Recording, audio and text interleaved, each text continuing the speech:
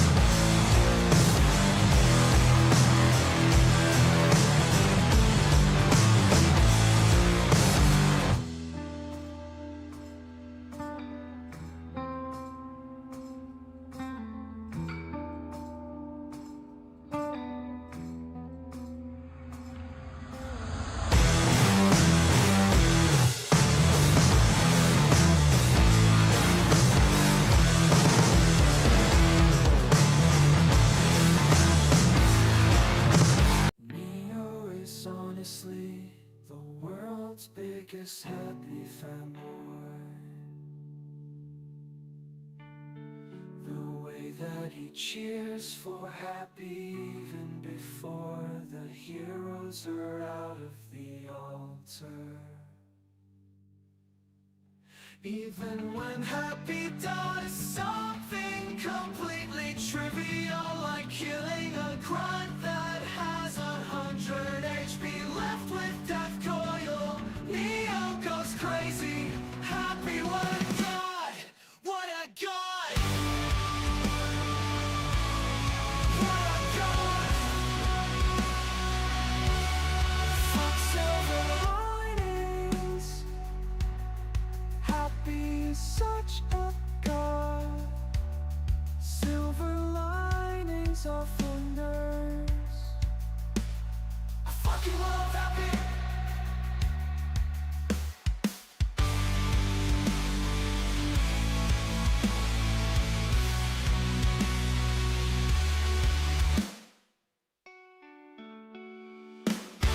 I fucking love happy.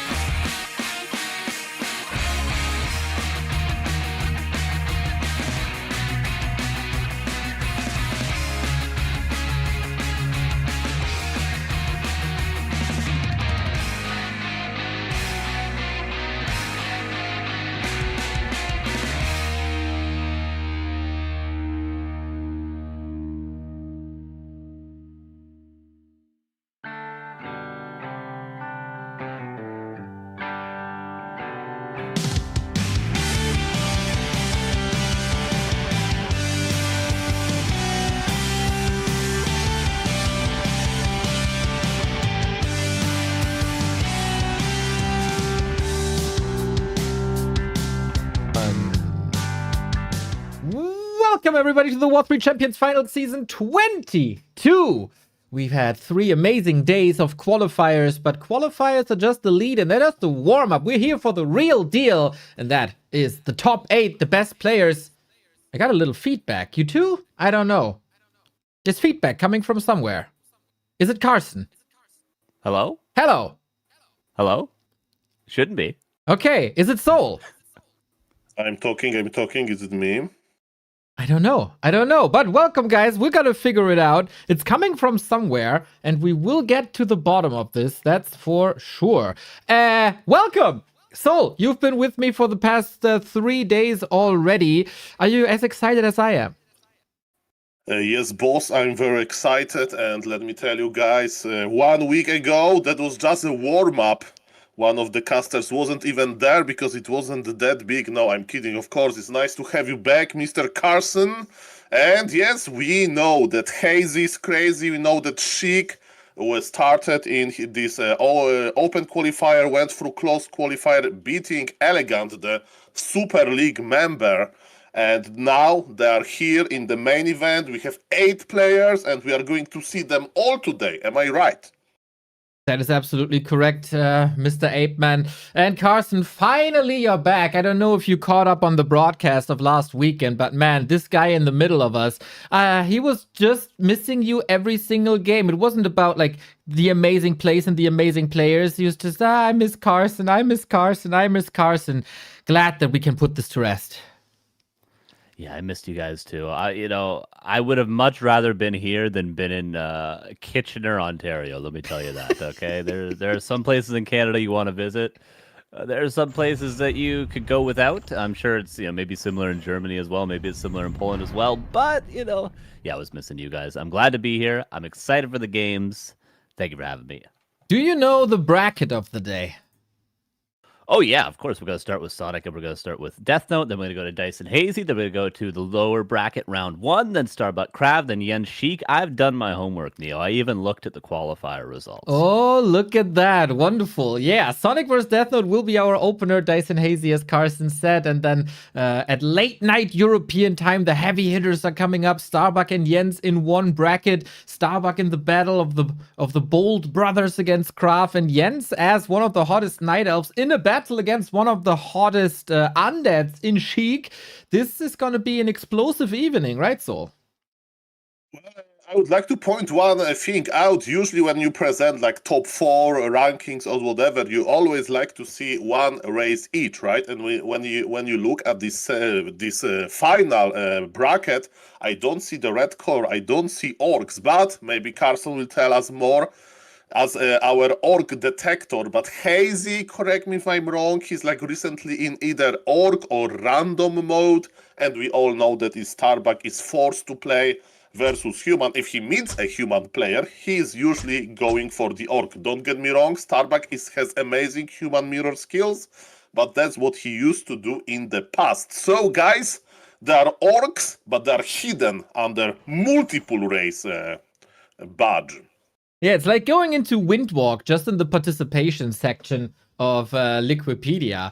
The game's lining up to be good. Deathnote is already in the lobby. We're waiting for Sonic, and then we can start. But what you guys started is a crazy climb in the prize money, because that's especially one person that we have to shout out. We cracked the 3,000. Let's go, everybody. Go Gyrox bought a Pit Lord. Marcel bought a Paladin. Max It Out is back to the scene, and he immediately drops the $140 throughout the week. I'm back, and I brought something for you, as well as Xardas and Equality, buying the entire bundle of the W3Champions profile pictures that were created by Rain. You can either buy a Pit Lord, a Paladin, a Warden, or a Beastmaster, or the entire bundle. All the benefits go to the players in this tournament. Not only the top 8, we reward the people in the close qualifier already as well. And so the more money, the better it is. So it's 3 long days. I want to see that number rise. Is that Paladin because Pally Rifle is dead now? Is that the joke behind the picture? Yes, I contacted the artist and I said that if he wants to depict Paladin, is the only way. To Very be good. honest, to be real, to be true. Of course, I'm kidding a little bit. In the last Loliet Cup, right? We have seen Pala Rifle in action from Fortitude, and who knows? Maybe in this top tournament of Warcraft Champions, we are going to see a top strategy. I don't know if Pala Rifle is one of them. The time will tell. But we have a new top strategy, and that's the Dark Ranger. And the Dark Ranger helped you to eliminate Sonik from the Back to Warcraft Weekly Cup, W3C Soul. finals. Let's go. Mr. Neo, let's not make this conversation awkward. Sonic needs to join the lobby. Let's invite him, not make him go away from this lobby. Well, Kappa. My idea is you beat him in the Weekly Cup, so you play instead.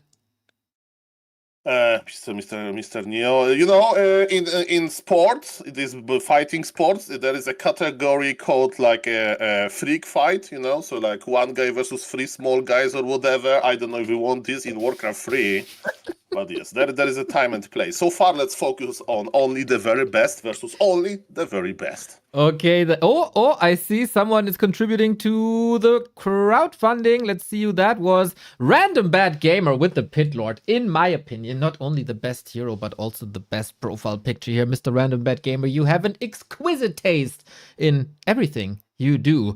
Carson, do you have an exquisite taste and can tell me who your favorite is for the entire weekend? Very excited to see Hazy, for sure. He's a player that I haven't watched any of his games other than maybe on Saul's stream on occasion. I haven't checked out many of his replays. I know he has an interesting style, so I'm pretty excited to see him. Of course, always rooting for Jens, who actually won last season pretty dominantly. I think it was 4-1 in the grand finals against Starbuck, which is pretty insane. So, you know, always rooting for my boy Jens. I like watching his play, but I think Hazy is sort of the dark horse we need to look out for. Soul, do you have any favorites that you're rooting with? I mean, so far, you know, I'm in, like, you know, I get in love quickly, of course, in Warcraft 3 players, and when I saw Sheik performance, I felt in love. And yes, it's up to those players to show me, you know, some crazy strategies. Let me tell you one thing, Neo, and I recommend every single viewer to keep eye, you know, on those players because today they're going to show their very best. This is a big tournament. $3,000 prize pool is a lot of money. And thank you for everybody that contributed to the prize pool. So definitely, I want to see Sheik, and you know that I'm a huge Jens fan, so go Jens. Yeah, I'm in the same boat as you, Soul, even though I'm not living at the coast anymore, but my heart is pounding for Jens, my heart is pounding for Sheik, and then they clash in the first round. What did we draw there on Sunday? That's a great question. There is a loser bracket, you know, so they can always go to the final again, but yes, it's not good. It's going to be a little bit harder.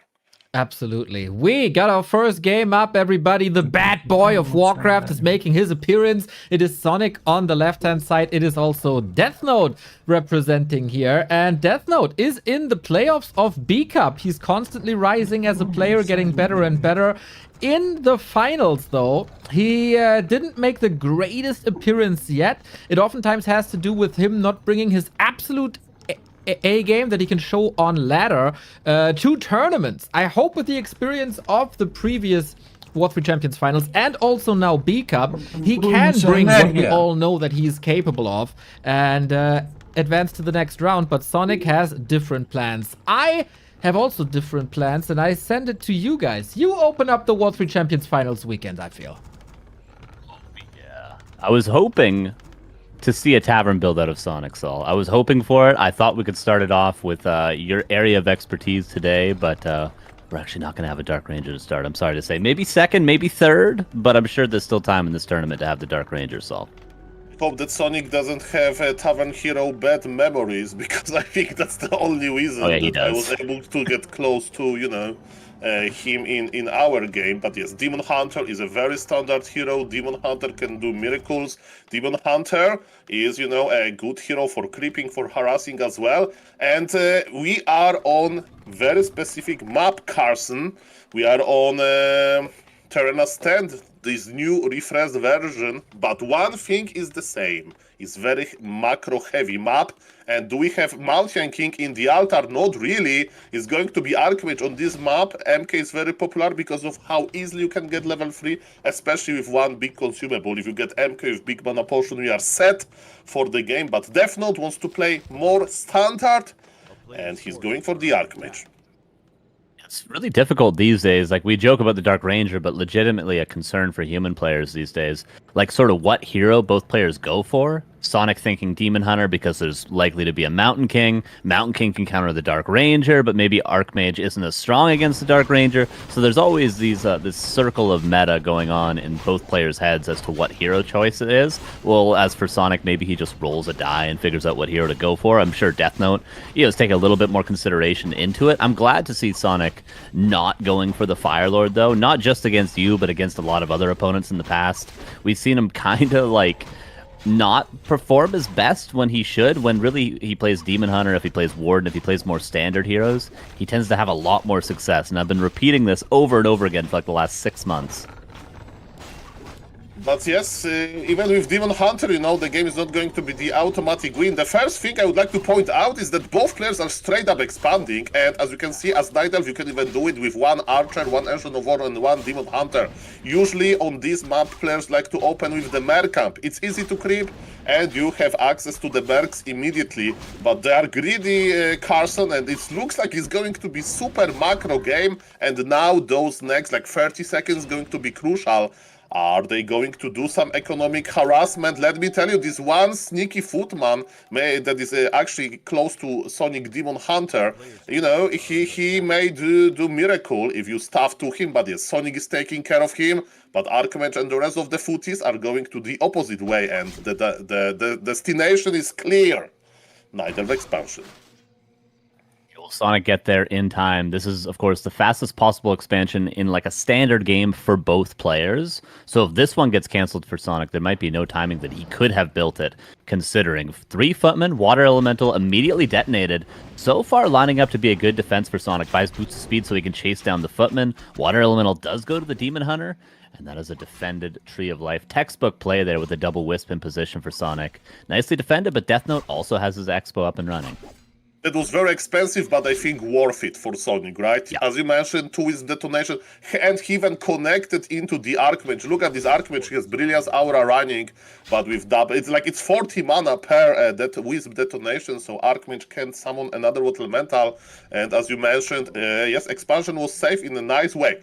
Demon Hunter is chasing some low HP footies. Of course, they are a small unit, so they can hide inside of the human base, even though there is, appear to me, there is a full base wall off. There is no Arcane Tower yet, but those solid structures can protect the footies at home.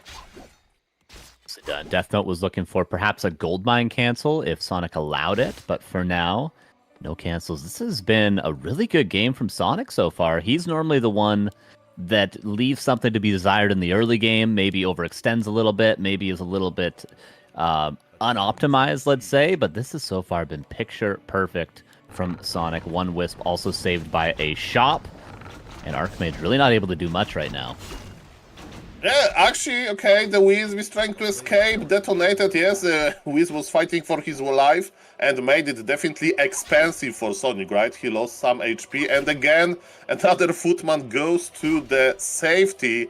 Heavy macro game. I'm checking what is happening on the right, close to the laboratory. Sonic bot remote shredder.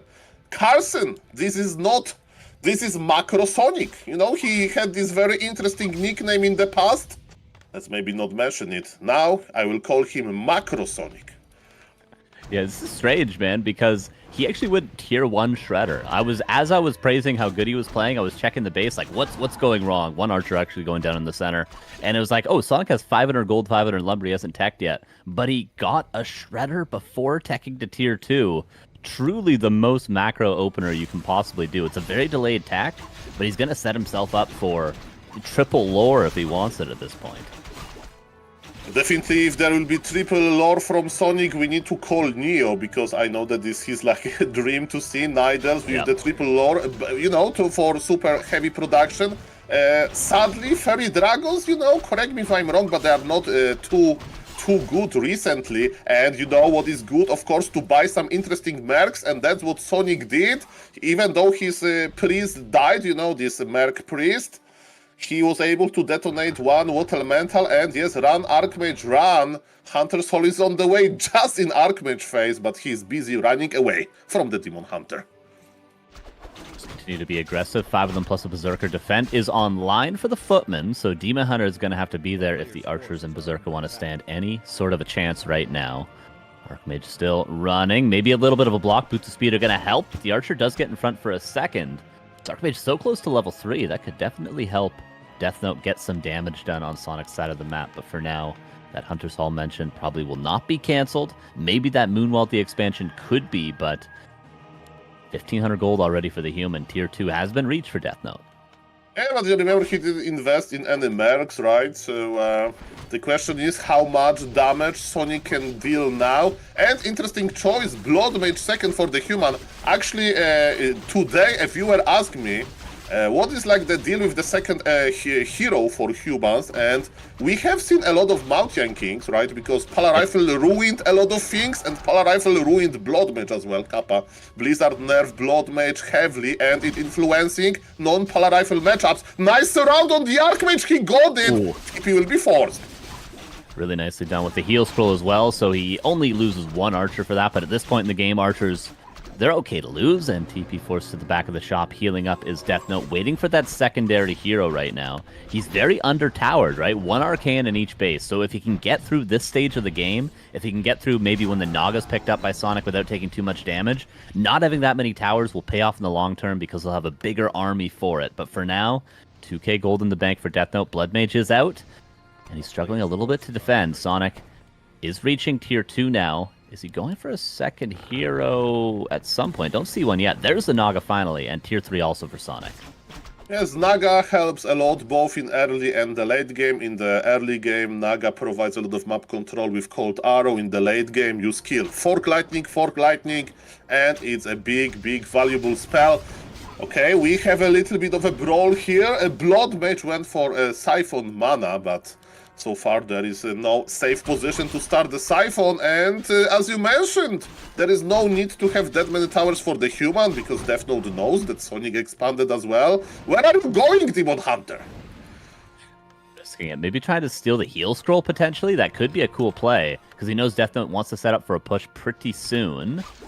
Both at the shop. Heal scroll bought by Sonic. He managed to steal it.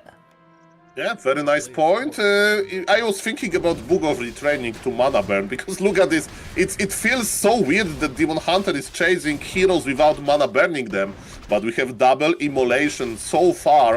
Of course, the more levels on Blood Mage, the most problematic is going to be that there is no mana burn, because Blood Mage is going to take all of your mana anyway, and you won't have immolation, you know. But yes, as you mentioned, Deathnote is on a 66 supply. Now he's buying mercs. I see 2 Sword Ladies. And ladies and gentlemen, this push is going to hit, but Sonic looks prepared. His tier 3 is not ready yet. He's not going to have the bears, right? He has Care Bears, as Neo called them, so probably there is 1 bear ready to use Rejuvenation. But yes, Sonic needs a little bit of extra time, but Militia is joining us. It's going to be a big fight, guys, but you know what is funny in this matchup? This fight will take a long time, because Night Elf will heal from Moonwells, and yes, it's all about efficiency. How many bears you can staff, how many, you know, mana bears or immolation you can use, and Human will be there with the power of Brilliance Aura, and yes, let's the party start. Very quick push here from Deathnote. Doesn't get much quicker than this, but there's already an AP prepared. This is a really nice SimCity at the expansion. As you mentioned, no retrain on Mana Burn is going to hurt Sonic now. He maybe should have done that when he had a little bit of time. Tier 3 is, of course, done. Master Training is very close to being finished. A lot of Footmen in the front. Demon Hunter being Mana Burnt. So far, a good start. Pit Lord third now from Sonic that has yet to make his way into the fight, but it seems like a pretty strong Night Elf army. Casters in the back, towers coming up, Potion of Vulnerability on the Demon Hunter to try to get some damage off. There's the first Rain of Fire, and this seems like an impossible push right now for Deathnote. He might have to TP out and try again later, but there is no TP. There's just a heal scroll. He's got to commit to the fight, but I don't know if he can win.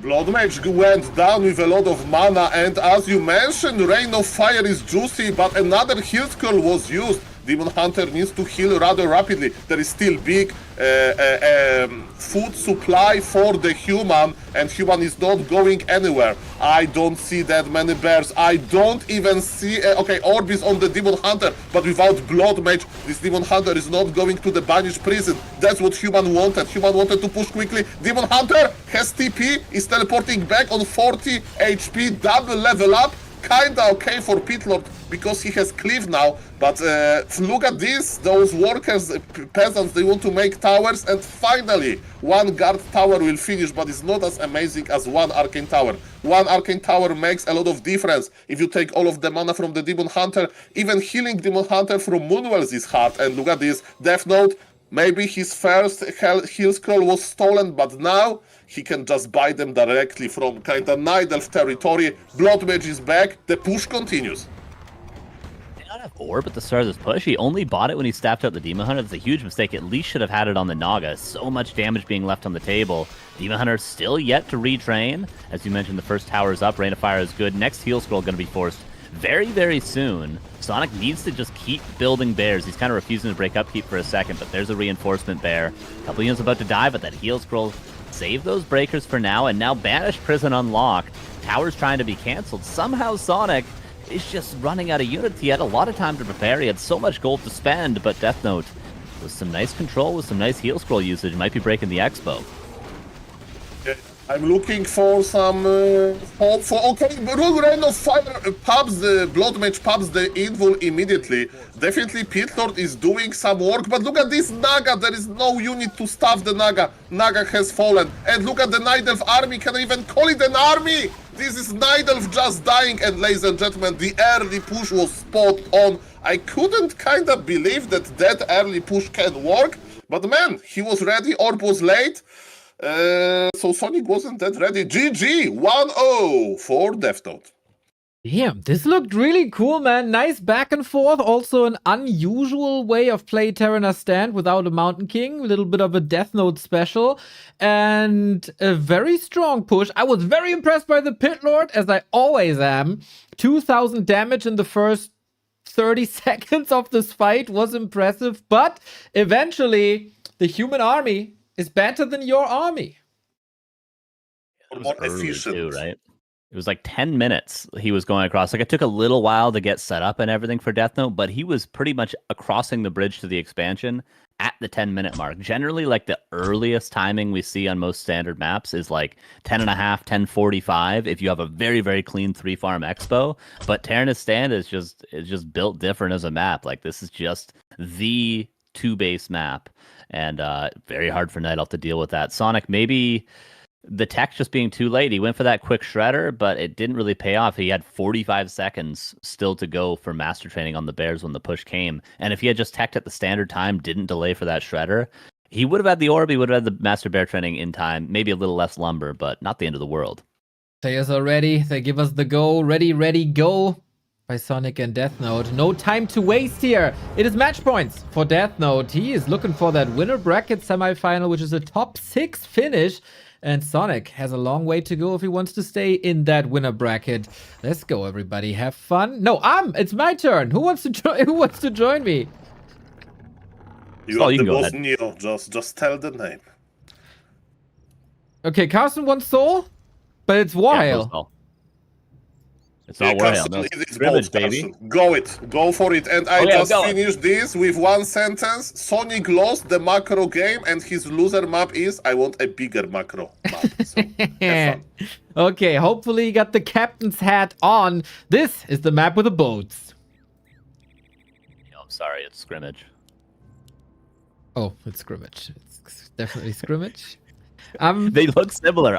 They do look very similar. When you just look at the minimap, my God! But yeah, it's been a long day with a lot of emotions today for me, Carson. I'm just a mess, and I'm glad you're by my side. But yeah, Scrimmage. Have you taken a look already at Scrimmage? I've played it. I did have it unvetoed until yesterday, and then I realized there was no critter by the to the north of Sonic Space, to the south of Deathnote Space. There's no critter by the Merc Camp or the Expo, instantly vetoed it because I've been playing Undead. But I have played it. I'm a little bit familiar. Seems like a pretty good, dare I say, Night Elf map. Maybe Ooh. human map as well. Well, people compare it a bit to Amazonia in the past. I was a bit skeptical when I saw it first, but last week's qualifier has convinced me that it can be an amazing map. So I'm more or less neutral.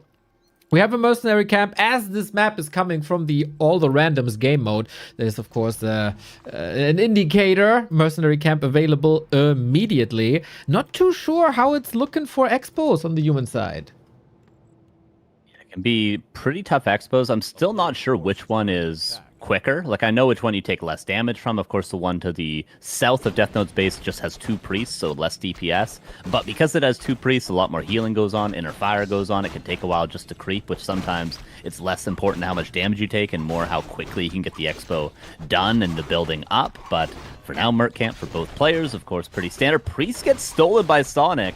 It will die, but gonna be a little bit annoying to not have that for Deathnote. Right on. I mean, he doesn't need this spell really, but for the healing, it's nice to have when you want to postpone your shop for as long as possible.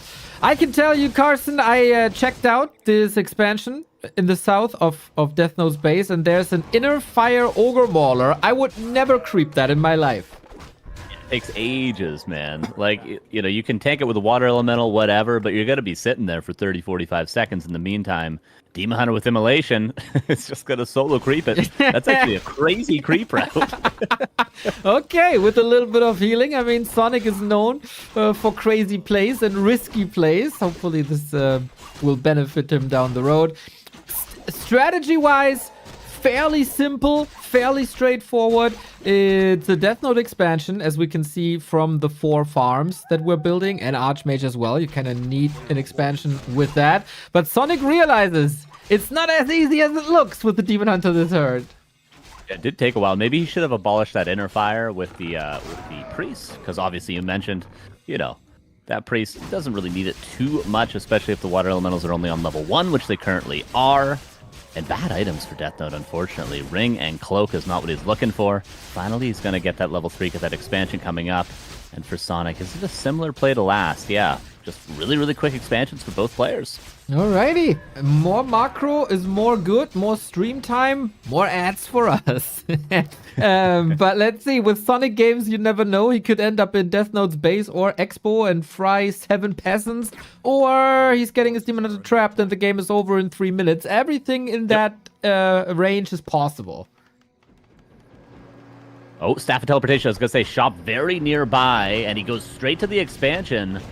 Maybe Sonik messing up a little bit, letting that footman get so close, but he does abolish the water elemental, focuses it down, and there's not enough mana for another one. It's going to take auto attacks. Maybe he might have to burn that greater heal, but he will eventually get the Tree of Life. Yeah, looking good. The reaction by Sonik was fine, but an Archmage and the water elemental and a footman are enough. I was very worried about that cancel. Sonik didn't get too much money back as he canceled this late, but at least enough to still get the tree back up. So now the question, how much can the Demon Hunter do in return? Vulnerability, Immolation level 2. The peasants do readjust. Nice positioning on that town hall. And yeah, just run away. Don't fight the Demon Hunter. I don't care how many units you have. In fact, the more units you have, the worse it is. Just run away. Berserker's going to go down. Push and vulnerability is up. There's still some mana left over, but the Arcane Tower finishes now for Deathnote. They will be able to hold on, taking some damage economically, but not too heavy of losses so far. So far, but the Archmage is back with the Water Elemental. Sonik got that Shadow Priest back, but again, no mana for Abolish, so it will take some time to take care. Ah, I got a new one. Okay, so it won't take some time. And then Deathnote has to ask himself, can I stay or should I go? No, I don't know if he's listening to the clash, but Sonik finds himself in the throne. It's a hectic game on multiple screens. Definitely a lot going on. Sonik gets 3 priests. That's his 4th priest purchase of the game. What is that, like 800 gold in one of the worst units in the game? Minus, of course, the Abolish is great in the early game, but does help him defend his Tree of Life the second time, at least, having those. And the piercing damage, when there is no defend, is pretty decent against footmen. Well, do we have any techs? No. We played tier 1, Sonik halfway to the second base. For Deathnote, it shouldn't take that long to get an expo up. Only 1 tower once again. 1 peasant is just begging to be fried by Immolation or pierced by archers. But also Deathnote is back. Rinse and repeat. Yeah, another tree potentially could be canceled. It's going to be very, very close. Damage being taken at the expansion, of course, but it's just one of those games. Pure chaos on both sides. Tree of Life comes up, but with only, 350 HP. It is going to go down to just the Archmage. Militia called to try to kill the archers. Nighttime's almost up, so Shadow Meld will not work for too long. Deathnote continues to mine for now. Sonik has to do some serious damage here. It's a disaster for Sonik. Expo not cancelled. A little bit of miscalculation. Tech also.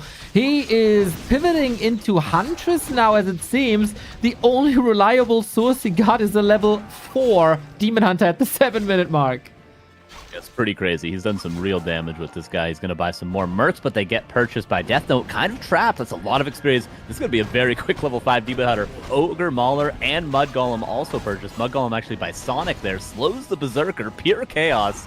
Demon Hunter trying to clear up the Ogre, Mauler, and Berserker, but maybe he gets surrounded himself. Nearly. Almost locked in. Is locked in by the merc camp.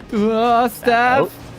Weird situation, but he got it done. Man, Carson, did we expect anything else from Sonik versus Deathnote? Man, it was such a calm first game, too. I mean, just a clean macro into push, no real cancels on the expansions, and now Scrimmage, the bigger map, maybe even the more macro map compared to Terranistan, just because of the size of the thing. And it's pure chaos across the board. Demon Hunter up to full HP yet again, but that's it for the Moonwells, and it's daytime.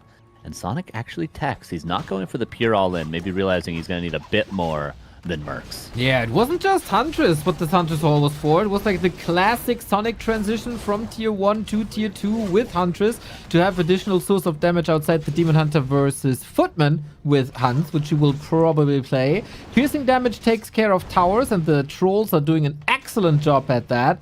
Demon Hunter also got a troll kill in the middle, but Sonik is gonna be giving a lot of XP to this Archmage. 2 priests go down, 1 denied, 1 to the Archmage. Both were out of mana, at least. Demon Hunter back into the Peasant line. 40 seconds on that Arcane Tower. That's going to be a lot more kills.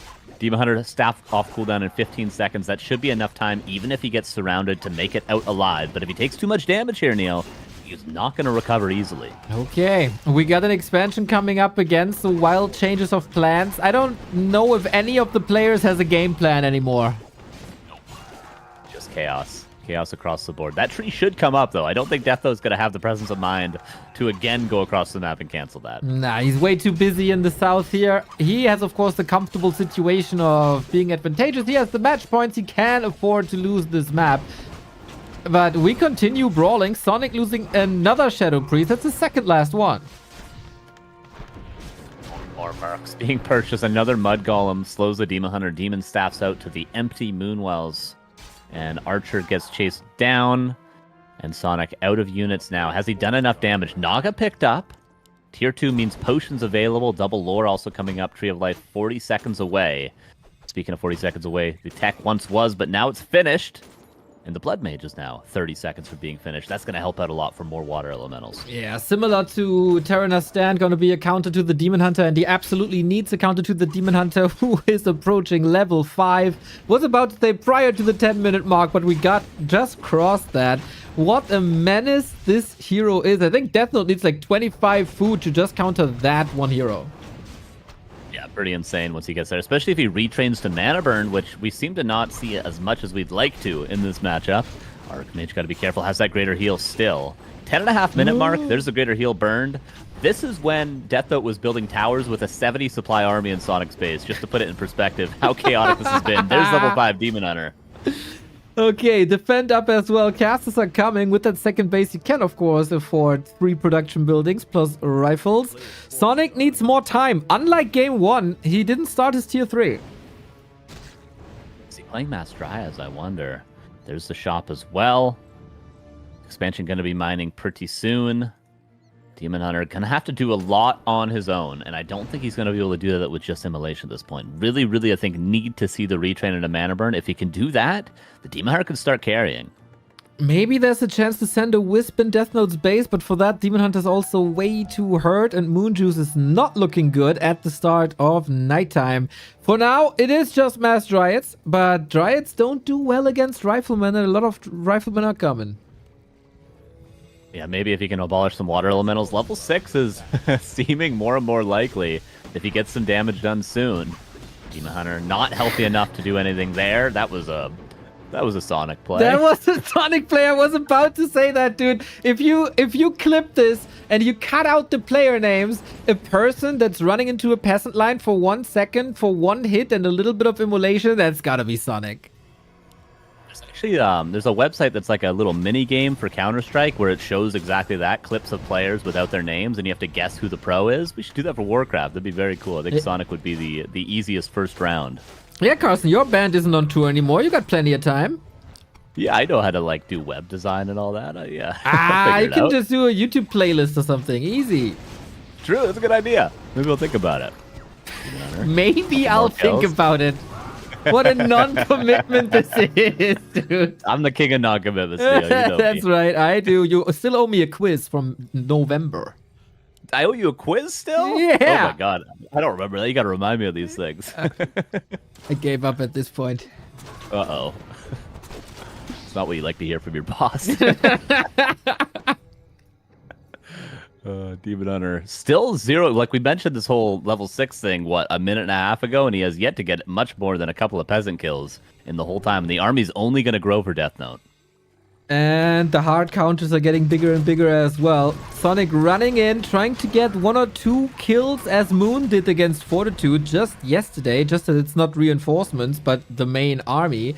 We gotta say though, not too many breakers, not too many rifles, only 2 to 3 for now. Sonic actually is getting bears out. I was a bit skeptical of that, but no, he finds the time. I like the play from Sonic. Just he's continually threatening the run by on the expansion because he knows it's undertowered, and he knows the lumber has been hurting from the early game for Deathnote. He hasn't had the opportunity to get a shredder or anything like that, so he just keeps threatening it. If Deathnote decides to go across the map, he'll just run in, and now he gets a couple more pickoffs here. Rifleman easily killed by this Demon Hunter, but slow might force a staff in a second. Still chasing it around. There's lots of mana on these Sorks though, because we still do not have mana burn. That's true. I don't think we're gonna get mana burn this game, I gotta say. Lots of eyes are on the Demon Hunter, of course, because we know how Metamorphosis is. But I have my eyes on the Naga. In many, many Yen's games, Naga and Fork Lightning have been the carry. Finally, Fork Lightning is unlocked, and that makes it a little easier for the Demon Hunter to actually kill these rifles. Fork Lightning does kill that Rifleman. One Dryad also goes down, staff out. Oh my god, yet again. 80 HP, wasn't even close, and now we do have tier 3. Sonic can finally buy that orb. And he's going to have bears, and he's going to have fairy dragons. Has he held on long enough, despite all the expo cancels, despite the chaotic early game at the 15-minute mark now? Maybe we have a pretty standard hold coming in from Sonic at his expansion. He's going to have bears, Deathnote's going to have that 65 supply, and 1 singular heal scroll. Quite interesting to see the fairy dragons, but I think it also makes sense. Deathnote is low on rifles. Water elementals can be dispelled with he only has 1 dryad. All right, it's not ideal, but they can be dispelled. But first and foremost, you gotta pay attention to this Demon Hunter. He is your carry, slithering out of it. But yeah, in short, fairy dragons can make sense if he finds the right position. He's been really focusing on the riflemen in these early exchanges. He killed, what, 3 riflemen in the build-up to this fight? He could have gone for Priest. He could have gone for Sorks. Chose to go for the riflemen. That's going to help the Fairy Dragons have a lot more value. Demon Hunter also retrained. And the Naga's coming back with, you know, partially on our way to level 3. But this looks like a much better hold for Sonic than it did in the first game. Nearly even supply. Careful. Will Sonic get his Pit Lord again? That would be a signature play. Maybe he doesn't have the time nor the resources. It would fill up the 70 food, though. Fairy Dragon doing a solid job, especially when the slow comes in. Against the healing, not that much, but that was a big one. Huge AoE, but against that AoE, Deathnote has 3 heal scrolls. Fairy Dragon being focused down. The more forward one dies first, as expected. Naga finally makes her way in here. Demon Hunter has 1 mana burn left, but the Blood Mage is out of mana currently. 1 more mana burn. The Archmage also will be. Bears marching forward. Fairy Dragon needs to reposition in the back. Demon Hunter not as healthy as he once was. There is a staff on the Naga, needs to be used in a second, but Archmage also getting low. Heal scroll off cooldown. in 1 second. Gonna need to burn that really soon. Both players fighting pretty well. The bear's still standing, but a couple of them about to die. Was about to say he's about to drop 16 food here. Demon Hunter's coming back in. Bear down, another bear down, and soon to be another bear down. Deathnote isn't even kiting here. This is looking really good for Deathnote. He might just 2-0 Sonic. Yeah, Demon Hunter is not going to stand tall for very long. Naga has to be staffed out. Demon Hunter has to run away. All the bears have died. The fairy dragons didn't do enough. Sonic just didn't finish off the kills that he needed to get. Demon Hunter, one more hit. Slow is still there. Demon Hunter goes down. Blood Mage level 3. And this looks like somehow, some way, a 2-0 from Deathnote, despite all the chaos. Damn, very similar push eventually. The Fairy Dragon's still there. Desperate attempt to get some kills in, but this is almost twice the supply for Deathnote in very stable fashion, I gotta say. Pretty impressed with his play today. Yeah, really solid. Still just hitting his timing. A timing's a timing. Even if you're delayed, still go for it. Sonic Tavern rebuys the Demon Hunter. At this point, he's hoping for level 6. That's what he's playing for. If he can get the level 6 Demon Hunter, it's a tier 2 human army. Maybe that can carry him to a victory, especially if he gets Naga level 3. Fork Lightning level 2 also is going to secure him a lot of freebies. Let's Somehow see if he can hold on. The creeps want Sonic to survive a little longer. Yeah. This will be a desperate attempt to hold this base. Without the second base, he can never ever catch up in supply. It's a Demon Hunter. He's on a mission. He's got to get the kills now. Heal Scroll helps a lot. 3, soon to be 4 towers are up for Deathnote. And we're going to have that Ogre Mauler maybe going down. That's a big chunk of experience. Dryad's in the middle of the entire army. The most Sonic position Dryad's ever. He's going purely for the hero's anti-magic potion. Naga comes in just for one singular auto attack. Blood Mage is going to give a lot of experience. Naga also low. Naga definitely gets away. Boots of speed on both heroes. Archmage gets the last hit on the Naga. Demon Hunter almost has a mana burn. There it is. Kills the Blood Mage. Both second heroes go down. Demon Hunter, 1 kill away. 44 experience from level 6. And professional cameraman Neo was so overwhelmed that he missed both kills. Shout out to me. Sonic is still fighting, but the pressure is rising. Of course, breakers take a lot of time. They're very good against units with mana. Trees don't have mana just yet. You get a lumber mill in front of all the towers. This could just turn out to be Deathnote's third base. Just level 6 from a water elemental earlier on the Demon Hunter. Goes in again. Knows he needs to probably kill a hero. He's pressuring the Archmage, but Demon Hunter can only do so much on his own. Ogre Mauler at least will go down, but that's not the hero kill that Sonic needs at this point. These towers are up, and this tree will eventually fall. I think Sonic, he can keep fighting, but he's definitely got to give up this expansion, and it's 40 against 73. Yeah, and then he has to fight his way out against the 80 food army with level close to 6 Archmage. Not looking too great. The Breakers in fourth round. Can he kill the Metamorph Demon Hunter? That would be a nice exclamation mark towards the end of the game, but no, Steph is ready. And Deathnote can lean back comfortably, rely on his success, and just win the game from here. Just pretty much needs to not lose his Archmage, and I think he's okay, but we know that that's what Sonic's going to go for. Heal up that Demon Hunter. If he can get Naga level 3, that's another level of Fork Lightning. There goes the tree. Finally, Archmage maybe should buy a TP now, I would say. That's the best move that Deathnote could make. Just prepare for the worst possible situation. Go into the shop.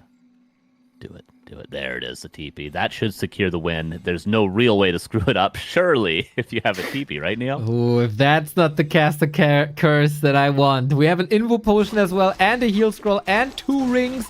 And, of course, Banish can be used as well now that the Blood Mage is out. Naga gets to level 3 by Sonic, so Nuke becomes a bit better. And, of course, as we're approaching the 22-23 minute mark, Tree of Eternity at some point can be moved to a base. But yeah, Deathnote is just marching forward. A little bit more creeping for Sonic. Gets a bit more items for the Demon Hunter. Metamorphosis, of course, still on cooldown for a little bit longer here. Getting using the Moonwells there. Water Elementals are kind of free experience if you have the Dryad count. Blood Mage is back just in time. Maybe Sonic could have won a fight before the second hero was there, but now it's going to be very, very difficult. While we're rambling about the game, we got huge support by one of the most important people in the scene, Hi Toon with the 10 gifted subs. Much love, much love, much love. Also, a Buzz Double L, thank you for the 12 month. You guys are awesome. Can Deathnote close it out, or will his tournament nerves come into effect and he has this one little fumbly bumbly that's ruining him the game? I think the main base is running out is definitely a very important point you brought up. I mean, he's got limited time, Deathnote, when it's still a huge advantage for him. He's spending all of his gold on items right now. The huge bank he once had is not really there any longer. Another heal scroll, and before you know it, he's not going to have any gold left over. And his expansion, well, I mean, it has 6 minutes still, but if Sonik can just keep on delaying, use that ultimate, Fairy Dragon's in a fantastic position. Ultimate should be off cooldown now as well. Deathnote maybe going to struggle a little bit to close this one out. We'll see. Ooh, Sonic still believing. It is the W3Champions finals after all. You don't want to find yourself in the lower bracket. We're clobbering down the town hall with 3 bears. That shouldn't be a problem, but the towers are a problem and the breakers are a problem. Preventing that third base is nice, but what now that you find yourself surrounded with the human army? For the hero, push your vulnerability on that Blood Mage might be forced early on. Yeah, gotta be careful of the Fork Lightning. There's level 6 on the Archmage. Doesn't yet go for a Brilliant Sword level 3, so I assume we're going to have the ultimate. Heal Scroll, huge value again. Siphon there as well. Some breakers are falling. Sonic trying to create chaos, and he's getting some kills but he's lost all of his bears. Okay, Dryads are falling quickly as well. Those bears might be needed once it's for the redo, and the Roar would be super nice on the Demon Hunter as well, but breakers always take care that that's not applied. Deathnote is losing quite a few units here, Carson. Was huge damage from that Demon Hunter. Main bases are out. That expansion gets canceled. He rebuilds it. The lumber is absolutely awful right now for Deathnote. At least he has, I guess, his main base peasants to mine a little bit. But now we're fighting near Moonwells that are pretty healthy. We do have Wellspring. Love to see that. Sonic is kind of fighting back a little bit. He's getting tons of kills. How does he have the confidence when he's half the supply at the 15-minute mark to stay in that game? We see that he was right and we were wrong, but he has to bridge 90 seconds for the next ultimate. Seconds for the next ultimate and about 70 seconds until that Tree of Eternity is mining. Of course, Staff is not going to go any longer to the main base, but it's still out of the way enough that it would save a hero. Fairy Dragons have done a lot, but now they're pretty out of position and will fall. Yeah, we just got to hold out for that ultimate. Mana Burn level 3 is so insane. Fork Lightning as well. We get more casters.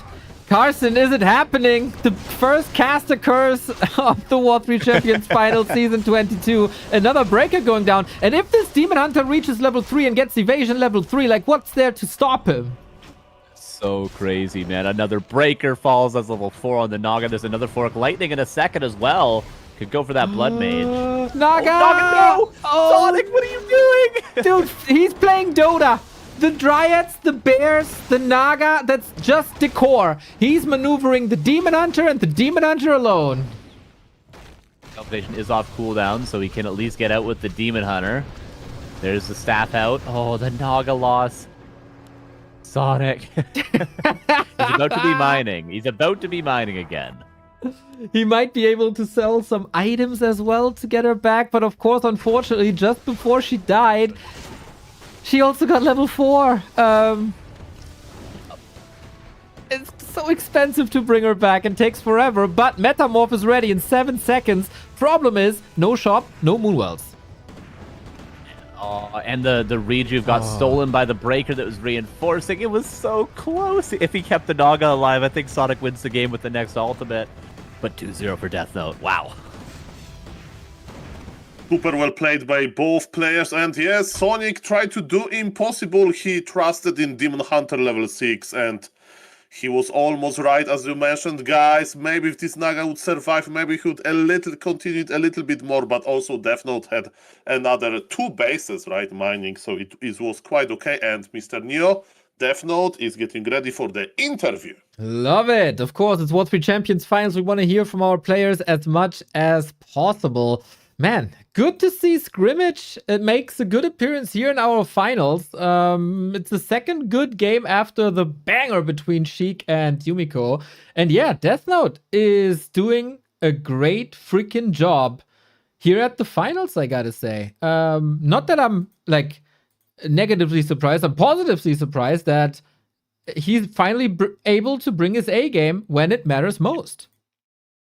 That was pretty impressive. Pretty well done. Just clean timings, like standard human versus elf stuff. I mean, it's always hard against Sonic. You don't know what he's going to bring to the table, but yeah, very well done there. Alrighty. And It seems like Victor is ready for us when he is unmuting himself. Then we can talk to our winner of the first game. There we go, my man. Easy 2-0. Congrats. It's not easy. Like, second game was a bit like messy, everything going around. Like, you don't understand what's going on. He tried to buy all your mercs. He make like 10 archers, like mercs all the time, going like in every angle, like losing in first 3 minutes. He lost 3 Wisps and already throw, suicide. You like, what the fuck was going on in this game? We had tons of fun, man, especially game 2. The first 10 minutes were you guys just constantly brawling and both on tier 1. And I don't understand why, the second game should be easier. I just try to make shop and it's cancelled for some reason, maybe like some creator or something. Then I try to make again shop and then it's again, I try to make breakers. I look, where is my gold is not like going. I realize again, like shop for some reason, don't like appear to start building, maybe creator again block and what the fuck is going on in this game? It sounds like you had a lot of fun, though. And then I pull like 6 workers to just build fucking shop because I can't make breakers. It sounds like you like these games, though. It sounds like you had a lot of fun. Against Sonik. Like, it's games completely different than against any other Night Elf. He will play all the time, like, I don't know. Or rarely, sometimes he play just Hans. He can play this like 15 games in a row. And then he start to play, for example, always tier 1 expo, like 10 archers, 15 archers, 10 archers, and mass mercs, very delayed.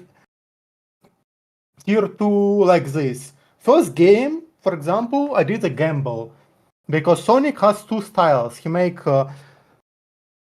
play Warden with the Mer Camp, which I wanna play MK. Or he Insta Expo with Demon Hunter. And he like 50-50. 50 games play like this, 50 games play with Demon Hunter. So I'm okay. This game I wanna gamble and I just go like this, with Archmage, and I actually worked. Because I predict correctly.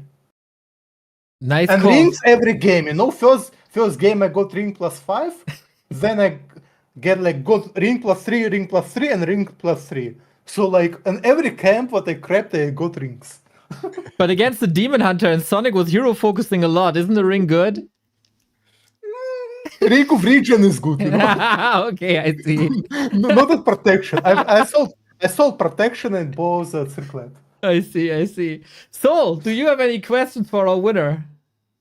First thing first, congratulations, very well done. And as you mentioned, yes, Sonic is one of those players when you like fight him and suddenly he has a triple troll priest or something. So that was crazy. One short question, because I was thinking about this today. It looks like you really like to add Blood Mage as the second hero. Pala Rifle ruined a lot of things. It ruined Blood Mage as well. And I have seen some, humans like Fortitude that are experimenting with MK second. Any thoughts about that? Do you prefer it versus Sonic because he's in Davai mode? Or like, do you try MK as well as a second hero with, of course, Archmage opener? Or maybe some cheeky Naga? I like MK second. MK like first, MK second, but MK second in this kind of situations is good if I wanna actually creep, because MK level 1 is useless. You wanna creep level 3 MK, then you push like at your 70 supply. But if you look first games, my Blood Mage is out. He got like half level and already pushing with Blood Mage level 1. And Blood Mage level 1 is just miles ahead of MK level 1. In these kind of games. And both games I had Blood Mage level 1 when I push. That's why Blood Mage. Question, it makes a lot of sense. And yes, congratulations. I see very sharp performance and good luck next. Yeah, thank you. And thanks for the chat who watched these games. I think it was fun. It was a lot of fun with you, man. We see you tomorrow. Take care. Yeah. See ya. Bye-bye. Jeez. He's a great interview guest, dude. Holy Exactly. shit. I That love was that. easy. I love it so much, man. Imagine in alternative universe, if you interview Happy, he's like that. It felt so good. He was talking about the game, he was so engaged that he's laughing. It's like pure joy after a series of Warcraft. That's just the best advertisement to the game that we can get. Beauty of winners interviews as opposed to losers interviews, right? Maybe we should do that next time when Happy is back to W3Champions. We do loser interviews. Great idea. True. Then we wouldn't have to interview him. No. That's his goal as well, you know. So win-win, as they say. And yes, of course, we can interview Sonik as well if he is able to win the loser bracket. And Neo, who is the next player that is going to challenge, one of the players will challenge him later in the loser bracket? That is a very good question. It's hard to predict for me. It's definitely one of two players that I can tell you. It's gonna be either Dise or Hazy. Those are the next in our bracket. And Starbuck, Krav, Jens, and Sheik, they're the winners face each other and the losers face each other. Basically, double elimination between the two parts of the bracket. Very surprising, clean 2-0. Hopefully Deathnote can keep it up for the other 2 days. Dise and Hazy now, it's so hard to predict, and it's also so hard for us to cover already because we don't even know what race Hazy will be playing, if we're honest. Yeah, like, That's a very good question. Does he play random? Is he going to play random for self? I really don't know. Me neither. Yeah, we need to wait for Hazy, I guess, to define the race because it will influence the matchup, right? So, for example, I remember that Orc players, you know, they hate maps, big maps like that with Mercamps because if you play Farseer can just dispel, the Merc that you buy can just dispel the wolves. If you play expanding style versus Blade Master, then of course you love to have these Forest Troll Berserkers as a piercing damage before rifles if he goes like crazy Wyverns. So yes, opponent race actually is very important in the map veto process. And yes, Hazy is as crazy that we don't even know which race he plays. Exactly. That gives us a little bit of time while we wait for Hazy. For him, of course, match time is midnight, so it's gonna be a late night if he makes it through. We see Hi Toon in the chat who gave us some extra info last time already. Hazy will play random, he says. Well, let's see. He got a couple of minutes to decide. When he joins the lobby, he has to declare it. But since we're waiting for Hazy, I got some time. And here we go. I'm taking deep breaths. You know what's coming. It is to tell you why we are celebrating the platform that we're playing on. W3Champions is the best platform there is in the entire world if you want to play Warcraft 3. It's better than Battle.net. It's better than KK. It's better than Netty's W3 Arena or anything ever was. It was there when we needed it most, when Reforged was launched, and we didn't even have multiplayer or rankings or MMR. To be fair, they were there for us, and from there on out, they got even better. You start your journey, do your placement matches, you can track all your progress from different ladder ranks, from grassroots to grandmaster, can track your stats, etc, etc. All you gotta do is to go to W3Champions.com, click the download now button, install a little third-party plugin, and you're ready to go. It looks and feels like the old Battle.net client from the 2000s that we all love. The season theme will applied and changed every 2 to 3 months, so it still feels fresh. And that is just 1 out of 6 slides that we got for W3Champions, because not only do they have one-on-one that we are celebrating here, you can play 2-on-2, 4-on-4, FFA, as well as a lot of custom games. That is, of course, what Warcraft 3 is known for. You can play the legendary Legion TD. You can even play Reign of Chaos, the old balance. You can play random heroes, all the randoms game mode that are quite hyped in Asia now, and of course in the European sphere as well. Survival Chaos, Direct Strike, Rift Dota, and the latest edition, also with a bit of hype, Mini Dota. Thousands and thousands of games every single day. Doesn't matter if you have 800 MMR or 3000 MMR, you will find games, especially since the algorithm for that was a bit adjusted recently and is now even better. And speaking of adjustments, 50 servers. A billion-dollar company like Microsoft, Activision, Blizzard, King can only afford 3 servers and 2 lousy proxies. But War3Champions, the community project, fueled by the community, brought to you from the community, has 50 servers, all connected, so they can also be used as proxies. So wherever you are in the world, you got a fitting server. And the map looks like this. This is not even all 50. This is just a handful of them, but it shows that it truly is a global environment. And if you're in Oceania, we know that you were by the wayside for a long time. Same for the troopers of the South American region who had to play for 2 decades with a ping of 250, but those times are over, everybody. We can even connect you on 100 ping to Europe thanks to a new route that's been spanning from Brazil to Portugal, and Warcraft 3 Champions got access to immediately. We will tell you a lot more about War 3 Champions coming up, but that is just a tiny little glimpse of what makes them so awesome. Well done. Well done. Yeah, I haven't tried Mini Dota yet. Have you guys been playing it? I've watched a couple of streamers play it. It seems like it's got that sort of addicting spark that like Direct Strike had when it first came out. There's been a lot of people grinding it, but I have yet to try it. You guys played it? Carson, I'm a 1v1 gamer, but definitely the activity in the mode is there, Mr. Neo. And yeah, Mini Carson. Dota experience. Yeah. If you guys have any ambition in one-on-one and want to get better, don't touch Mini Dota with a 10-foot pole.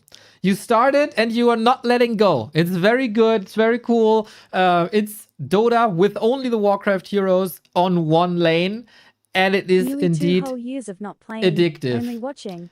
Mansuke, thank you for the 23 months. You should get better. Better get back to that ladder, Mansuke. You should get back better.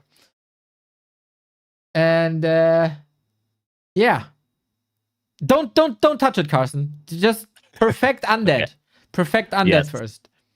Yeah. I've been definitely happy to be on War 3 Champions with learning Undead, because every single morning I check Orange 120 and I check Labyrinth. I check their profiles. I download all their replays. I watch all their ladder games, and that's how I've been able to learn. And then I go and I check Happy's VOD and I watch him playing versus like 600 MMR players on BNet playing Beastmaster first with Human, and I'm like, oh, okay, I can't really learn much from that. So I'm very happy to be there, to be able to watch all the replays from these top players and then be able to play myself, because when I started Undead, I definitely needed a scaling MMR range, let's say, to be able to practice it. So War 3 Champions has done me pretty good over the last couple months with my Undead learning curve.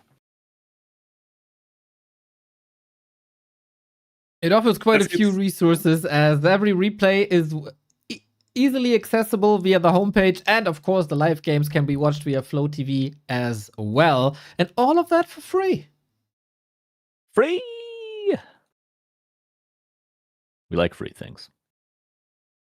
Free MMR tastes the best. And you can Dark get Ranger, it by baby. playing either, right hero opener or right race. But yes, of course, on Warcraft Champions, you can track your progress really well. As Mr. Neo mentioned, it's not only for those 1v1 players like me. You can go all of those custom game modes. And you know what? On Warcraft Champions, they keep, the custom games that have a lot of players in, right? Dire Strike is giga popular. Now the Mini Dota is rising. They have Survival Chaos. They have Legion TD. I remember, like it was 20 years ago, I used to play like Legion TD with my friends on LAN, Neo, on LAN. So that was a nice experience. And yes, a few of those mini games that are active, they have actually a player pool. They have actually a scene. They are there. So, hosting games on BNet, active ladder on Warcraft Champions, big yes. Exactly. Who uses BNet? I mean, for some games, like the Dragon Ball RPGs, War 3 Champions might not be the best, but for everything else, it's going to be great.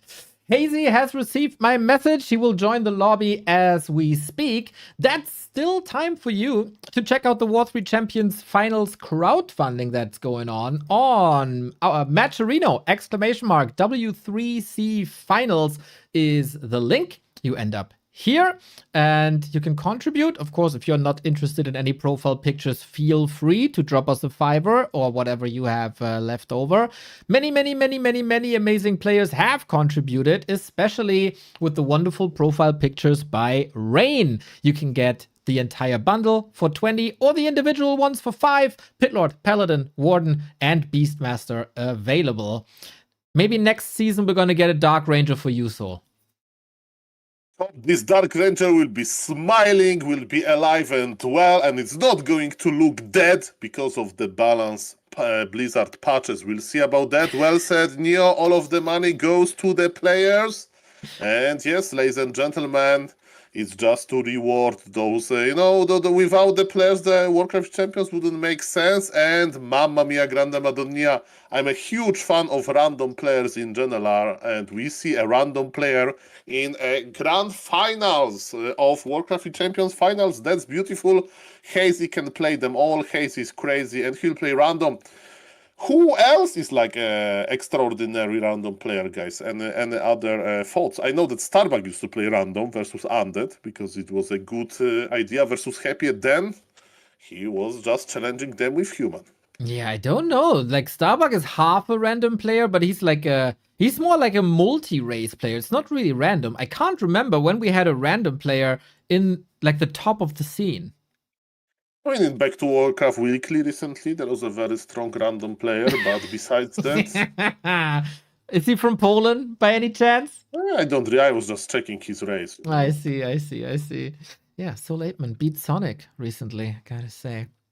We're going through the map pick and ban process, and that might take still a minute or two because we got 13 maps, I think, as we're using the entire pool, which is another great thing about W3Champions. We are freely rotating the maps as we speak and can. But yeah, we talked about the crowdfunding. Actually, the community is only responsible for 1/3 of the prize money at the moment. Because the majority of the prize money, the 2K out of the 3K, is coming from a dear, dear friend of ours who we cast a DreamHack with together. He got a company and he got an app, and that app is called Umi, and it might help you learn a language or two. Umi, the language learning app, supports 5 languages: French, German, Japanese, Korean, and Spanish. Every week once, I have a German cast, and some might say, oh, you grew up in Germany, right? You must know German. Nah, I learned my German only with Umi, actually. Okay, that's a lie, but I'm pretty sure I would be fluent if I had started early. It's a free app available on Google Play and App Store with premium features, of course, that you can check out. It's very cool and playful way to learn a language. Of course, you gotta learn, like, especially for the Korean and Japanese, you gotta learn the signs as well, and you gotta learn a couple of vocabularies, but it's all well done with like tiny little TV clips and media snippets. And then the next day, you get a little repetitive part to see if you remembered what was learned yesterday, and then you move on in tiny little steps so you're never overwhelmed and get the basics and more of the language you desire. We can only recommend it! Umi. That link helps them track your clicks from us to them. So don't be lazy. If you think you're too old, rethink that, because Umi makes it easy. Yeah, and definitely the way of how the app is teaching you, right?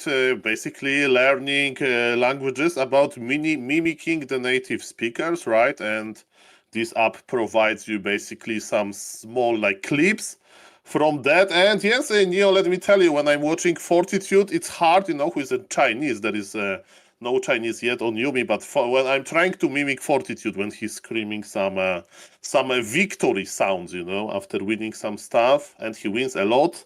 Yes, and I feel like I can speak Chinese, basically, a few words. And yes, if I would ever, let me tell you, Neo, if there is a Rara land in Germany or something, I'll definitely try to polish my German language.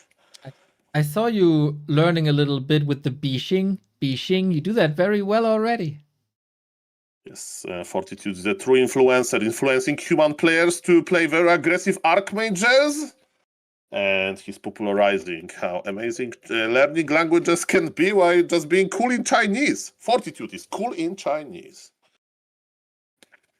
Righty, Carson, you're the matchmaker, basically. How does it look between our players? Oh, pretty good. We did get confirmation that we have random for Hazy, and we do have our 3 maps now. So we're going to be starting on Northern Isles, And then the loser map for Hazy is going to be Autumn Leaves. Loser map for Dise is going to be Springtime. That was a lot of vetoes. Yeah, we had to add a map because we are on an even map, and then if you pick and ban, it's a weird thing to do, and we have a regame to do. But nice to see that we got player camera by Dise. Look at this handsome stud, always in the dark, man. Even back in the DreamHack days, he was in the dark. I think, I don't know if he ever bought a light bulb. You know, this is the natural habitat of all of the gamers, you know. Where are you, like, when you think about professional player, do you think about, you know, some sunny beach or some gamer room? True. That's where we see. That's the perfect situation to play Warcraft. Okay, Mr. Carson is going to repeat, maybe change the server, because I heard that sometimes just the server is an issue. But who knows? Who knows? Definitely, there is so many servers to choose from. And now we are in... We were in Japan, right? Yeah, I might try a different one. Yeah, Japan East doesn't work. It says invalid. Okay. With EQ, should be fine. Okay. Let's see. Good to have Dise back. Like, sometimes he's dribbling out of the scene a little bit. I heard he was traveling. Yeah, CN North looking fine. All right. Yeah, he played a lot in Dolphin Cocoon into Butterfly Cup series, you know, and yes, definitely he's a very strong Night Elf, and as you mentioned, now he's back on Warcraft 3 Champions. He played a lot of games in order, you know, to qualify here. He qualified immediately to the main event, and yes, I met him 2 times in real life, let me tell you, super cool guy. And do you hear the countdown? I don't hear the countdown. Hope it's not going to be bad, and yes, we have a new rehost situation. Mamma mia, we advertised the servers and then the next minute they let us down. We'll keep trying. When in doubt, just keep trying. Let's try this one. Kind of interesting, Carson. When you weren't here, we haven't had these issues. Did you have Dise versus Hazy when I wasn't here? Well, we had Hazy games. Well, you know, okay. Soul Interman Half the problem. Half the problem. Yes. Yeah, but I screwed up the veto with Elegant, and he typed 2 dots. So don't worry, Carson. There is no perfect intern yet. Okay. That was North 4 before, right? Now we tried North 3. No, we tried North 3. Or not? Okay, now we tried North 4. I can tell you, Mr. Aitman, that I got very positive feedback by Elegant. Elegant is a top-notch player. I'm a bit sad he's not here with us. A little bit, yeah, but yeah. The worst part is like he's asking me, like, sir, are you sure that I should veto now? It's like, yes. See, he's And very polite and very smart. Okay, there was a lot of maps, mamma mia, to pick from. Okay, 3 times the charm, everybody. 3 times the charm. And we're ready. Hazy is here. Dise is ready. Good luck, good luck, good luck. Will we get the countdown now? Is the question. Nope. Okay, so we Hey, tried Mr. Japan, Neo, we tried North 3, Mr. North Neo. 4. Yeah. So, Carson, you focus on the servers. Mr. Neo, throw me a topic. Okay, I'm ready. I will answer any question. That's what's your favorite Polish food? Okay, so I would say pizza, but pizza is not really Polish. So if you go ever to Poland, you have 2 options to get something like really specific. And this is definitely bigos and pierogi, 2 different dishes. And yes, so bigos is like sauerkraut with some meat. The important part is to cook it for a very, very long time. And yes, it gives this specific taste. The second pierogi is like dumplings, basically. It's more famous than Warcraft 3 even, I think, pierogi dish. I had pierogi yesterday. It's wonderful. I love them. Would have been my answer as well. It's a lot of different, you know, they're like, it's a little bit like, you know, when I was young, there was like, there wasn't that many different kinds of pierogi, you know, there is like this most standard with like cottage cheese and onion, or with meat, you know, like or grinded meat, or with sweet cottage cheese. So you're in the player. But these Okay. days you can have them with everything. You know, they're like probably kebab pierogi. I had veggie pierogies. Oh, very good, very good. So we try this again. This time we are in Russia, east of Russia. Let's go. Interesting. Any suggestions here? Change the game name and we can start. We can all do the optimizer thing. We can check if lobby will start with like only 2 players or something. Yeah, if you like want Doing to the game name. ask Dise to host and we join via Flow TV. That's Yeah. also an option. Yeah. Should be fine. Yeah, and more question is, more about Warcraft, okay? And More then I about will start Warcraft. asking you, okay? Okay, you can ask me any question. I know everything. Okay. How much Warcraft you used to play versus like you are playing when you are like a caster? Like how those proportions change in your history? I never played much. Like, I think I became a caster when I had less than 100 games played. So, since we have W3Champions, and that's not even a lie, since we have W3Champions, I play a lot more than back in the 2000s. I had big time ladder anxiety. Okay, so what make you anxious about ladder? I mean, what used to make you anxious? I was guess? afraid of getting my ass kicked because I didn't know what to do and how to control. I was just way too bad. 2-2 was okay. I never played 4-4. That was overwhelming, but 2-2 was okay for me. In 2v2, you can always blame your ally for not knowing what to do. So that's also Exactly. an option, of course. And yes, all of the modes are available at Warcraft Champions, and some of them, for example, in 2v2, sometimes you need to wait a little bit longer. You can always check the active hours. Warcraft Champions has an amazing website with that, so you can basically check when it's easier to find the games. There is a thing called Prime Time, but it's a longer story.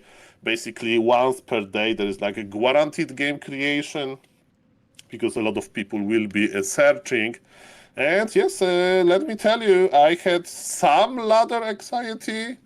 So I used to play some BNet. I was like, I'm not too good for Warcraft Champions. And then, I met Dark Ranger. And Dark Ranger changed my life. I can queue ladder now during the cast. Game and should it'll be up fine. on Flow TV. I was by the way. about to say, I'm gonna change our lives now as well because the game is up. So it was apparently completely Carson's fault as this is starting now. So let's kick out this Canadian and cast this together. Perfect. Tell me when to click the button. 3, 2, 1, go. And Hazy is crazy. Ladies and gentlemen, sorry for this longer wait, but I can wait entire day to see random player in action. It only tells me that Mr. Hazy is the guy that can play all of the races, because yes, with random, you are not guaranteed to avoid some. And let me tell you, I'm seeing the same race as Mr. Dise has, so it's going to be a mirror. Dise is a beast in the Night Elf mirror. He's ready for many different things. He played, as I mentioned, Dolphin Cocoon into Butterfly Cup, where there is a lot of good Night Elves. Yes, Cine, Elegant, they all very active there. This good matchup of Dise and Hazy. Are you going to prepare something crazy? He definitely can play Potom. I don't think he will play Keeper, so either Pod or Demon Hunter. So far, they're just opening with a standard altar opener. Nothing crazy, even though Hazy is crazy. This is an interesting situation though, right? Because Dise doesn't know that it's a mirror match. And in a regular mirror match, Dise would probably play everything but Demon Hunter Bears. But now that he doesn't know it, he will probably open with Demon Hunter. So will he be forced into his unloved style of just classic bears? I mean, Demon Hunter is good with everything, so there are some races that are very fragile versus random. For example, Undead, right? In the mirror, you like Lich. Versus Human, you want Criplord. Versus other races, you just play Death Knight Ghoul.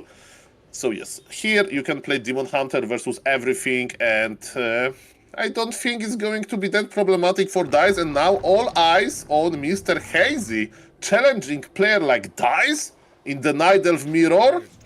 I'm very excited about that. Yeah, me too. Imagine if Hazy wins now on his off race. We haven't seen his night. Did we see his night elf so far in the tournament? We've definitely seen his undead and orc, right? Yes, definitely. And you know, it's about the Night Elf mirror, right? You play completely differently in other matchups, right? How good is with like A, bear mirror, B, how good is his scouting? Because in Night Elf mirror, you can go for some crazy tier 2 leans, right? With talons. Depends what Dise has prepared for him. And yes, guys, don't get me wrong, Hazy has a lot of MMR. Like, he has so much MMR with every single race. On Warcraft Champions, we have different MMR per race, right? So that's very cool that if you like good with Night Elf and you to try human, you are not going to get super hard opponent as you used to with the Night Elf. You just get another, you know, this matchmaking system. But ladies and gentlemen, for now, Haze is even creeping faster than Dise. Look, a little bit, but still. This guy knows how to creep with Night Elf. It's really fascinating, man. This guy is a phenomenon. I'm so happy we got him in the scene. Brought us a lot of joy over the past couple of days. He's expanding as well.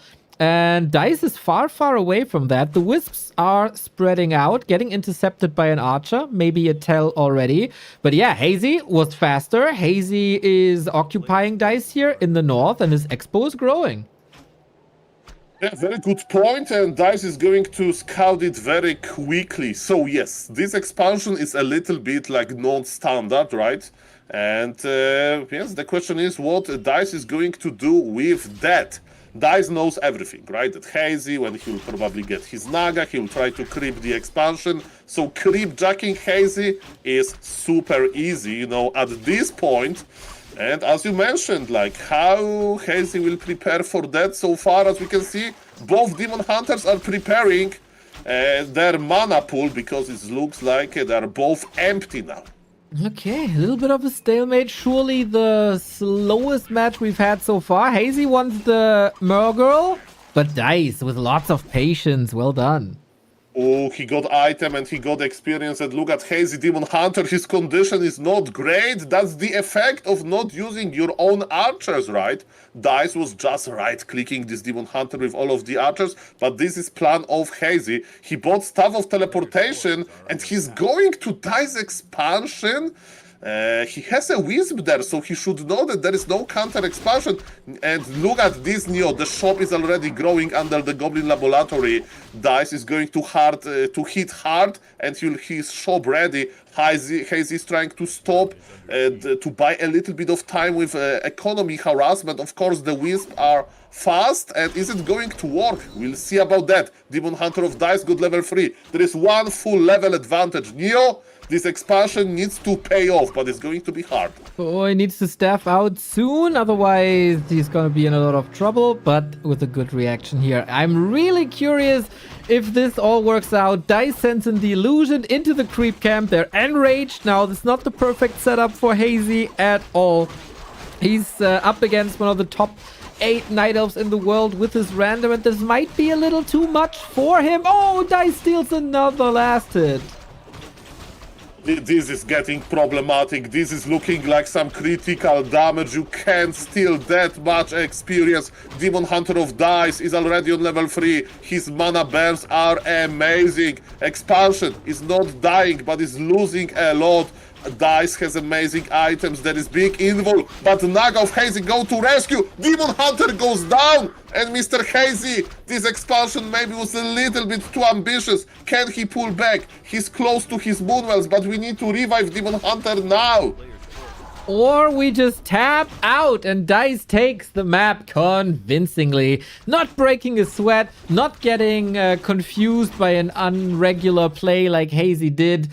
The Night Elf veteran shows the random player how it's done. Yeah, made up for that time loss right there. Yeah, didn't he? for sure. Back on schedule, boys. Later, Carson. Where are you going? Yeah.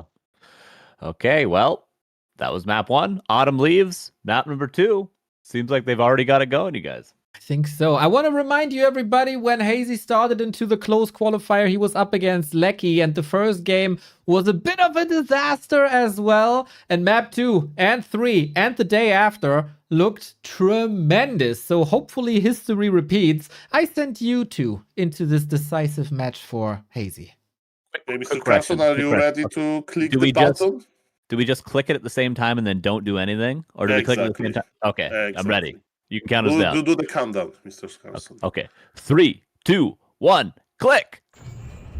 Oh yes, that was That was so perfect. exciting. Oh my god. How do you even make a map veto as a random player? I guess you just follow your heart. You just pick the maps that you like. And ladies and gentlemen, Warcraft 3 gods, they want to prove everybody that Hazy can play Night Elf actually. And the Warcraft 3 gods decided it's going to be the Night Elf mirror yet again. Yeah, and I'm sorry if you guys talked about this while we were doing vetoes already. I was distracted by the chaos. But what is Hazy's best races? I know he plays a lot of Orc. I know he's played a lot of Undead. But is Night Elf one of his stronger races? One of his weaker races? How does it match up, Saul? I was very impressed when Hazy played Night Elf versus one of like professional Night Elves like Cini, and he actually won best of 3. But it was some time ago. Since then, he was mostly playing Orc, as you mentioned. And, you know, I remember him for, like, playing Blade Master Mirror Image versus Sowin in a mirror and winning. But, in general, with Orc, you know, he's a little bit more standard, you know. So, with Orc, Haze is not that crazy. And let's see what he's going to prepare with Night Elf. Is he going to play full aggro now? Or he's still going to try to play a little bit of economy? And let me tell you one thing. We have the answer. Demon Hunter Expo didn't work. What about the Priestess of the Moon? Yeah, like, if you play a lot of random, I feel like you get used to these sort of, I don't want to call them abusive strategies, but, like, really good strats when your opponent is in the dark. Like, for instance, if he was up against an undead player and he randomed human, he would play Pally Rifles because he would force the undead player to play DK first as opposed to like Crypt Lord that you need to counter Pally Rifle. Similar in Night Elf Mirror, your opponent doesn't know that you're Night Elf. They are always going to be playing Demon Hunter into random, so you can play Potom, which is maybe not as favored as Pally Rifles against Death Knight, but Potom is slightly favored against Demon Hunter, which is a great situation, which is what you need to do if you play random.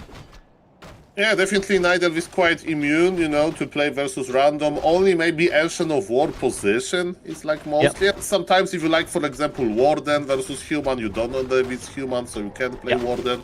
But in general, if you are good with Demon Hunter, you would be fine. I'm checking a Hazy base and Carson. Let me tell you, after watching a lot of Jens games, I know that Pot doesn't need to be about aggression with hunts. Pot can be about expansion, but Hazy says, no, this expanding style didn't work. I'm going to harass, I'm going to produce a lot of hunts, and let the chase begin. Look at this, Searing Arrow. Searing Arrow with claws already. That is a lot of bonus damage. Second Ancient War coming up at the shop as well for Hazy, as mentioned with the Hunter's Hall.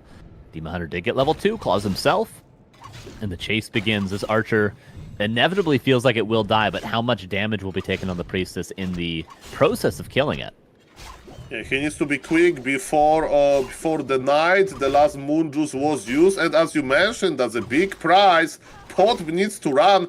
Have you know, by the way, that all of the Night Elf heroes have the same movement speed, and it's the fastest movement speed. All of them at 320, mamma mia. And yes, TP was forced, but you know what, Carson? If you play Pot Hans Aline, usually I sell my TP, so using it is also fine. And look at this, shop is ready. I don't know if Haze is going back or is he going to creep. To be honest, I'll try some creeping, but yes, Haze show us the way. The only downside of creeping is that your Ancient Wars wouldn't be producing, but Priestess level 3 is always very, very strong. We're going to have a reveal on that Archer now, so that's a 1-to-1 trade. Just doesn't feel like the most optimal start. I guess it's got to be credit to Dise for really controlling that Archer perfectly to get the maximum amount of value out of that Archer loss earlier, and now he'll just keep on creeping himself. Hazy got dust, sat around for quite a while. I don't know what he's waiting for right now. Maybe he is going to creep that shop. Okay, there it is. He has nothing really better to do, and as you mentioned, Pot needs some levels as well, and also you can think about the future, because yes, he will use the Goblin Merchant when the second day starts to buy heal scroll and protection scroll. That's very important when you construct the push with Podm, and now Podm has access to True Shot Aura. That's actually immune to mana burn because we can have 0 mana and Aura will work. And believe it or not, Hunts, even though they kinda look like melee units, they are range, and True Shot Aura works on them. So far, +2 damage, but let me tell you, there'll be more soon. And, okay, I stand corrected. Hazy is crazy. Hazy is teching. Teching, and he has a Tree of Life coming up. I wouldn't expect the combo of both. And he's also chasing down Scout Wisps with the Huntresses that, of course, can chase them down forever. They can just kill them if they find them. So nicely denying the information. Dise is maybe completely in the dark right now. He's going for 5 archers, actually 6. So Dise is playing defensively as though he may be getting all in, but he doesn't know there's a tech and an expansion coming up. Heavy armor Huntresses and 2 base economy is in the future for Hazy. Yeah, you said it best. Like, Dise is in the dark in this game as he's in the dark in his player Kamala. He's surrounded by darkness, and look at his archers. He's protecting his base, he's expecting the push, you know, the preparation for the push, but in reality, Hazy is going for some macro game, and let me tell you, in a game on Northern Isles, his expansion wasn't cancelled, but, you know, it's a little bit problematic situation here. I hope it's going to be a little bit better, but one thing scares me, and it's Demon Hunter level 3. This guy is scary, this guy will burn all of your mana, deal a lot of damage, tank a lot of damage, he can do everything, and Dise knows now. Somebody turn on the light in his room. Do you think he saw the tree yet? Okay, now he's absolutely going to see it. Okay, nighttime vision's always a little bit wonky. Now he sees it. I imagine Dise was a little bit confused there because he saw Wisps move out. And he's like, is this the early AP timing that sometimes we see? Like the pre-heal scroll Ancient Protector rush. He might have thought that, but now he sees the tree. Now he sees the tech. Now he knows exactly what's going on, more or less. So now he can move out with his archers and go into a tier 3 tech on his side of things. Yeah. Okay, so his plan is as following. I will have a lot of time because this expansion is late.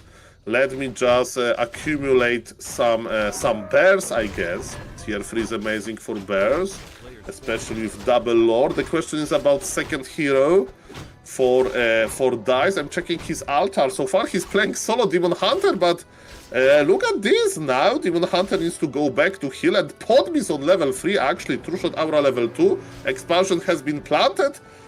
The situation looks a little bit better for Hazy, and he bought the Naga.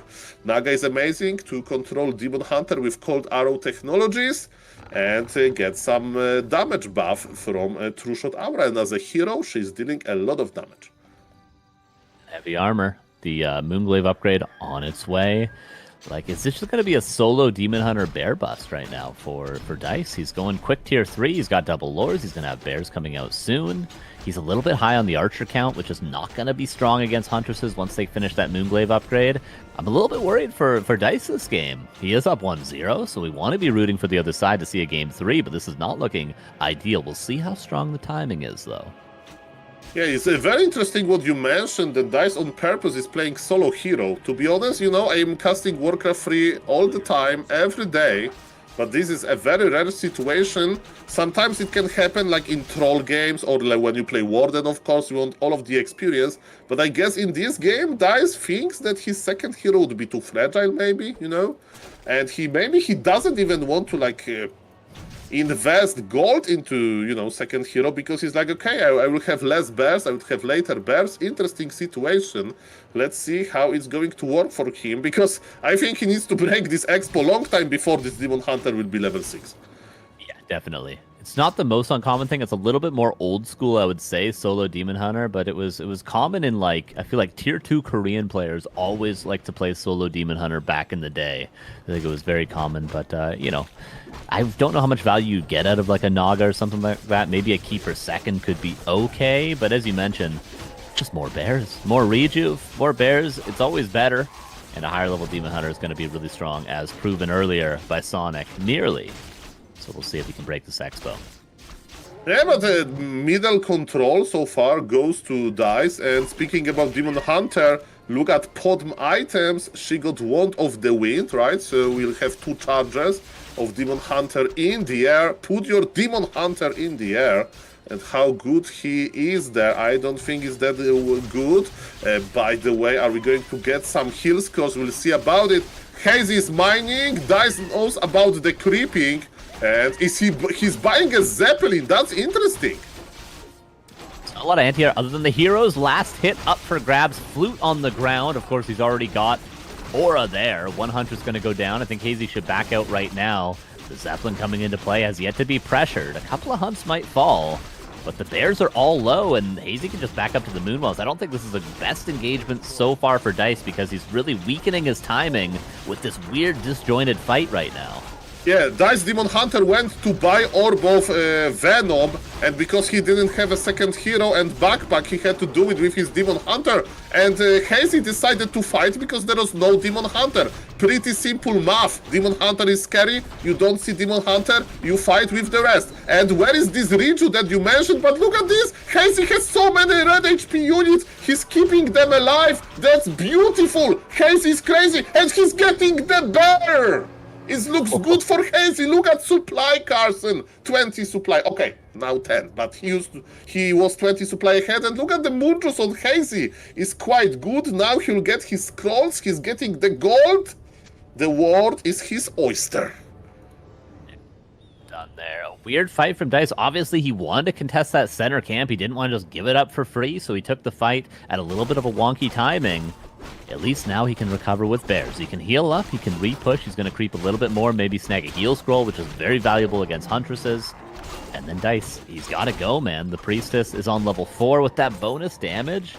What is it now, like plus 38 with those claws in that ring? That is crazy on the bottom right now. Spotman definitely looks strong. And look at Mr. Hazy, he wants to squeeze now, right? So usually I would predict, right, that if you have an expansion up, you want to like play a little bit more passive. But no, he feels like he has, healthy supply advantage, and he's just pushing. And there is Muddy in the collection, so slow is very strong versus Bears and Demon Hunter. That's for sure. There's one Dryad only. Do so much damage. So this is crazy. Heal scroll is not going to save everything against this focus fire. The supply is hugely favoring Hazy right now. I think we might be seeing a tied-up series. This wacky strategy works out so well for Hazy. Demon Hunter's trying to do it all on his own, but there's a heal scroll to save everything. Demon Hunter goes down, and that's going to be 1-1, no doubt, as Dise leaves the game. And Night Elf didn't work out well in Game 1, but Game 2, the bottom, securing the win. What If you ever go to Warcraft free restaurant and you see a solo Demon Hunter in the menu, don't order that, okay? What the hell is going on, man? Hazy, 22-year-old student from China, comes into the W3Champions finals and defeats Dise, who is on his main race with random Night Elf, man. That fight was insane in the middle, and I don't think I've ever seen the strategy played like this before. Like, mass hunts, yeah, for sure. At some point, you might switch into Dryads, but Hazy just went into archers, as if he anticipated the Zeppelin play already. It was so well done by Hazy. Very well optimized as well. Like, it's easy to overlook these details, but when he had just enough supply and enough resources to get the tech and the expo, he uproots the Ancient of War and creeps at that specific timing. So it feels like, when can you disjoint your Ancient of War production to get the bottom level 3? But he had it all worked out in terms of resources, in terms of when he builds Huntresses, when he creeps camps. It seemed like Dise didn't really disrupt the plans enough, and Hazy, with these really well thought out weird build orders, if you don't screw him up in the early game, he's a really smart player, it seems like. Yeah, and he also, don't forget, he chased all of the wisps, scouting wisp in the early game. He did like 2 or 3. He bought himself a lot of time. And guys, he added a little bit of craziness to his game. It wasn't like, that's Demon Hunter mirror. It was something more crazy. And yes, Hazy can deliver, that's for sure. The next game is ready. And I think it's time for Carson and Neo combination. Ooh, good. We are on springtime, everybody. What are the odds for 3 times Night Elf Mirror in a row? Well, Neo, it's always 25%. Screw you guys. Carson, are you ready to click the button? 3, 2, 1, go. Click that mouse so hard right there, you have no idea. I'm so ready for this game. I'm so ready for Hazy causing an upset here. The winner goes up in the winner bracket semifinal versus Deathnote. The loser of this goes down into the lower bracket with Sonik. So let's get it on, everybody. The decider in the second quarterfinal. It is Hazy with his strongest race orc. Let's go. Very excited for this. People thought we didn't have an orc player in this tournament. No, we got random players, even better. And now the world is sort of Hazy's oyster. He can go for weird cheeses. He can do whatever he wants because he knows it's going to be a Demon Hunter on the side of Dise. Dise already showed that on the previous two maps that he's going to play Demon Hunter, Archer, Standard Ancient War positioning. So it's up for Hazy to sort of force the match into his comfort zone here. Okay, springtime. This is a map where Dise has something special. In a couple of matches that I've seen, he is one of the two Night Elf players that is still able to play Talents. Only on this map, and maybe sometimes Last Refuge. But you know, I was sick and tired of Talents in the 2000s, but I wouldn't mind seeing some of them now. It's definitely fun to see sometimes. And maybe like Hazy being a random player, he's got to master every scenario on all four races. Wait, I don't even care what I'm about to say. It doesn't even matter what I'm going to say. TC? I mean, it's almost overdone at this point, but Hazy is crazy. What the hell? Okay, I don't know Hazy as a player. Maybe like, you know, Saul's seen a bunch of his games. He's going like, yeah, you see this all the time. It's standard. Against Night Elf?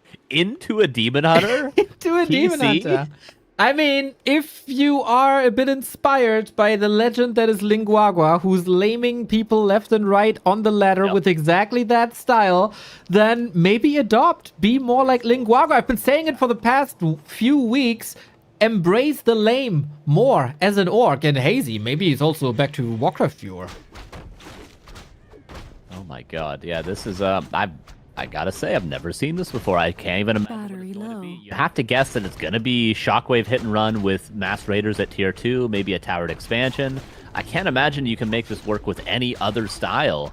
Like, are you gonna win straight up fights against the Demon Hunter? Maybe it could be Mass Grunts and a tier 1 all in. It's gotta be something strange. He's going across the map with Aura first, maybe just to creep the center. I'm just gonna sit back and enjoy this one. I'm not gonna try to make too many predictions. I would assume Shockwave Raiders, but hey, yeah. I'm leaning back. I'm just here to be surprised. This lasted, goes to the TC, who doesn't really stand a chance against the Demon Hunter, especially with the ring +3. Not sure if Hazy does himself a favor taking that fight. Especially if there is the mana burn and the ensnare. But Dise wisely just focused on the TC. As long as he can force a salve onto the Grunt, he's going to be happy, even if it's a little bit of damage, but like already he's forced that 33 gold onto the Grunt by a few auto attacks. So he's going to be happy with that. 2 Burrow Tech, tier 2 on the way for both players. And Dise not expanding. You know, normally when you see unorthodox styles as the Night Elf, you just plop down a Tree of Life, you know? Like, why not build a Tree of Life? But against what you expected, what I expected to be Mass Raiders, maybe he's a little bit timid to do that. I guess so. Would just give Hazy another point of attack with that second base. We'll see, we'll see. Then I look into the base, and these Moonwell positions kinda look like an attempted wall-off, which is always a little bit of an indicator for Talons. Talons into TC first. I mean, obviously TC second was the standard play against Talons back in the day. But it was always avoiding mana burns, trying to not lose all that mana before the start of the fight. And nowadays we see a lot more Serpent Ward, Shadowhunter second against Talons anyway. So it's a bit, it's going to be a bit on the orthodox of a game if it is Talons into this. There's a Berserker picked up. Creeping will continue. And Dise going to get his level 3 soon as well at that mercenary camp, most likely. Okay then. We have, oh, it's a Hunter's Hall, so my Talon dreams go to sleep already. Might be good. Dise was not too successful with that strat. He gets some vision on the map, which could be phenomenal if Hazy is playing that Raider hit and run towards bases. For that answer, we also have to wait a little bit. Tier 2's unfolding, both are grinding. We got Creepcraft. Which is, feels good if you're Hazy. I'm sure he wants to get level 3 TC. Pennant of Energy as well. Pretty sick item so far. I've been looking at Dice's main base for a while and trying to figure out if the Shockwave can hit all 4 Moonwells. I feel like if the bottom 2 were up like 1 more hex, you could hit all 4. If you stand sort of in the center, and then Hazy can go bowling a little in the future. Carson, I can help you with that question. Yeah. It's Stomp. It's Stomp. Oh, that's okay. Whatever. It's a little less fun. It's a little less fun. It's Stomp. Okay, whatever. You know, maybe some Stomp surrounds. I like Shockwave. It's one of the funnest abilities in the game. But I guess we'll take what we get. It's TC first anyway. It's TC first. He used the illusion to keep the Demon Hunter away, so he can't mana burn him right away. Nice. And Naga second. A fourth Grunt with Berserker and Brute Strength, and a Bestiary coming up, and a Tauren Totem. I was going to say, is this some sort of tier 2 all-in? But for now, Raider Walker. Is he just playing this straight up, TC Naga? I guess he's just playing this straight up, man. I don't know. Raider, Walker, Grunts, it's a regular army composition. I don't think it's going to be necessarily super successful, but he must know better. Yeah, we'll see. I mean, it's not as though these are bad heroes. Naga's great as the Demon Hunter misses the Stomp, unfortunately. Wanted to try to force that TP early on, but he was going to get mana burnt anyway, so not the worst idea to burn that. But yeah, both heroes completely and the Demon Hunter with 5 mana burn still in the tank if they were to use a Clarity or anything like that. Now we have a War Mill, we have a 50 supply Burrow, and for Dise, tier 3 tech. And do we have a second hero for him? I don't see one yet. Just solo Demon Hunter again for a little while. Yeah, what's that development? Is he overwhelmed with 2 heroes? I haven't seen that from Dise before, but seems like that's the choice. I mean, mana burn is really, really, really good. Him becoming more tanky should be good, especially in the absence of a Blade Master. He could solo this entire army later. Yeah, we'll have free reign to go for mana burns, of course. But also worth pointing out, he's getting some bonus experience, 15%, when he doesn't have that hero, and he could always just grab a Naga from the tavern or something like that. Yeah, your level 1 Naga's pretty strong. Demon Hunter, careful. Okay, Dise is well aware of what's going on. But yeah, he's getting a lot of bonus experience here. He's going to be quickly on level 4. And, you know, if he can speed his way to level 3 mana burn, what the hell is a TC going to do? I suppose an Aura bot, but an Aura bot is not as good as a critical strike bot, I'll tell you that much. Yeah, most likely. I mean, an Archmage is nice with a caster army. Yep. So, but he's a bit more than just an Aura bot, that's for sure. So, yeah, it is just a classic combo. And Hazy, with Scroll of the Beast and Scroll of Healing, is looking for a timing? Look too weak right now, that's for sure. He's going to fight right into the bear timing, but he's got like 20 seconds leeway. Orb going to be purchased pretty soon. Dise sells the TP to get the orb. One Archer caught out of position. Stomp before the mana burn just to reduce the damage taken from it. How strong is his timing? First Walker finally coming in. A little bit late to cast Link, though. We need some magic here out of Hazy. It's a weird position for Dise as his bears will also be blocked to a degree. Not sure if Hazy's going to commit too much, but he's sniping that bear. It's an anti-master bear timing. Very precise as well. Master Training finishes now, and what do you know? He's backing away, but he did get some serious kills there. Moonwell's drained, no rejuve left over. That was not bad from Hazy at all. What did he actually lose? 1 grunt? I think so, and he depleted every single Moonwell. He killed 1 Adept Bear. I'm almost shocked how well his timings are working. Very precise. Again, like, Hazy just seems to, he's got his own style. Oftentimes when you see people play Unorthodox, it's, dare I say, because of lack of being able to play Orthodox. But for Hazy, it seems like very, very precise, well thought out builds, and they're working very well. They are working. I mean, Dise is no slouch, man. He's one of the top 15 players in the world currently. Is the winner of Rara Land at the beginning of the year. So, what can I say? He got shop control, he got that invuln again, and during an invuln you can't be mana burnt, of course. Got the rune bracers, Naga close to 3. TC Aura is gonna be fantastic since we don't have a Dryad. Super nice, super nice. And like the fact that he hits that timing, pressures the Moonwells, forces the Demon Hunter to heal up slowly, and then just goes straight and snipes the item in the center and then takes the next one, like it's That's really nice. I'm excited for Hazy in this tournament, man. No matter what happens in this game, we're going to see at least another lower bracket match from him. We might see him in the upper bracket if he's able to clean this up with the TC here. Like, this is some exciting play from him. Oh, my. Yeah. We're going to see some TC on the ladder today. I'll tell you that much. Like, there's this regular style of, like, Lin Focus So In. They're all a bit different, but not that much. Then it's Lame Orc of, like, Francis and Linguagua. They're famous for this, but dare I say, I've not seen an orc like this? Oh, not at all, man. And like his creeping as well, very solid, consistently moving across the map, never wasting any time, pulling the item and sniping it. That's like the second or third time he's done that. Like he got scouted, but it's just too quick to really pressure that creeping. He sniped every item on the map, and now another big fight. This is where it comes down. How good is the TC in direct fights? Okay, couple of bears. The Walker is gonna be down immediately, sniping that well. TC hitting 2 targets here. How good are the fights of Hazy? The fight is all over the place. Kodo comes in, another Walker comes in, Ensnare focusing down a bear. Demon Hunter still solo, worth noting. Next Kodo still has to eat. A bear falls, Ensnare on another one. Speed scroll to maybe try to save that Raider. Second Devour. TC auto-attacking. Naga's out of mana as well. Another bear falls. Hazy's winning the fight. Decisively, he's 14 food up. Another Raider throws an Ensnare. Can he save that one even with the heal scroll? He can. Demon Hunter might be surrounded here against the Invul. He is. Invul potion is out, but no Fork Lightning available anymore. But Dise against the wall. 17 food down. Just straight up TC into Naga. No expo. No fancy play. Just clean timings. Good micro. Dise may be the one playing a little weird with the Demon Hunter solo is now stuck with the Ensnare. He's beating it with TC first. Demon Hunter goes down. That's Hazy in the upper bracket. What is happening? First he beats him in a mirror, and then he beats him with TC first. The phenomenon that is Hazy in the top 6 and stays alive in the winner bracket.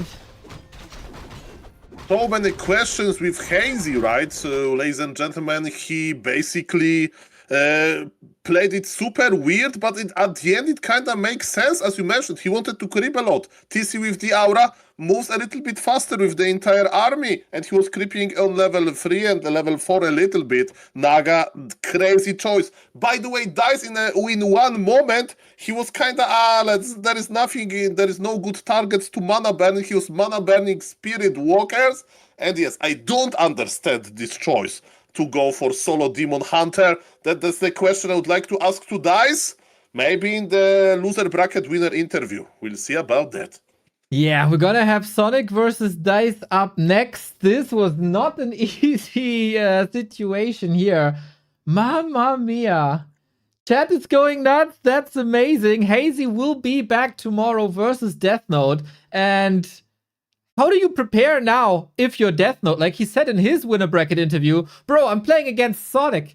I don't know what he does. Like one day he plays this and the other day he plays something completely different. Now he's up against a random player that's not even playing normal strategies when he's playing random. Like what's he supposed to prepare for? I can't believe he's played TC Naga like it was just normal. The crazy thing is if he played this well with Blade Shadow, it's probably even better. It's not like this is crazy, some new stuff. He just played fundamentally very, very well, but happened to be playing TC and Naga for some weird reason. All the movement on the map was great. The micro was fantastic. When he chose to creep what camps, where he chose to move, the timing on the bears before master training was done was incredibly precise. It's crazy. If this guy played Blade Shadow, I think he would be beating Kaho in best of 3s easy. I mean, you can say like that, and if Sonik would not get 5 HP on his Demon Hunter every game at least once, maybe he would be the world champion, but it's his style, Hazy was trying to play Demon Hunter Mirror with tier 2 expansion or Northern Isles, and he got destroyed.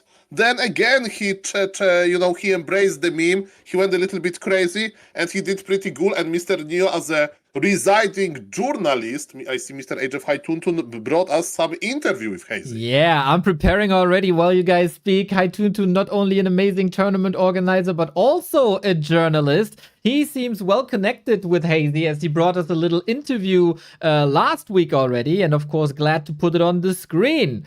Little interview with Hazy. Will you still go with random in the future, and why do you choose random?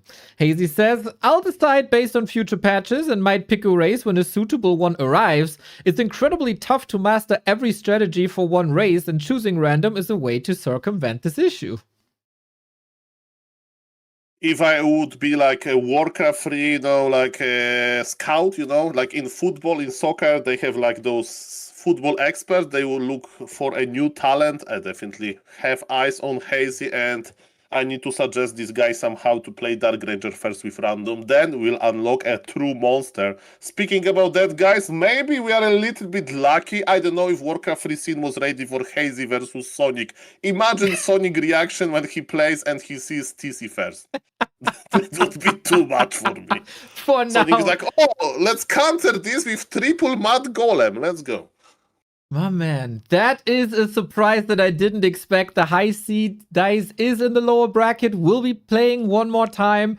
I want to do an experiment here, everybody. And this might be a gigantic failure, but maybe this is working out. You know, Hazy, 22 years old, student in a dorm room. Probably not the most interaction with the Western fans, and he's staying up all night to bring us some great entertainment and great Warcraft. I want to send him a little screenshot from our chat. Can every Hazy fan, or someone who's becoming a Hazy fan, just type Hazy is crazy in the chat? And I sent him a screenshot of that. Chat, can we do this? I will do it for sure. Follow us. Follow because us. He's crazy. He's crazy, ladies and gentlemen. More. Mamma mia. More. We Yes. need more players like that. Hearts as well. Lovely. Yeah, Okay. good with this print screen, Neo. You need to zoom out a lot. Perfect. Oh yeah. Oh yeah. I love it. I love it. Man, it feels good to have a new aspiring player, a new prodigy in the scene. Well done, chat. Well done. It wasn't cringe. It was awesome. There's no cringe in this broadcast, right? Am I right? Mamma mia, grande Madonna. We can inform Mr. Hazy that the game lobby is up. Hazy is finished Mr. for Dice, today. Mr. Dice, I'm sorry, I'm thinking about Hazy like I want to see his games now. Mr. Nee, what about the show match, 1 p.m., 1 a.m.? No. Hazy needs to rest from tomorrow. Okay? We'll see more Hazy tomorrow because, yes, he's in the upper bracket already. Alrighty, I sent a lot of screenshots to him. I think the message has arrived over there. Well done. Thank you, Young Fang. Yo, Sonic Dise is a match that we've seen a couple of times, and that is for survival now. I don't think any of the two players saw themselves in the lower bracket, but that's their reality now, and good luck to both of them. Yeah, that was I don't think Dise was expecting that. I mean, Dise is a very, very, very strong player on his best days. Not one to lose to weird strategies. He's normally very, very well thought out of every single flowchart. He shouldn't lose to off-meta stuff, but what Hazy's playing ain't off-meta, apparently. But now, another Night Elf mirror. We kind of saw a half pseudo Night Elf mirror before, and we saw how strong Dise could be, certainly in map number 1 in this matchup. For Sonic, we saw glimmers of it towards the end of Scrimmage earlier in his series against Deathnote, so we'll see if he's starting to get warmed up now. Yeah, definitely Dise. He has this solo hero approach, and sometimes it backfires, right? Versus Hazy, he played versus heroes they didn't have that their mana pool wasn't that important. So, right, how good is mana burn on Dise and Naga? They have 0 mana anyway. And yes, Mr. Neo, you need to join the observers if you want to play versus Sonic. Sorry. Hey, maybe it's Neo's turn now. Maybe not. Sorry, I was busy. I got. You were talking with Hazy, huh? Want to lose against another streamer? Oh no, you're not. In the winner interview, you say these things, not before the game. Next time. Okay, we got our players. I have to I was a bit occupied because I got an answer from Hazy, and that was very important to me. Hazy sent me. Can I zoom in on this? I don't think so. Maybe it gets across anyway. Hazy sent me a laughing pig in a superhero emoji. Somehow, so I think he is pleased. Mamma mia, Hazy's crazy, and Mr. Neo, you know what is also crazy? Look at the hype train Whoop, going. whoop, Mr. Young Fang, you absolute legend. Thank you very much for the 10 subs. Freakzilla, thank you for the bits. The Brassman coming in for the 40. Paco Dirk as well. Young Fang was gifting 5 subs earlier because he's crazy as Hazy. Gifting one more. O'Kane, Manske, Buzz, Hytoon of course before, QQ's, Mr. GN, Sir Samsa. So much support. And now you need to support a Night Elf, which for some of us is really hard. But these players are absolutely lovable, both of them. And it's very sad that we have to let one of these guys go. It is 2 of the most entertaining players that we got on the Night Elf sphere here. It is Sonik versus Dise for survival. That's Sonic. Yeah, springtime. And yes, I'm the Night Elf Mirror residing expert. Who is going to join me? Me and you, baby. Okay, Carson, let's go. You used to play Orc, right? Now you play Undead. Why you are not playing Night Elf? Tell me. Maybe I'll get there eventually. It's actually my least played race. I started off as a Night Elf player when I first played the game, which is maybe not uncommon. I used to play Demon Hunter, Panda, Mass Dryads against computers, and then I should have just kept playing that strategy for the next 15 years, and I probably would be like playing this finals right now. But either way, I'm an Undead player. I like Undead. It's fun.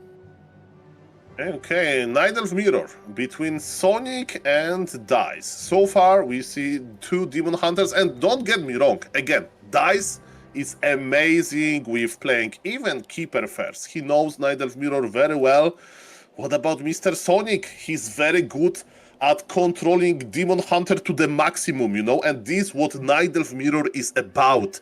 You need to like land mana burn and still attack one time, second time, and then escape. You need to be comfortable with operating with almost 0 HP Demon Hunter running back on red HP constantly. That's the trait of a good Demon Hunter player. And I see the first difference. Sonik is going for double archer before tech. He wants to creep the middle maybe first.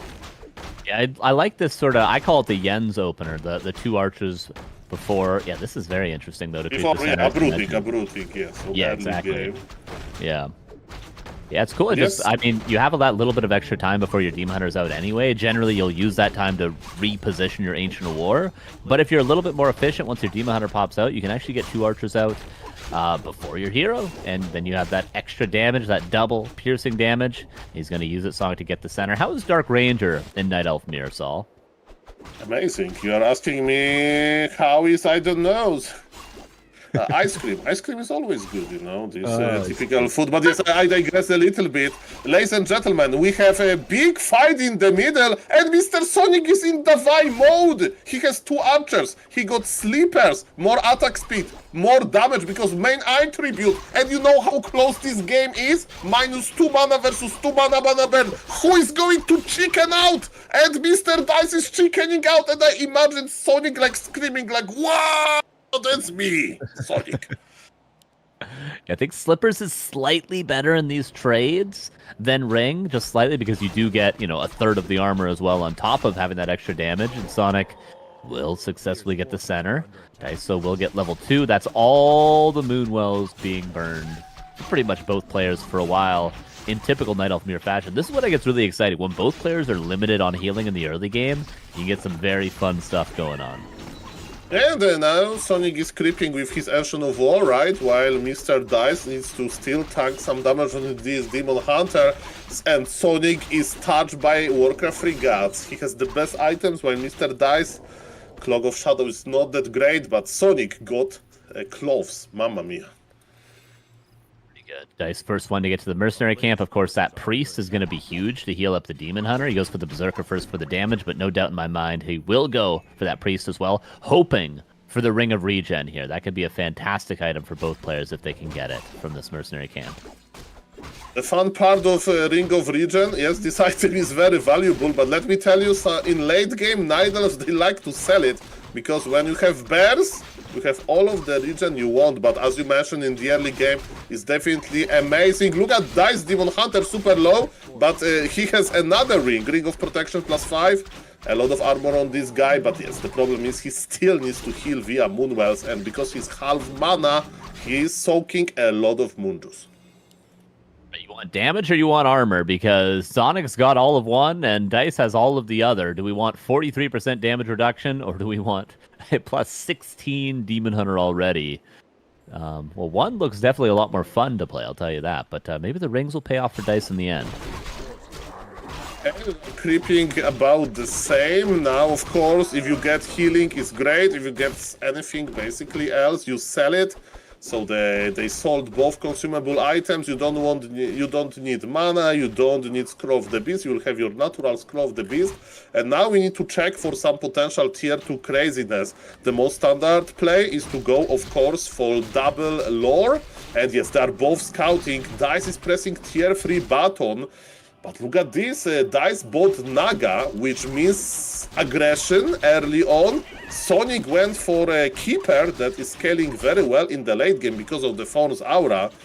But yes, there is still Wisp in Dise base. He's going for tier 3. Is it fake? Look at this, he has a shop already. Is he going to cancel this tier 3? I don't know, there is no lores just yet. Maybe a fake tier 3. The Wisp is leaving for some reason to do some more scouting. We'll see if Dise decides to cancel it or if he'll go. I mean, no harm in going through with it if he doesn't invest into anything right now. But for now, pressure. He's got staff. He's got a potion on the Demon Hunter with those double rings. And Tangle is there. A lot of damage on Sonic's Demon Hunter right now. Gotta be careful. And yes, Red HP Demon Hunter versus Red HP Demon Hunter, and Mr. Dise has staff. He will staff his Demon Hunter out. Sonik will have to teleport out. Demon Hunter got staff, no harm done. And I see Ancient of Wind going up. Carson, is it Talons for Dise? What is going on? There it is, double Ancient of Wind. All right, he is going for the Talons. Gonna struggle to heal up, but the pressure is going to be good in the long run. We have yet to see lures for Sonik. Maybe he's a little bit concerned about the pressure that came his way, but he saw the tier 3 tech, so he shouldn't be too worried right now. And Demon Hunter needs to be careful. There's no staff yet for Sonik. Yeah, so far Sonic damage items are not paying off, but remember that Dise spent a lot of gold in his shop, right? So he bought this healing potion and so on. By the way, very nice creeping by Dise. He moved his Ancient of War, and with all due respect, Sonik maybe didn't anticipated it well, and he thought that Ancient of War will be used defensively. He didn't uproot him, and now he can't really help himself with some Ancient of War creeping. Crazy game, crazy items, and I think Sonik forgot the Moonwell or something. Look for how long he'll be supply blocked. Yeah, he's not really... He's not really macroing, is he? Okay, there's a shop coming up. Okay, we have... Oh, sorry, we do have one lore to the south of his base. But he's, as you mentioned, he's supply blocked on that bear that he's trying to build. Is Sonic just kind of gonna die to the timing? And so now the items sort of invert, where in the early game, Sonic had more creeping speed, he had more pressure on the Moonwells with those items. But now as the Talons come out, Dise is going to be hugely favored with this tank Demon Hunter. I mean, interesting situation. Also, if your opponent doesn't have bears, right? The Keeper is not that great. The Force Aura. By the way, Dise wants more. Dise wants a Fruborg Tracker of Sonic. Fruborg Tracker is pulling back a little bit. Sonic's like, don't worry, trackers. I'm going to keep you alive. Sonic is jumping for the item. It's a good idea. It's a 12th loss, plus 23, and this is before Roar. I only hope he lives long enough for us to be able to see the items in full effect once he gets that orb. My god, this Demon Hunter, man. He will be, as you mentioned, but can he, stay there and actually deal damage? I see one issue with that. The amount of Dryads is 0. As you mentioned, Sonic doesn't have another lore for some reason, so he'll have a big trouble dispelling a Cyclone ability, because trust me, Sonic is in 20 seconds will unlock Druid of the Talon Master training, and it means one thing. all of those items on this Demon Hunter that are going to go into the air and spin a lot. Yeah, maybe he's going for archers on only one lore so that he has some piercing damage, so that he doesn't just have Pure Bear. Could also go for some Mountain Giants in the future. I don't know if this is the quote-unquote standard way to play against Talons, only one lore, but I guess Sonik in his own way, it does make sense. Demon Hunter with Orb now on Dise as well is going to continue marching forward. Is this the timing? The talent count really not that high unless they're elsewhere on the map right now, but I only see a couple. Okay, there's 3 coming in, and Wisp coming in as well for some detonate on that roar, plus 35 on the Demon Hunter, but as you mentioned, he's probably going to spin a lot. We have the master ability, but Dise is like, I don't want to put this Demon Hunter in the air, I just want to click on him, and this is the only lore of Sonik is going to die, this lore. And without this, what are you going to produce? Archers, I guess. Archers are good versus Talos, right? Yeah, not too bad, but he's got no rejuve. He really needed that one reinforcement there to just heal up the Demon Hunter. Right now, Cyclone on the Keeper. Demon Hunter kind of tanking everything in the middle, but has a lot of items to do so. One bear going to fall, entangle on the next bear, detonate on everything. Those are good deados from Sonik, but he just doesn't have the meat to hold right now. I think he just doesn't have the units. Dise is looking tremendous. He's popping the invul to make sure that he can fight for longer because his trades are amazing. Heal scroll use, GG is called, and ladies and gentlemen, it's 1-0 for Dise. Interesting style, tier 2 aggression into Talos. I like it. Ring time and Dise and the Talons, man. It's just a match made in heaven. I'm still not sure why almost exclusively on this map, but there's something magical about it, and Dise showed again. He hates the bear mirror, and he's not playing the bear mirror, and then he wins against the bear player. Pretty solid. Pretty solid. A bit of a strange early game, no doubt. The trades in the middle of the map are always funny to watch. They both just trade down to 1 HP for reasons, I guess. You know, immovable object, unstoppable force sort of deal in the center. But, you know, other than that, clean timing, Sonik with some weird macro decisions, and 1-0 for Dise. Oftentimes in Warcraft, whoever plays cleaner takes the dub. Easy. Easy game then, right? Just play clean, forehead. Well, It's micro like happy. Yep. And you will conquer the Binet. Yep.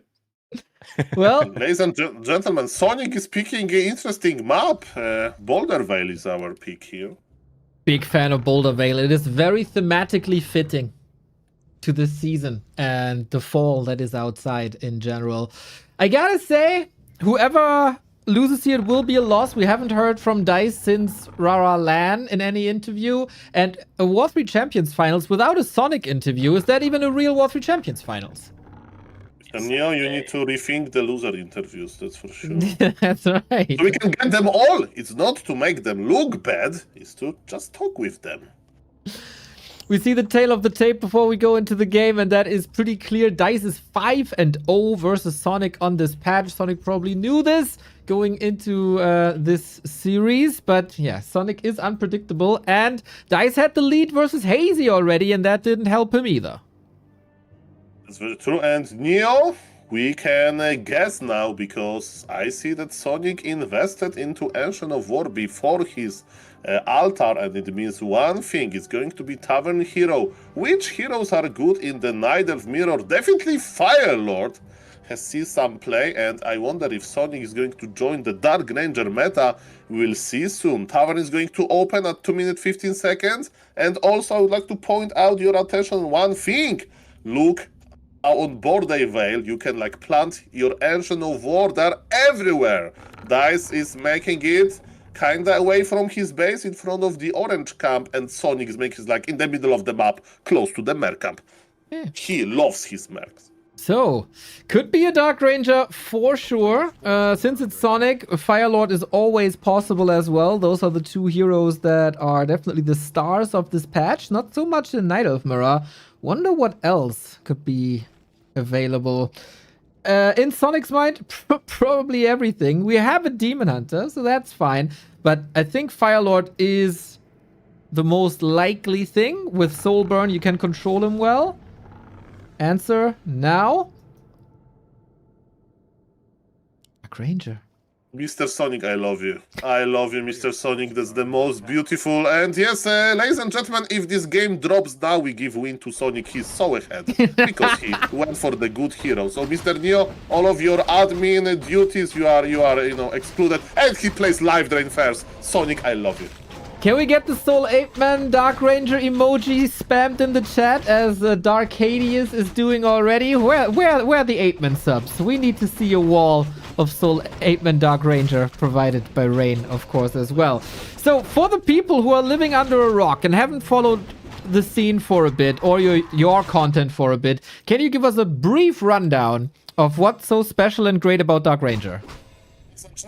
Dark Ranger had amazing vacation this year. At the end of July, I think, there was a patch where a life drain ability was buffed a lot. Not the damage values, but the mana cost. It cost 25 mana. Let me tell you, Coil cost 75, right? Holy Light 65. 25 mana, that's crazy for an 8-second long channeling spell. And it also has good abilities, and is a good ability in general. You can tank damage while creeping with Dark Ranger in front. And remember, I played a lot of Dark Ranger, and you know what is the most the biggest mistake of Dark Ranger players? Not to spam the life drain. But ladies and gentlemen, even Dark Ranger has limits. Look at this, Sonic is tanking a lot of damage. Who got the last hit? Last hit goes to Sonic. And have you know as well that life drain applies Dark Arrow, so even though Sonic was life draining, he still got a skeleton. But yes, Demon Hunter will take this mana away. Mr. Sonic stays strong, and now he landed the last life drain for now. So far, so good. And yes, this is why Dark Ranger can face even Demon Hunter. I don't like that we have Dark Arrow on auto cast, right? We need to get 25 HP, and this wolf is chasing Dise away. This wolf wants to respect Dark Ranger a lot, and Sonic got a skeleton. That's okay, but yes, we need to always have 25 mana. You know, you go abroad, you go for vacation, maybe you have your credit card, but you need to have this 100 euro bill if you are rich, or 50 euro bill in your pocket just in case, and it's the same with 25 mana on Dark Ranger. Okay, thank you for the brief rundown. That was very brief. I can go for 30 more minutes. Should we start now? I think we're good for now. But yeah, I think people also got a very good idea. Now that we got a period of vitality, should he drop the item and then life drain? Is that next level Dark Ranger micro? We need 20. We need like one more month of testing and Hazy in Dark Ranger University, and then we will know. Okay? I see. I can do as much as I can. Okay, I think more about which second hero should we add, what kind of unit we should do. But yes, item management with life drain. This is a very sophisticated subject. But yes, look at this Dark Ranger. He's even popping clarity. He knows how life drain is important. Is it life drain level 2? Oh yes, baby. Sonic, I love you. It's really cool how amazing Knight of Mirror can be if we don't have a Bear Mirror. Everything else but Bear Mirror is so exciting and so cool. There's so much variety and so many possibilities. And Sonic and Dise are a perfect example of the matchup when it's played in an entertaining way. The thing that works with Dark Ranger the best is creeping, and that's pretty much what we're doing. I mean, look at the second hero, right? We have Naga, because remember that life drain has a limit, you know, like it's not going to be okay. Sonic is trying to tier 2 all in. He's making ancient protectors already. What is my point?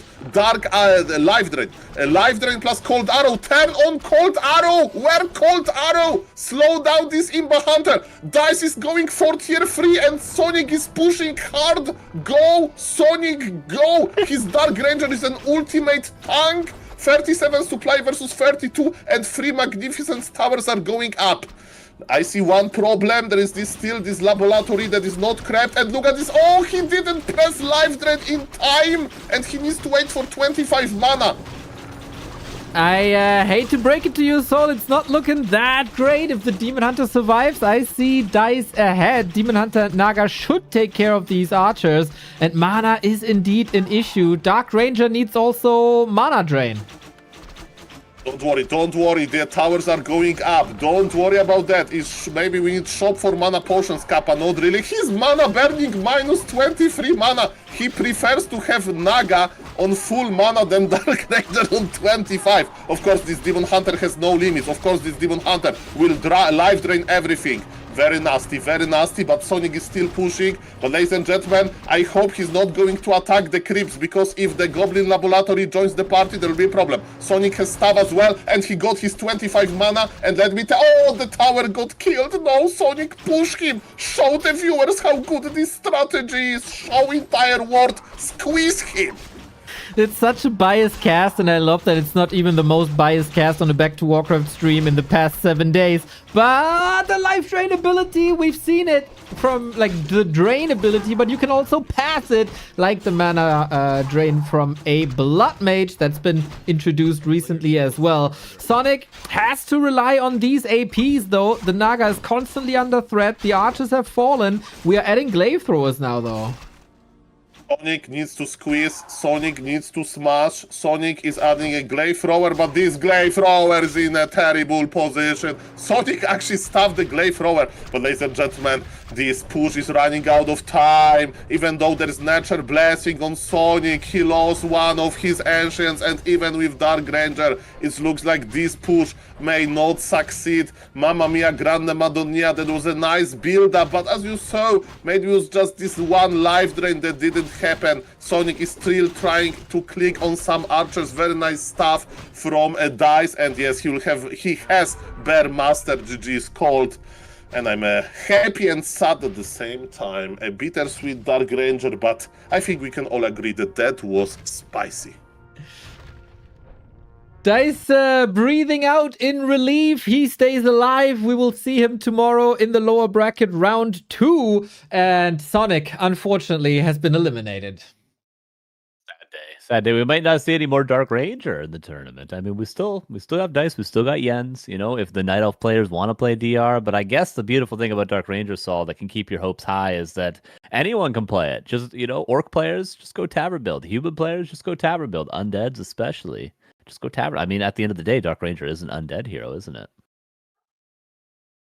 I mean, actually, I have one question. Dise is asking, should he interview us with camera on or off, Mr. New, as a producer? With camera on, he can leave everything as it is and join the voice call. Okay, that's perfect. And Mr. Carson, to answer your question, Dark Ranger is a viral strategy. You play versus it once and you join us. It's like being bitten by a vampire or a zombie, or you name it. Carson, what do you say about that? Bitten by the Dark Ranger. Sounds like a dream to many, I gotta say. Feels good to have Dise back here. He wasn't part in the last 2 seasons because he was playing KK or nothing at all. But now he's back. He was Final 4 Fountain of Mana for sure. Now here he stays alive, is in the top 6 as well. Good to have Dise back.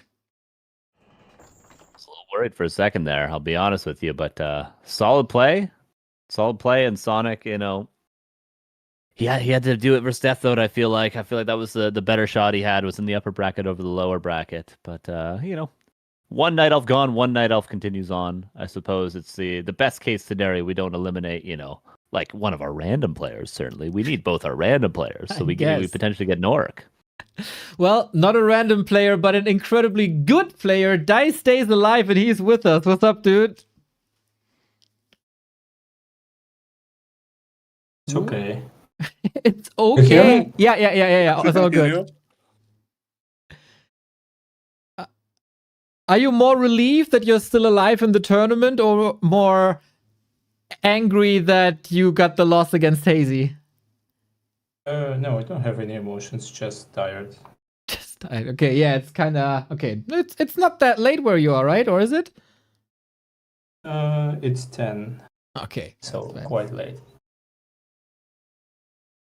Which strategy did wake you up more? It was seeing TC first or Dark Ranger first? Which strategy was like, oh my god, what is that? Neither. I expected both.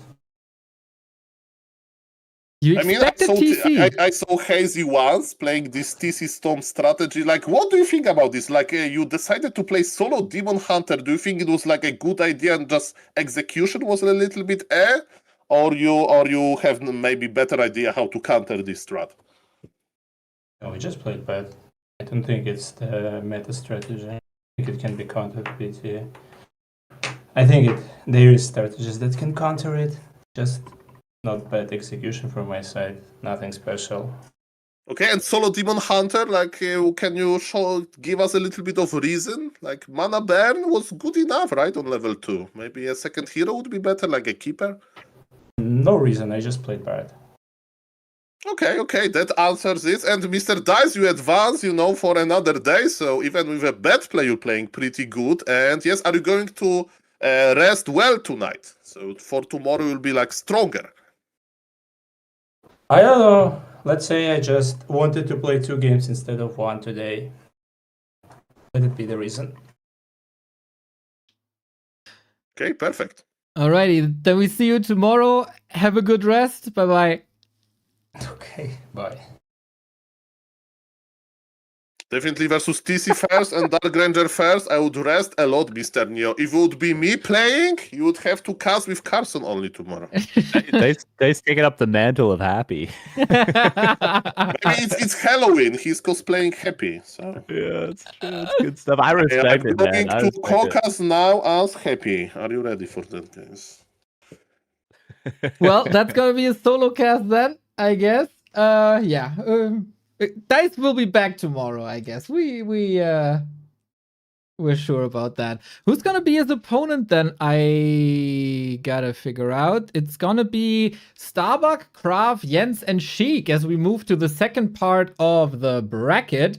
There we go. Man, the first half was already pretty damn good, but here is where the big boys play, to be honest. Seed 1 and Seed 2, basically, ranking from the W3Champions ladder, are in this bracket, and that is also the finalist of last time. That is Starbuck and Jens, who could collide tomorrow.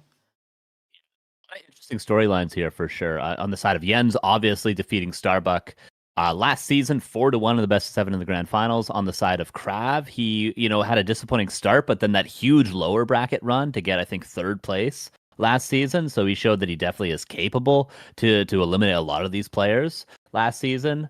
And then we have Sheik, who's been grinding a lot recently. We've all been really impressed with him. I saw him in the W3Champions Cup like a couple days ago, and he was owning everybody. You said you saw him in a tournament as well, destroying everyone, Neo. And then of course we have Starbuck, he's Starbuck. He's the best player in Europe other than Happy right now. Well, you say that, but then he didn't win the last final. But that was Jens. True. Yeah, Jens is especially in the Night Elf versus Human matchup, he's pretty goddamn crazy in these macro matchups. So we've seen Sheik in the wildcard qualifier. He owned Yumiko there. We've seen him in the close qualifier. He owned Leon there. So what can we expect from Sheik here now against Jens? Definitely a unique style and a macro style from both. Like Sheik, like he loves to go into tier 3 slow with some well-scaling heroes. But also he has this dark side, of finishing the games very early with some tower rushes. And yes, Mr. Neo, the lobby is out. The lobby is ready. And yes, feel free to join because players are already here. Well, we need some time still as I have to set up the cameras and stuff. So if you guys could talk like a couple of minutes more, that would be great. Okay, Mr. Carson, let me tell you a story about Sheik. Are you ready? I'm ready. This guy, okay, let me tell you a legend of Sheik. He can make Frostworms work on pro level, I remember. He likes to go sometimes, if he likes playing versus human, he likes to play one-base Statfiends, go to mid-wagon with Disease Cloud, to kill a tower, just to constantly spread Disease Cloud in the worker, peasant, line, and they're low HP, and they will at some point they will just die from Disease Cloud and Splash. He can then follow up with the Frostworm. He can, on big maps, he can play Dreadlord. He can play 1-base Necromancers, 2-base Necromancers. But you know what? Jens is perfectly prepared for it for a reason. he used to play a lot of 4v4, and yes, seeing necromancers in Dreadlord is a common thing in 4v4, and yes, it's going to be a clash of styles where they both feel confident with like late game, with like weird styles, and when they can decide the games with like some early tower rushes. And let me tell you, Mr. Hitman, you know him well probably, he gave Jens all of the preparation he needed with answering to the tower rushes, because yes, the Jens, he has been tower rushed many times recently. Alrighty, I have Yeah, arrived. very good.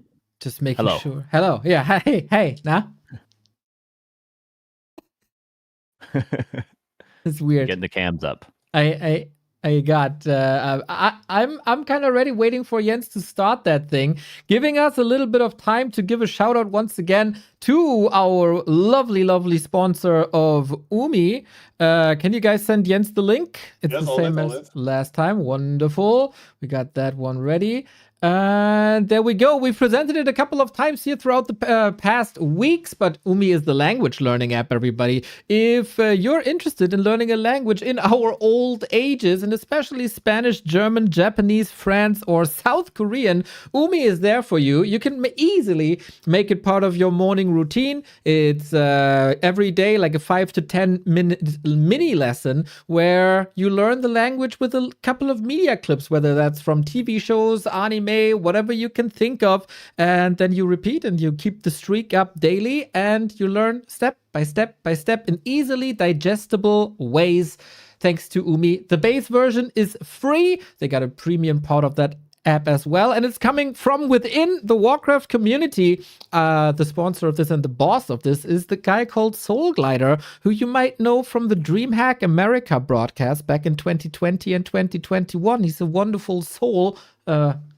glider that is helping us out here. We got a link in the chat for this, !Umi. Thank you, Mr. Vesti, for spreading that already. When you click on that, when you download from that, we sent a notification to them. Hey, Warcraft fan registering, and hopefully we can keep this partnership up for many years to come. You know how you say I don't understand in Mandarin? No. It's Ting Bu Dong. I don't know how to actually pronounce it, but Ting Budong. And I used to always say that on NetEase when people would like pause and then spam question marks and then spam a bunch of stuff. I would say Ting Bu Dong.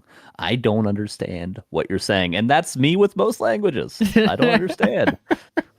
And you can change it with Yumi in a nice Yep. way. And if this, you can like learn something and support Warcraft at the same time. Shout out to the Yumi app. And yes, that's amazing.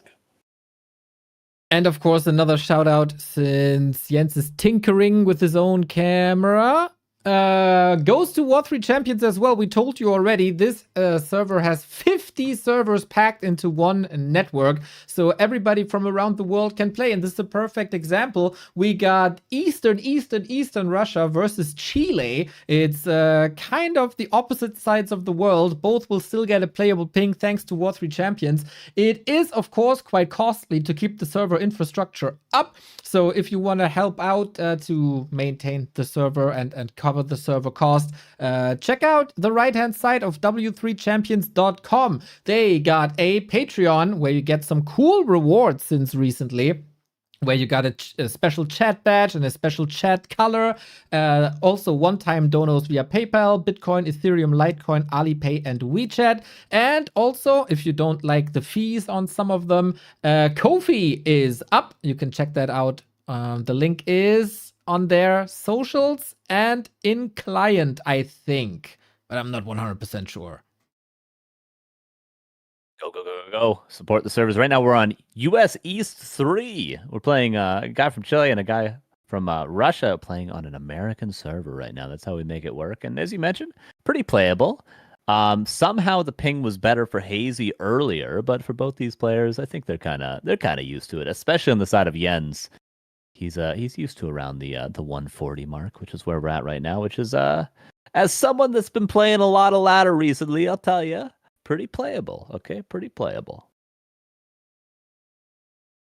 Playing a lot of Warcraft Champions as well, can only recommend the service. That's amazing. And yes, Chile with Russia, remember that there is a lot of cables they need to, connect. The speed of light needs to be buffed. Yes, maybe it's not for Blizzard, but for a creator of the world, whoever it is. But yes, we are doing as good as possible, and yes, that's amazing. That anything under 200 ping is definitely a playable. And yes, let me tell you, Carson, I don't know when last time you had 300 ping game. I had a few of them of BNet. No, thank you. No, thank you. I say yes, please, to this upcoming game. It's our third winner bracket quarterfinal. Who goes up against the winner of Starbuck and Krav is the question. It is the two of the most exciting players that we got in the Western scene right now. It is Jens and it is Sheik. Excited for this one. Very excited indeed. We start on Scrimmage again, which is a more common map than I thought we might see it. We've also seen Boulder Vale already. No Warhill just yet. But yeah, we're seeing so far more Scrimmage than we are Hammerfall, which is a crazy thing to say. I forgot who's casting.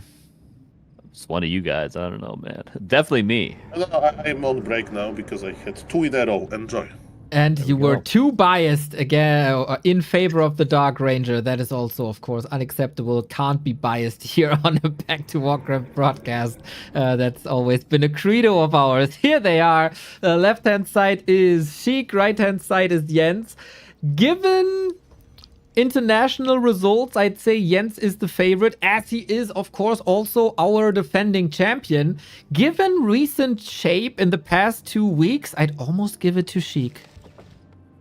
Definitely. I was going to say, I'm going to struggle to figure out who to be biased against because obviously always been a fan of Jens, but Sheik, just seeing his games recently, man, like he's always had this sort of wacky style. It's a little bit different, but it seems like recently he's sort of cleaned up the mechanics side of things. Somehow playing free-for-all made his micro 10 times better. I guess that 100 supply army micro coming into play. He's got this really interesting way of consistently using Coil Nova, running away, Coil Nova, run away, and he always just plays like, it's almost like a quote-unquote lame style of micro, but it's so effective.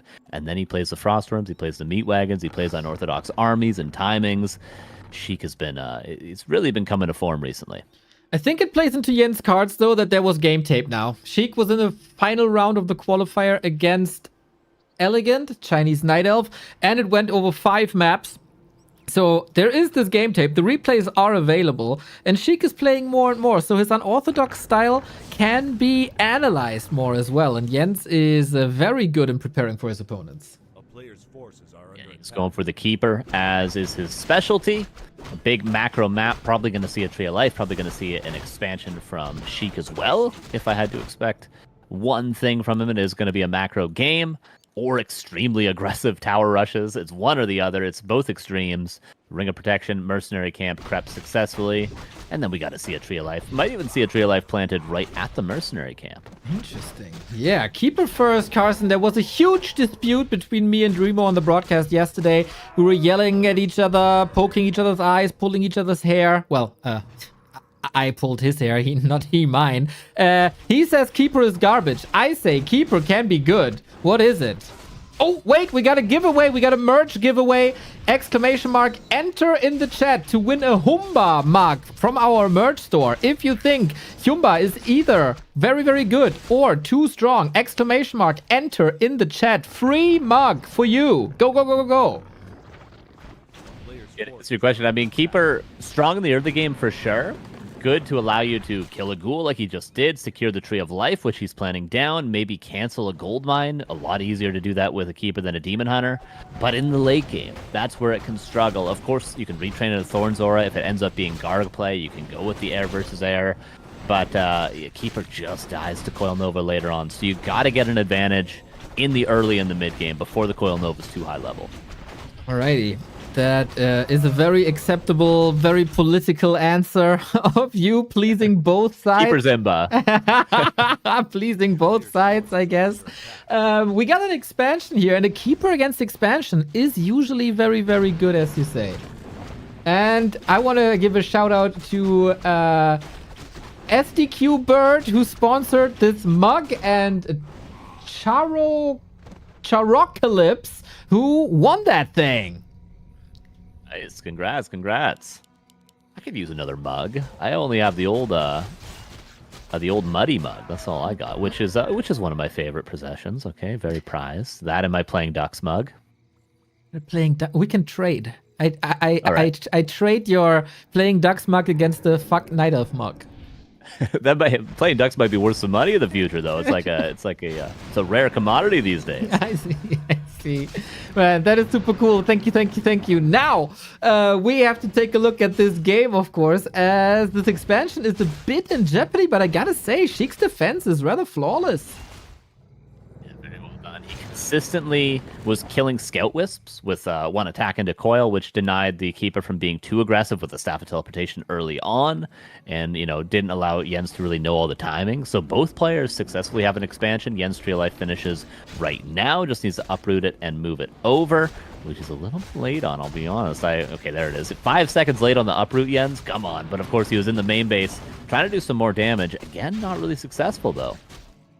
Yeah, it feels like Sheik was super ready for that. I feel like I remember a game on Northern Isles when Sheik was a lesser player than he is now. Might have been 1.5 years ago, maybe 2 years ago. He was up on Northern Isles against Foggy, and my god, did Foggy destroy him with the keeper. Has nothing to do with any buffs or nerfs or whatever. It was just the playstyle, and Sheik's positioning alone is like 3 times better than it was back then. Slight whoopsie from Sheik there. Did lose 1 Acolyte to the single Treant in the main before the Arcane got up. Really unfortunate the Treant didn't expire. The Arcane didn't get up. But yeah, he's going to have to remember to replace that Acolyte. Or the Nerubian. Thank you. The Nerubian. Gotta be I got my here. Imba Towers confused. True. Both S tier, that's for sure. So, pure defense by Sheik so far. Rather interesting that he got 3 mercenaries, but I really like the addition of especially the Shadow Priests. It's going to be really, really nice to help him defend. And yeah, Jens has been very, very aggressive to try to stop this play right here, the run by with all the ghouls. The reason why he's running into the base, even though he can't win a fight, is so that the tree is never sniped when it's vulnerable, when it was uprooting, when it was moving. The keeper is going to get a couple of ghoul kills here. She continues to run into the main. Split pushes right now. It is a bit reminiscent of the Sonik versus Deathnote game here. Very aggressive, very in your face, very multitasking heavy. Mercenaries and archers defending against mercenaries and Death Knight. Wisps are being targeted down. Ghouls run away, but they run back in. Maybe he's going for another gold mine cancel. How many ghouls is worth delaying this gold mine, I wonder? I guess hero levels aren't a big deal against the keeper. That's the one thing. You can sack units to delay the economy and not worry about a super high level demon hunter in other cases. For now, the mercs run away. Ghouls run back in. Gold mine, 14 seconds. Can he cancel it again? Oh, it looks like it, man. We've seen this cancelled usually with like 4 ghouls. Now we got 6 of them. Not interested in the haunted at the moment, though. And we switch. DK is here, has 1 coil, can choose the targets. Muddy is in for a lot more control, and yet bring the panda. Going to be super duper helpful right now. Mud Golem healed up by the Moonwell. There is a coil that was already used, apparently. Didn't want to save the ghoul with that one. 1 archer will fall, but are all these ghouls just dying right now? There's still mana on the keeper. Death Knight looking for the cancel, at least on the shop, but really not able to get much down. So many mercenaries purchased. My God.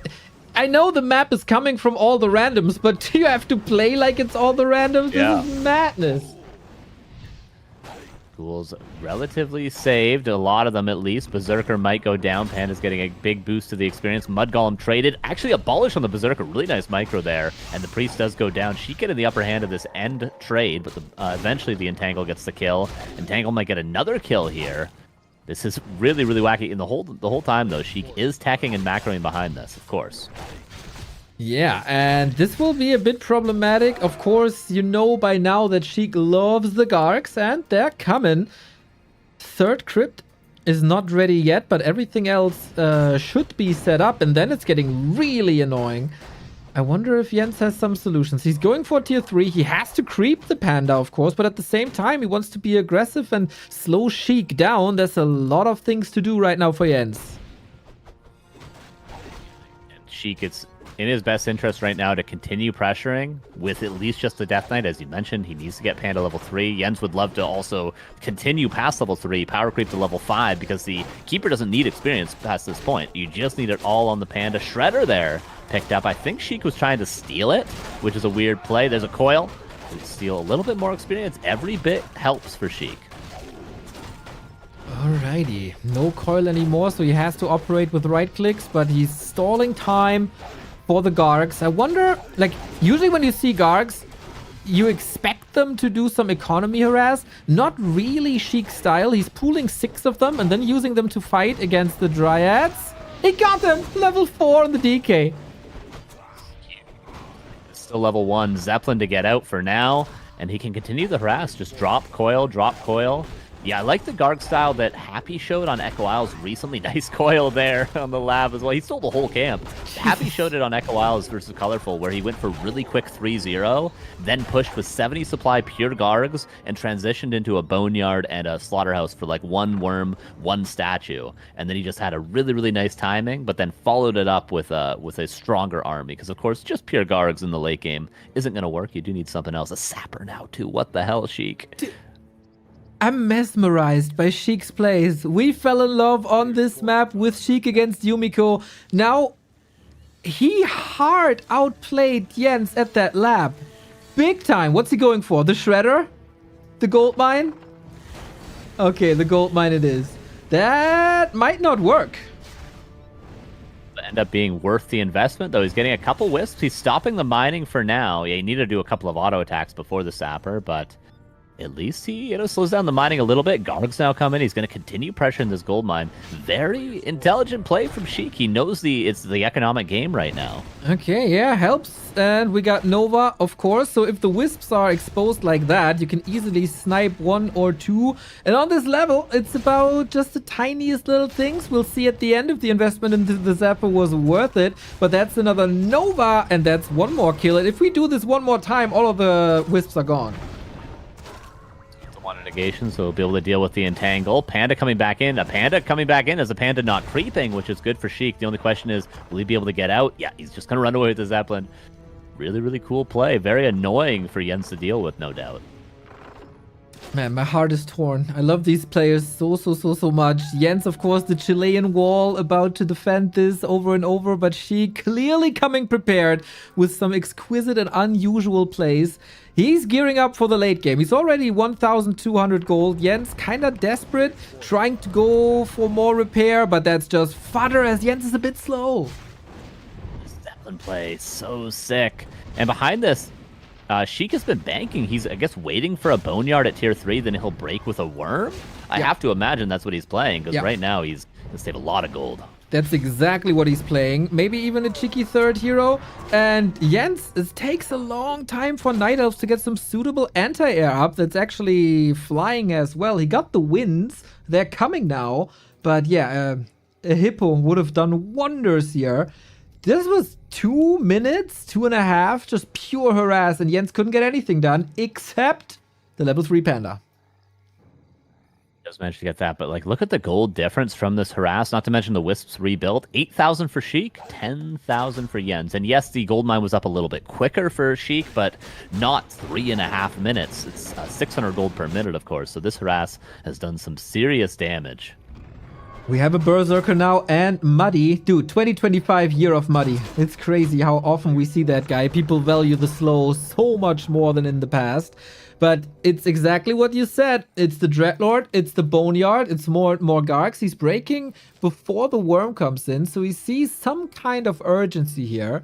And yeah, Jens also, like, this won't stop. He builds an AP, and he's going into 5-unit production now with triple wind, double lore. Should obviously retrain that Keeper eventually, now that he's level 4, could do that. And the Panda is solo creeping, gets a Khadgar's as well from the red, and yeah, if he can creep this Panda to 5, that would be fantastic. It's going to take a little bit more than the southern side of the map has to offer in terms of creeps, but Gargs continue to be annoying in the main upgrades coming in. Macro for both players. We'll just see how strong the timing is for Sheik, because if the timing doesn't work out, I gotta say, with the Panda in the late game against Gargs, probably going to be favoring Jens. We'll see. We got Nova, we got Swarm. We might have Vamp Aura against Thorn's Aura. By the way, I definitely agree with you. Thorn's Aura retrain is a must with Hippos. 45% damage reflect on level 3. Give me that, please. Especially now that attack and armor upgrades are coming in as well. Levels for Sheik, due to all this harass, left to be desired. Level 3 Lich would be huge before the push. The Nova, of course, Rex, Airs. And if we have level 2 Dreadlord, we don't obviously get the Carrion Swarm. I wonder, like, there's so many good options for the Dreadlord, though. Like, Sleep is great on the Panda, Carrion Swarm's good against the air, but Vamp Aura is kind of nice as well in the Garg against Hippo. So we'll see what skill choice he decides to go with. I would assume 1-2-1, but we'll see about that. That is, of course, also the unit composition that he wants to play against due to all the FFA experience. In FFA, it's a little bit different as we see way more Chimeras, but the Mass Garg and Worm style is what he's been playing for the past few years, and in Melee, nobody really played this, and it's not too common to play against this. Definitely very, very strong with this style of micro. He also gets Khadgars to assist it, so he's got Statue and Brilliant Aura, both players do now.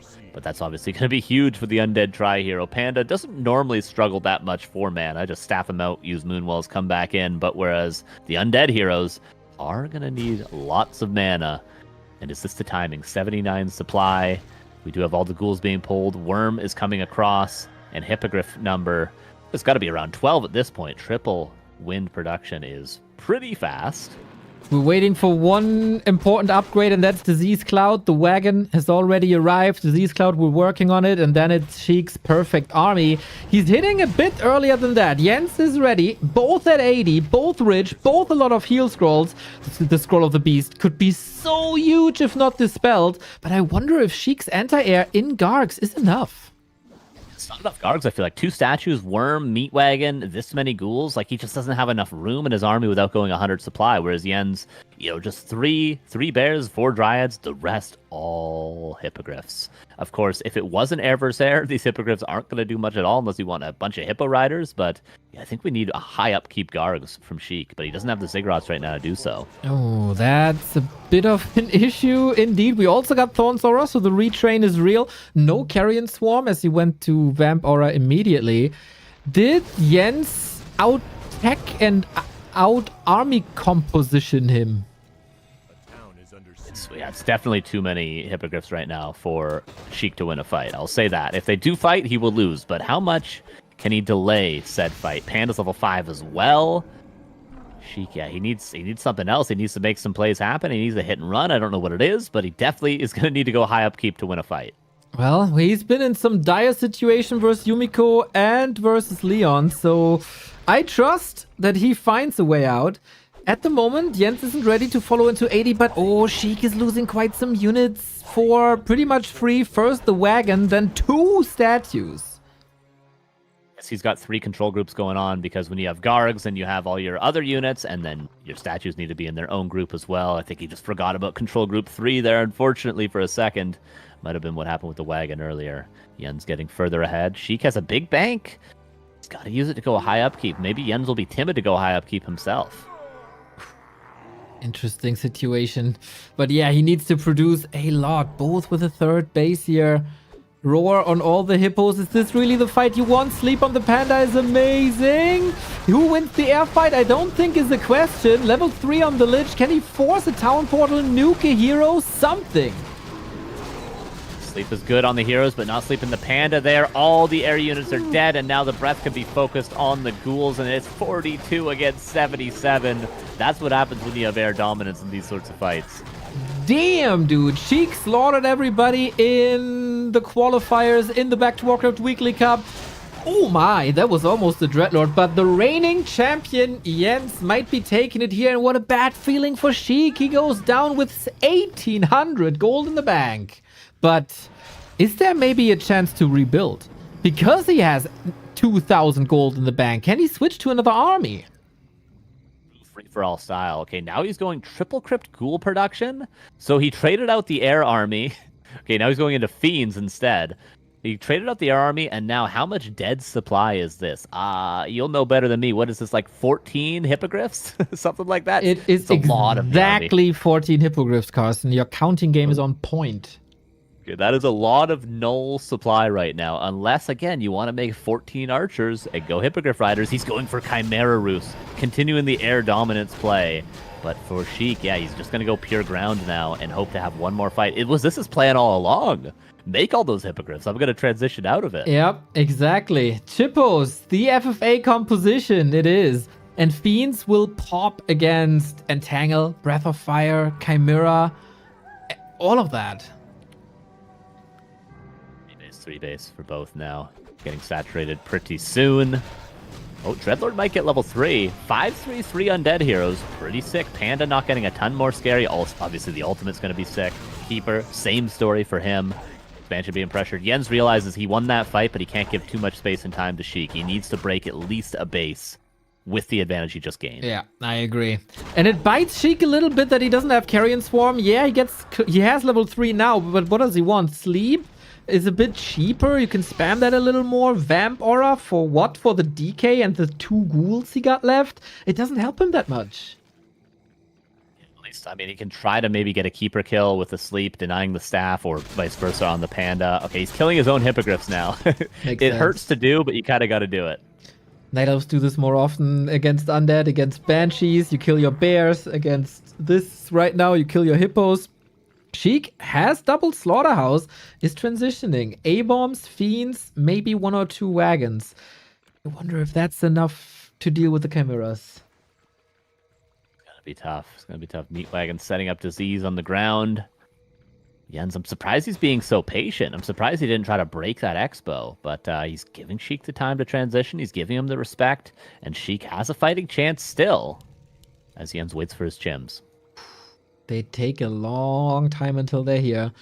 2 heal scrolls available. Wand of Negation ready to deal with Entangle. We got another retrain. That's the second one as we go back to Trian's Entangle.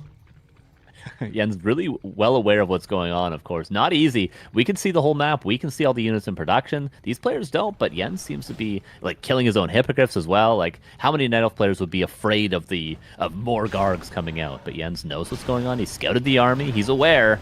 And is this Sheik ready to fight? 78 supply versus 80. Again, this is a winnable fight for Sheik somehow. No TP though. He has to fight this, and the Chimeras are coming in from the right-hand side. Fly straight into the Fiends. That's a problematic situation for them. They are not that tanky, and we only have 1 staff. Trian's in. Coil saves another Fiend here. Supply is rather similar. The Chimera's down. Nice micro so far by Sheik. Unfortunate positioning on the chims. I think you turn web off at this point. Just ignore the hippos forever. We obviously cannot pop destroyers. We cannot build a worm, so there's no elegant solution to just honestly pure bears at this point. But kiting is always one of them. Panda with tons of mana left over, and Sheik does win that fight, but he has to back away and get more heal scrolls. Both are so rich. If they go to the shop, they can completely buy that one out. And that's also what Sheik is doing. More wagons are coming in, more Fiends. We also get the burrow for the next one. And he's bouncing between the 2 expansions. With his 2 wagons, he can always apply pressure to the bases. And this is something that Jens currently lacks. He's just reacting. Also love the Wand of Negation. Obviously, he can't make destroyers, so he goes for the Wand of Negation. Always has charges to deal with Entangle, so they can't be hero focus. Back in comes Jens. I think he should really ignore those hippogriffs. Sleep on the Panda. Meat Wagons are being pressured by the Treants. Panda does get some breaths off, and when he does, it does a lot of damage. Now he's put to sleep. The Fiends and Wagons are being attacked by the Treants, who do a lot. Coil on the Dreadlord, so he can rise and he can continue to sleep. The Breath of Fire was great. 1 wagon down, but the Disease Cloud is already everywhere. Sheik is microing very, very well. The continuous sleep, honestly, probably looking better than Carrion Swarm would have been. This Panda not able to use the cooldown on Breath of Fire, and now he TP's out because he's out of heal scrolls, and he's traded fantastic because he got to save the A-bomb as well. Barely goes down, but kills the Berserker and the Bear at the end. Sheik is, okay, like Jens is definitely still in this. This is definitely still a very even game, but this has been very impressive macro play from Sheik. Yeah. Also, the responses by Jens have been very, very good. Of course, former StarCraft player. We saw him in the Immortal Gates of Fire tournament where he was leaps and bounds above the others. And both always have a big budget to react after a fight. Do I have to do some adjustments? Do I need more of that item, that unit? They are very flexible, or at least they were. We're approaching the 25-minute mark. That means the mains are empty and we have 2-base. Super cool is the third attack upgrade just finished for wagons and A-bombs. Not often do we see 3-1 for fiends and 3-0 for meat wagons. That's crazy. That is, how much average damage is this? 105. Yeah, it's ridiculous. Jesus. Worth it, even for a couple units. Yeah, I think so too. If you have the resources, man, why not? The A-bombs leech life with that as well. And here's the next attack. What's the army composition? Love the Moonwells next to the shop for Jens if they stay alive. Entangle, focused fire. 4 chimeras. With 3 attack upgrades themselves, Sleep needs to kite, needs to pick these chims off, probably even needs to coil Nova them. Heal Scroll counters the Panda, but he's got 220 mana still left over. We need to kill these chims. It's just too much damage to stand up to. Hippogriff still idle in the back. Chims being focused down one after the next. Oh, Dreadlord eats a coil there. That's 2 chims going down. 1 A-bomb falls. Panda gets another breath. Statue going to be focused down. A good fight for both so far. Yeah, feels like Jens is getting the upper hand a little bit. Entangle gets the next kill, and we got her on Storm and Fire. Heed my call. Off we go. Panda ultimate. How do you control that? Only with the town portal. This one is way too strong to fight against that. With Immolation and Cyclone and Clap and Taunt and everything. And now momentum is on Jens' side. Something was happening at the expansion, maybe Treants that stopped the Acolytes from mining. Now the ultimate is still running 50% duration on that. Sheik, of course, well aware of what's going on. It goes to defend his expansion. Meatwagon going to go down to Earthstorm and Fire, trying to kite away from the ultimate. Sleep on the ultimate. Don't see that very often. Shredder getting involved as well. What a crazy game one from these two. Oh man, this is exactly what I envisioned when I saw these two in the bracket. As sad as I am that they meet, I am also happy that they meet at all. Shredder could be picked up. The Breath of Fire is super strong. Bear staffed out. Jens not only showing great control and decision making, but also in the micro department. Panda mana anymore. Keeper as well. Level 6 would be huge. There is, of course, Sleep to stop the Tranquility, but you can use it out of combat. It's very, very effective. These Hippogriffs still just in the air. This was Sheik's game plan the whole time. These Hippogriffs are doing nothing. They're just dud supply, forcing Jens to go into high upkeep. Panda surrounded. Sleep now. Careful. Oh, Sleep! Careful. Wait a minute. 2, 1. He sleeps him again. Jesus, this was brilliant by Sheik. He knew, of course, the Panda unites where the Earth Panda is, and he had the perfect reaction to that, and then also follows it up with the perfect sleep, gets the double kill on the Bears. Fantastic execution. In the meantime, his army was suffering, though. 15 food down now. Mining has been disrupted by Treants. Play there. The sleep is paying off so much. Just look, when there's no mana burn, how many sleeps per fight do you get? 5, 6, 7? I guess. It's crazy. I guess. I don't even know, man.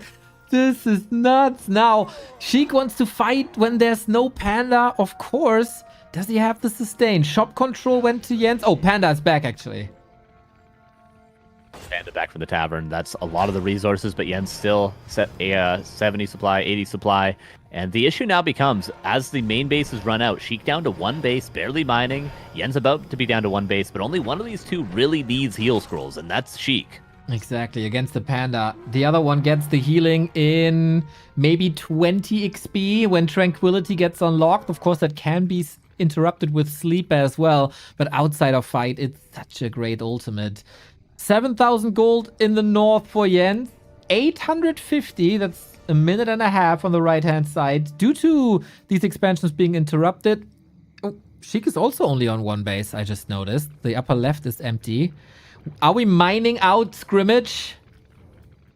It's going to take another 12 minutes or so. So if we get to the 40-minute mark, we would get there, but Jens doesn't want to allow that to happen. He wants to push forward when he has the advantage from the last fight. Lost the Panda, but killed a ton of units, as you mentioned. The kiting continues. It's like pretty much even supply, right? Because of all the Hippogriffs in the air. The fighting armies are equal. Exactly. So much damage on the Chimeras, though. The magic damage is 160 max roll.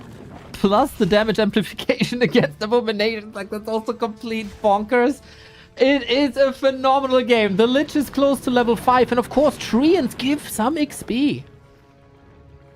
He's always been nuking those down because he knows level 5 Lich. And not to mention level 5 Dreadlord. I mean, level 3 Sleep costs what, like 45 mana or something like that? 50 mana? It costs barely anything. So Tranquility around the corner, but also big upgrades for Sheik. Both players haven't finished scaling yet. Ooh, Jens is close to finishing scaling with his army, though. 95 food.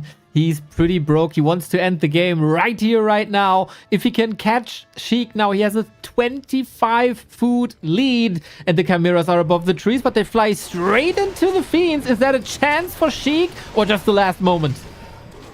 He just slept in the back. That's exactly what Sheik wants. He wants to keep the Panda slept. Heal Scroll, Haze, Fire, Anti-Magic, Tranquility.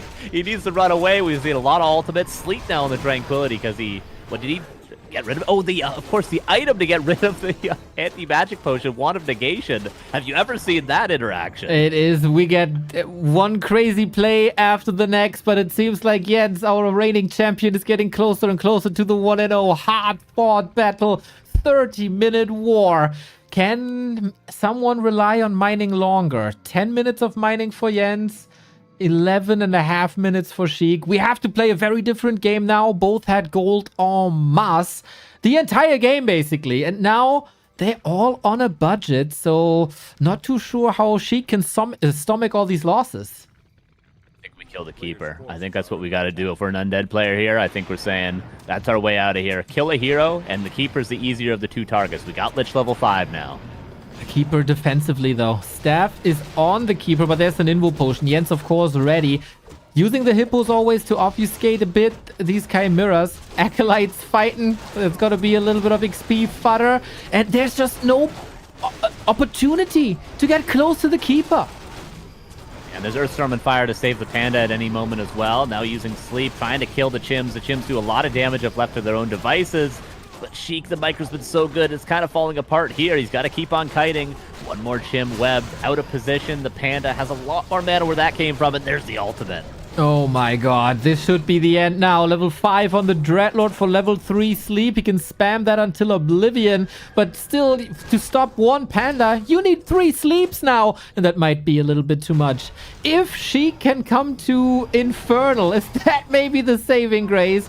We're getting more and more of a supply lead for Jens. DK almost behind enemy lines thanks to the Cyclone. Not much Dispel against it as the Dispel staff is on him. Oh, so much damage. Needs to use the Nova against the Fire Panda. Otherwise, he just burns him down. And the next target is again the Dreadlord. Fighting an undead base. We've seen so many games end in this, and it doesn't favor the Night Elf often. But this looks so good for Sheik. Panda back to Earth, and now... he's got no mana any longer, where you've got almost a Nova. Sleep on the Keeper. He's trying to focus the Panda. I think that's the play for Sheik right now. Dryads are Tranquility! Oh, what a sick ultimate. The Dreadlord needs to get close, but the damage is done, or the healing is done, rather. Panda's in trouble. Keeper is still sleeping. At the moment, he can't staff him out. The Dryads were suffering so much. They were all at 50%. Sleep comes in again. 7 seconds now. Dreadlord still has so much mana. He should be able to perma-sleep him. Exactly. But the staff is ready thanks to the Dispel. Dryad has to pay her life for it. But what a save by Jens. You notice how scared he is. Potion of Invulnerability, because he was just so afraid. The Goldmine was killed by a Tree of Life that is vacant now. Oh my god. Sheik, the heroes, man. The heroes are cleaning this up, Neo. Are you kidding me? No way. 30 food advantage. We talked about the Keeper liability in the late game. I mean, that Tranquility was clutch and it saved 5-6 Dryads at the same time, but a Keeper is no Demon Hunter. Mana's back, full mana. Oh man, I think if Sheik had gotten a hero kill there, maybe. If he had gotten the Keeper, if he had gotten the Panda, he could have followed it up with maybe killing the Expo to the north. But if he doesn't have the momentum to be able to go and kill that Tree of Life to the north, he's just not going to be able to close one out. But the heroes are pretty goddamn insane right now. 6-5-5. No ultimate just yet, but we're kind of getting close. We could see Sheik with Dryads and Bears, as they can use their abilities now. He could Reju and Roar. Oh my god. Sheik is selling his main, classic FFA style. He can expand again. Yep. And one last-ditch effort, kind of pressure the 12 o'clock, of course. Jens needs to keep his gold working, because if he loses the hero and can't tavern revive it, it's just going to snowball from there. So he needs to have some source of economy, whereas Sheik just needs to work with his heroes. Needs to continuously coil Nova, continuously pressure these heroes away. If you're not a fan of any of these players, I don't know what to tell you. The train Sheik isn't looking as the fight is starting. He's not canceling it, is he? No, he's not. That's 225 gold down the drain. Huge move by Jens, who keeps his calm, who knows exactly how important these treants can be in this super hectic situation. On the Panda, continuously pressuring that. Meatwagon, of course, forcing the issue. Staff out now on the Panda. Moonwells are almost dry, Neo, and it is daytime for a long while. This might be the last daytime of this game. Panda comes back in, but kills the Dryad. A mistake from Jens. Uh-oh. There was any other Dryad, this would have worked. Now the Panda has to walk back. There's a couple of free seconds for Sheik. DK always far forward, tanking all these shots. Poison ticking down on that DK, and there is no potion to save him. This tree is almost down. The wagon wants to get a couple of shots in. Coil to save the feed. Level 7 on the DK. Level 7 is crazy now, and there's so much mana on the Dreadlord. The sleep has been huge, continuously sleeping these heroes. Disease Cloud working, the Meat Wagon is gone, but the effect is still being shown. Panda again, or Storm and Fire. Can this ultimate close out the game? Jens has to do it. The Breath of Fire beforehand was also insane. Cyclone Lich! Oh my god, are you kidding me? How does this Lich even live? I got no idea. Invo Potion on the Dreadlord as well. DK is free. Coils again. Slam doesn't do too much, but the Cyclone does. Sheik is just literally running for his life. Around there, he's got one more coil, but he manages to squeak out. He's got one more charge of Water Negation, but doesn't manage to use it. And GG is called at the 36-minute mark. And if that wasn't a crazy game, I have no idea what it is. It's so packed with action, so many different unit compositions. Sheik versus Jens, ladies and gentlemen. How not to say more to this matchup? And mamma mia, we saw the new map Scrimmage in full light, basically. And this map is amazing. Those players are amazing. Those heroes were amazing. The only fact that it annoys me a little bit is like how oppressive this sleep was. That annoys you? Get out of here! This was amazing! If you're not a fan of Jens or Sheik, no, Jens and Sheik, you got a mental disease or something, I don't know. These are so exciting players to watch. It's insane. And Yang Fang likes this too, with the 20 gift subs coming in. You are throwing so much money at us, man. It's insane. Martin, thank you very much for the merch purchase as well. Dargok, Young Fang, you're throwing subs at us this entire broadcast. Thank you, Metzka, for the 69 months. Congrats to that. This was a game for that every Warcraft player and fan should see. I mean, yeah, that was... Jens was trying so hard, too. Like, it's crazy. It's so many chims out of position, so many almost hero losses. It was so close. If he kills that Panda in the main base, who knows what the hell happens. My God, close. man. It was so close. That Panda kill also. What a beautiful sequence that all was. Yeah, and Jens was trying so hard, right? He had to do something against the sleep. Ironically enough, he always had Dryads with mana, but for the viewers, there is this 2-second duration on sleep that you can't dispel it, you know? Like, the sleep goes through for 2 seconds. Always the case. There was so many things to micro. And this Panda was like frozen in time, right? He wanted to move, couldn't, then again. And man, it only shows us how experienced they are both in this matchup. I love it. That was crazy. And we didn't even have Hazy in the game. It's great. The Scrimmage, can we give credit to the map? Or do we give credit to the players? Or both? Yeah, Carson. Okay, here we go. I officially want to apologize to the map Scrimmage. When I first looked at it, I slandered it a little bit. I said it feels like it's built like Amazonia. But this is nothing like Amazonia. We fight the dare you. entire time. We expand everywhere. We go to 100 supply. We get level 7, 8, 9 heroes the entire time, as we've seen in Sheik vs. Yumiko as well. This map is good. Very good. Very good. And that was that's one of the best games we've seen on it. That's probably the best game to be seen on it just yet. And now we go into, dare I say, the polar opposite. We go into Secret Valley. I like Secret Valley. I have fond memories as an Orc player, no doubt, no doubt. Okay, but I guess it's your Do you time. have right? any map that you like as an Orc player, Mr. Carson? Be honest here. It's all dark. It's all dark over here. It's all losses. It's minus MMR. It's Demon Hunters in my P online with my burrow out of position because I some reason thought I was in 2008 and built it forward to block my base. Yeah, no, it's not good over here. Okay, ladies and gentlemen, this is map 2. Sheik needs to win this map, and this is a loser pick, right, for Sheik. So definitely he has something prepared. Remember, in the previous series, he was able to show us versus Elegant, last week, that he can be very aggressive at start, and Secret Valley is a little bit smaller rush distance, so maybe he'll go into this direction, or maybe he'll try to just expand. He is great with both, and I'm checking Jens' altar. Is this map perfect for Keeper? Jens says yes. Keeper is what I play.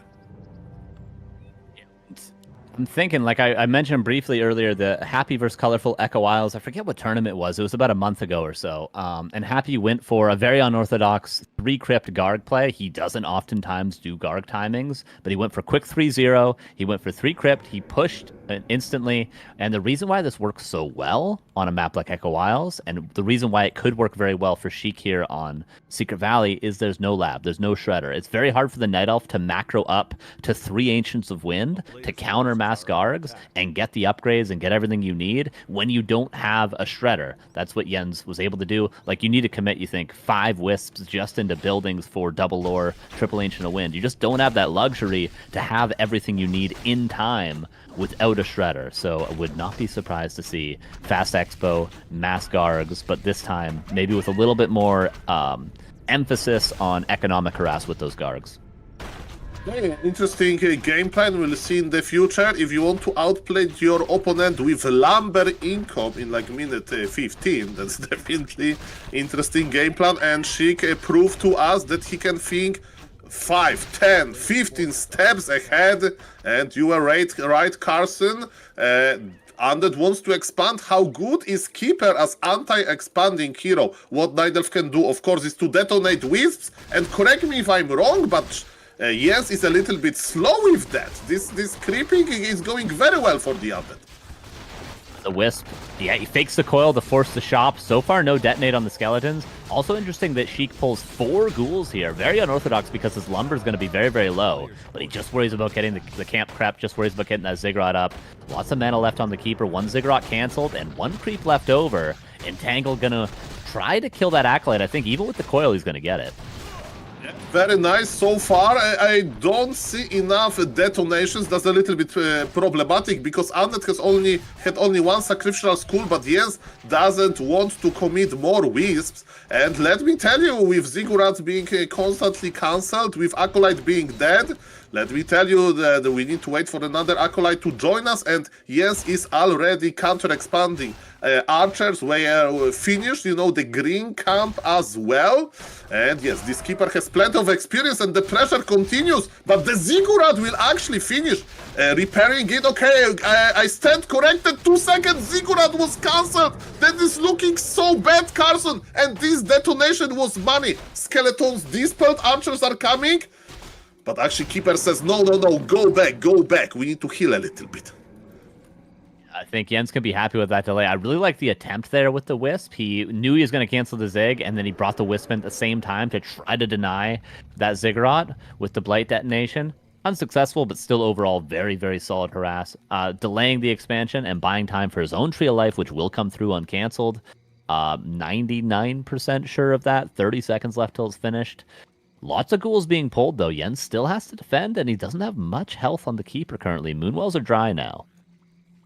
Okay, this is a very important moment. 20 more seconds. But look at this. There is no even skeletons. There is no Rod of Necromancy. Undead used all of the skeletons at his expansion. And yes, expansion will finish for the Night Elf. But how many archers we are going to see dead? Because yes, Sheik wants to squeeze a little bit after this kind of disaster at his expansion.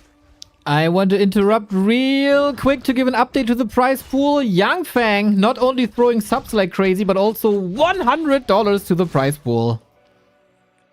Mr. Yang Feng, thank you very much for that. And yes, definitely with game like that, I can see how he wants to support the players because it's going directly to the players. Thank you very much, Mr. Yang Feng, for that. And ladies and gentlemen, Jens is running in circles, which is okay. He's actually making with his expansion. That's pretty fun to see. As you mentioned, Carson, he knows that he can't go for this shredder on this very map. So he made 2 wisps, and yes, he's going to uproot soon, and we are going to see a big journey of this Tree of Life, and maybe even Ancient of War. Look at this, they're walking together. So they are not going to be ambushed by some nasty undead. Nice defensive play from Jens. So far, Sheik has been super aggressive. He still has yet to attack. He's been pulling tons of ghouls. He pulled 4 initially to creep the camp. He pulled then, I think, 8 to be aggressive there. Very unorthodox. If you watch other players, they would not pull this many ghouls, but he's trying to be aggressive. Misses the coil there, but he's just trying to delay this expansion as much as he possibly can. Yeah, definitely the item that he got from the middle helps a little bit because Keeper has no mana and Death Knight gets some. We have Dust of Appearance used. He want to get some archers. Defensive coil was used. More ghouls are coming. The good news for the Night Elf, you know, the Ancients are not in trouble. Is Sheik going to jump for the Orc Magi? He definitely can. Keeper is going back to the shop actually. He is regenerating as we speak. He bought the stuff. Actually, I stand corrected. Ancient of War is dead. Sheik is giving Jens some trouble. Yes, now our staff out on the archer. Staff this early is crazy to see. Also, there's backpack for Sheik, so he could bring in another rod if he wanted to. Wouldn't be the worst idea. This tree still being delayed every second. Even if ghouls are going down, again, the keeper levels are not that important. Even though the ultimate was sick last game, it still doesn't have that much impact compared to DK levels. Level 3 now, he's going to be able to kill another archer. This is, like, he's losing ghouls, but it's looking pretty good for Sheik. Definitely. Okay, we are going. Look at Death Knight. Death Knight wants to get another amazing permanent level 3 item, and he gets Prepared of Vitality. That's nice, and experience, of course. Panda, let me tell you, this Panda would love to get experience and this very item. But yes, what is important, yes, expansion is ready, but he still need to entangle the gold mine, and gold advantage goes to the undead. I would say that the game is more than open, but maybe Keeper can do some magic now. He's in the middle of the map, and he's thinking what I should do. But look at this, he's going to creep the shop, which is empty. There is no Orc Magi there, it's just experience, and yes, he says no. I want to creep something that can give me a good item. With only 1 entangle available right now, Panda, just like last game when he struggled to lab a little bit when Sheik got that Zeppelin, if we remember. It seems like ages ago at this point, but is how that game started. It seems like he's going to struggle to creep the Panda a little bit. Staff of Teleportation. This might be a time when you buy an Invis pod if only the Keeper wasn't watching you.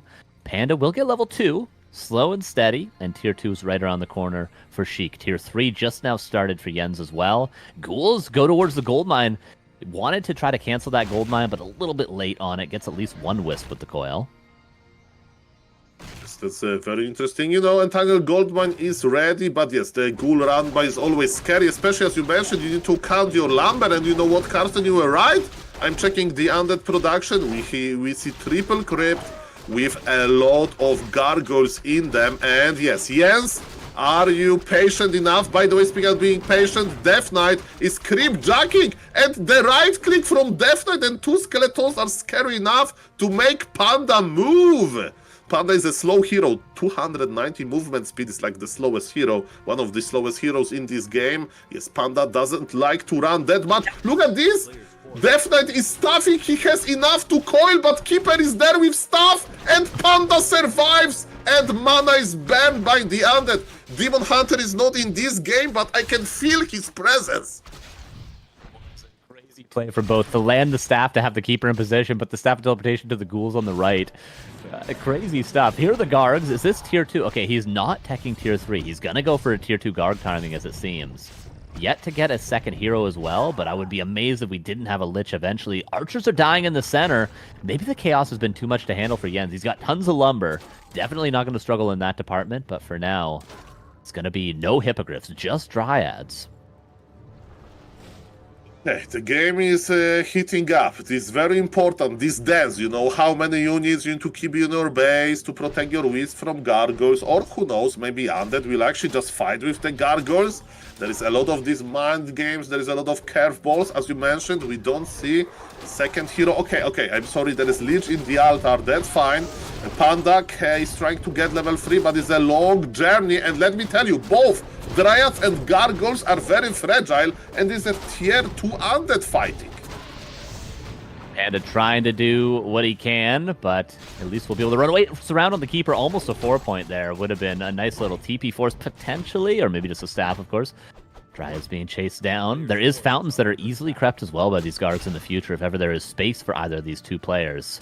Tier 3 will mean Orb in a second, but there will be no Tier 3 tech for Sheik. He's gonna probably just get Wand of Negations and go with as many Gargs as he possibly can build. Yeah, let me tell you one thing, I'm casting a lot of Warcraft 3, I'm playing a lot of Warcraft 3, but one thing I don't know, like what to do, what is like easy and useful as Nidal versus Mass Gargs. I think there is no easy answer. Like Mass Gargs is super hard to deal with, and as we can see, even Jens struggles with it. And as you mentioned on the top left, Gargoyles are clearing all of the air units super easily. They deal a lot of damage to air units, and yes, this Lich has a nice welcoming with a lot of items, and yes, this Lich is already almost full inventory. As DK gets level 4, Aura, of course, going to help chase down those Dryads. And yeah, the issue is, it's like, you have two answers as Night Elf. Either you get your economy rolling with a Shredder really quickly, and you can go for 3 Ancient of Wind, just like Jens did last game, or you're forced to play Dryads like he is this game, and it honestly just takes a lot of micro. You have to not have all your Dryads clumped in one space. You have to have them spread out all over the place and continuously micro them back and forth, back and forth. Very similar to when you have one melee unit in the center of 3 Dryads and you form a triangle and never let the melee unit attack one Dryad because he's constantly slowed. You have to do that, but with like 15 Dryads at the same time against a clump of Gargs. Very difficult micro, but Jens is very capable to do so.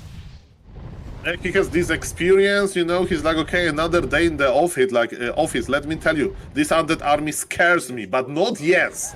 They call him the Great Wall of Chile for a reason. He has experience with it. And we have a big fight, we have some Dryads, Panda has Orb of Venom, can be an anti-air unit, but what do you do versus that many guards? 2-0 upgraded! It's just way too many. This is the game plan for Sheik. He knows Secret Valley. This was his loser map. He knew exactly what he was going to be able to do on Secret Valley. If he secured the expansion, Sheik was, or rather Jens was going to struggle. It's just too many Gargs, man. And the Panda's only level 3. It's not a big level 5 Panda. It's going to be a tough hold. Hey, the amount of hypogryphs is growing up slowly. You can say a lot of good things about gargoyles, or a lot of bad things. But yes, they don't deal a lot of damage versus structures. It means that expansion of Mr. Jens can hold for a little bit while he's accumulating a lot of anti-air units. But how long can this dance continue? When you check supply, it's even, Carson. I mean, it was even, but Undead has the momentum, Undead has 2 statues, but Panda with Breath of Fire, and remember, without tier 3 there is no Stone Form, and Destroyer, so you can't AoE Dispel Drunken Haze. Might need a trip to the fountain in a little bit, but for now the statue's helping out a lot. Of course, the more units, the more mana it takes on your statues, so he's going to run dry. Hippogriffs come in, but maybe a little bit too early. He's going to need a lot of Hippogriffs to have air dominance here. Maybe even a bad choice to go for Hippogriffs. Should have just gone for more Dryads, but for now he's getting kills. He's got the Orb on the Panda. That was, what, 3-4 Gargs dying there. Jens is doing it. He's doing it with micro. We have a lot of level ups, and look at this. Sheik is already in plan B. He is taking as we speak, and I think overall he is quite happy with his position. And he's starting this dirty dance. He's like, okay, I force hypogriffs from my opponent. You know what? Maybe he'll switch his tag. Actually, for now, we know there's going to be pure air versus pure air, and I'm looking for some Night Elf army. Look how small this Night Elf army is. Keeper might be forced to do a TP, forced to do a potion of invulnerability, swapped from the Panda. And then we'll have to get out of there. Haze, but doesn't land the fire. No more guard kills. And Sheik just continues to be annoying. He's got to be such a frustrated player to play against. Yeah, that's the trait of the greatest players. But yes, I wonder if he's going to think about switching some unit composition. Probably not. He's investing heavily into his gargoyles. And yes, he's going to creep as well. A pretty big camp. The red camp on the bottom goes to the undead. What's the item? Medallion of Courage.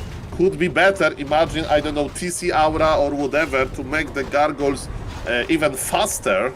But yes, that's the big difference. Look at this. Jens is creeping a green camp, and Undead is done with a huge red camp. Okay, now all of a sudden the Coil Nova can seriously threaten that Keeper. And the Moonwells aren't as healthy as they were last game. It's not a big 3-base game with 100 supply cap and, you know, tons of regeneration, tons of money for items and stuff like that. It's a very stingy game for both. So Coil Nova will be very effective on the Keeper if he can't always afford those potions of invulnerability. There's a couple of creep camps left. Surprisingly, the orange to the left of Sheik's base still available. And then a couple more oranges on the sides of the map, and then one more red camp. Mr. Carson, do you remember when you said that neither will run out of lumber and that there is no problem if you just make gold? It's the total opposite. But of course, I'm kidding a little bit. Probably Mr.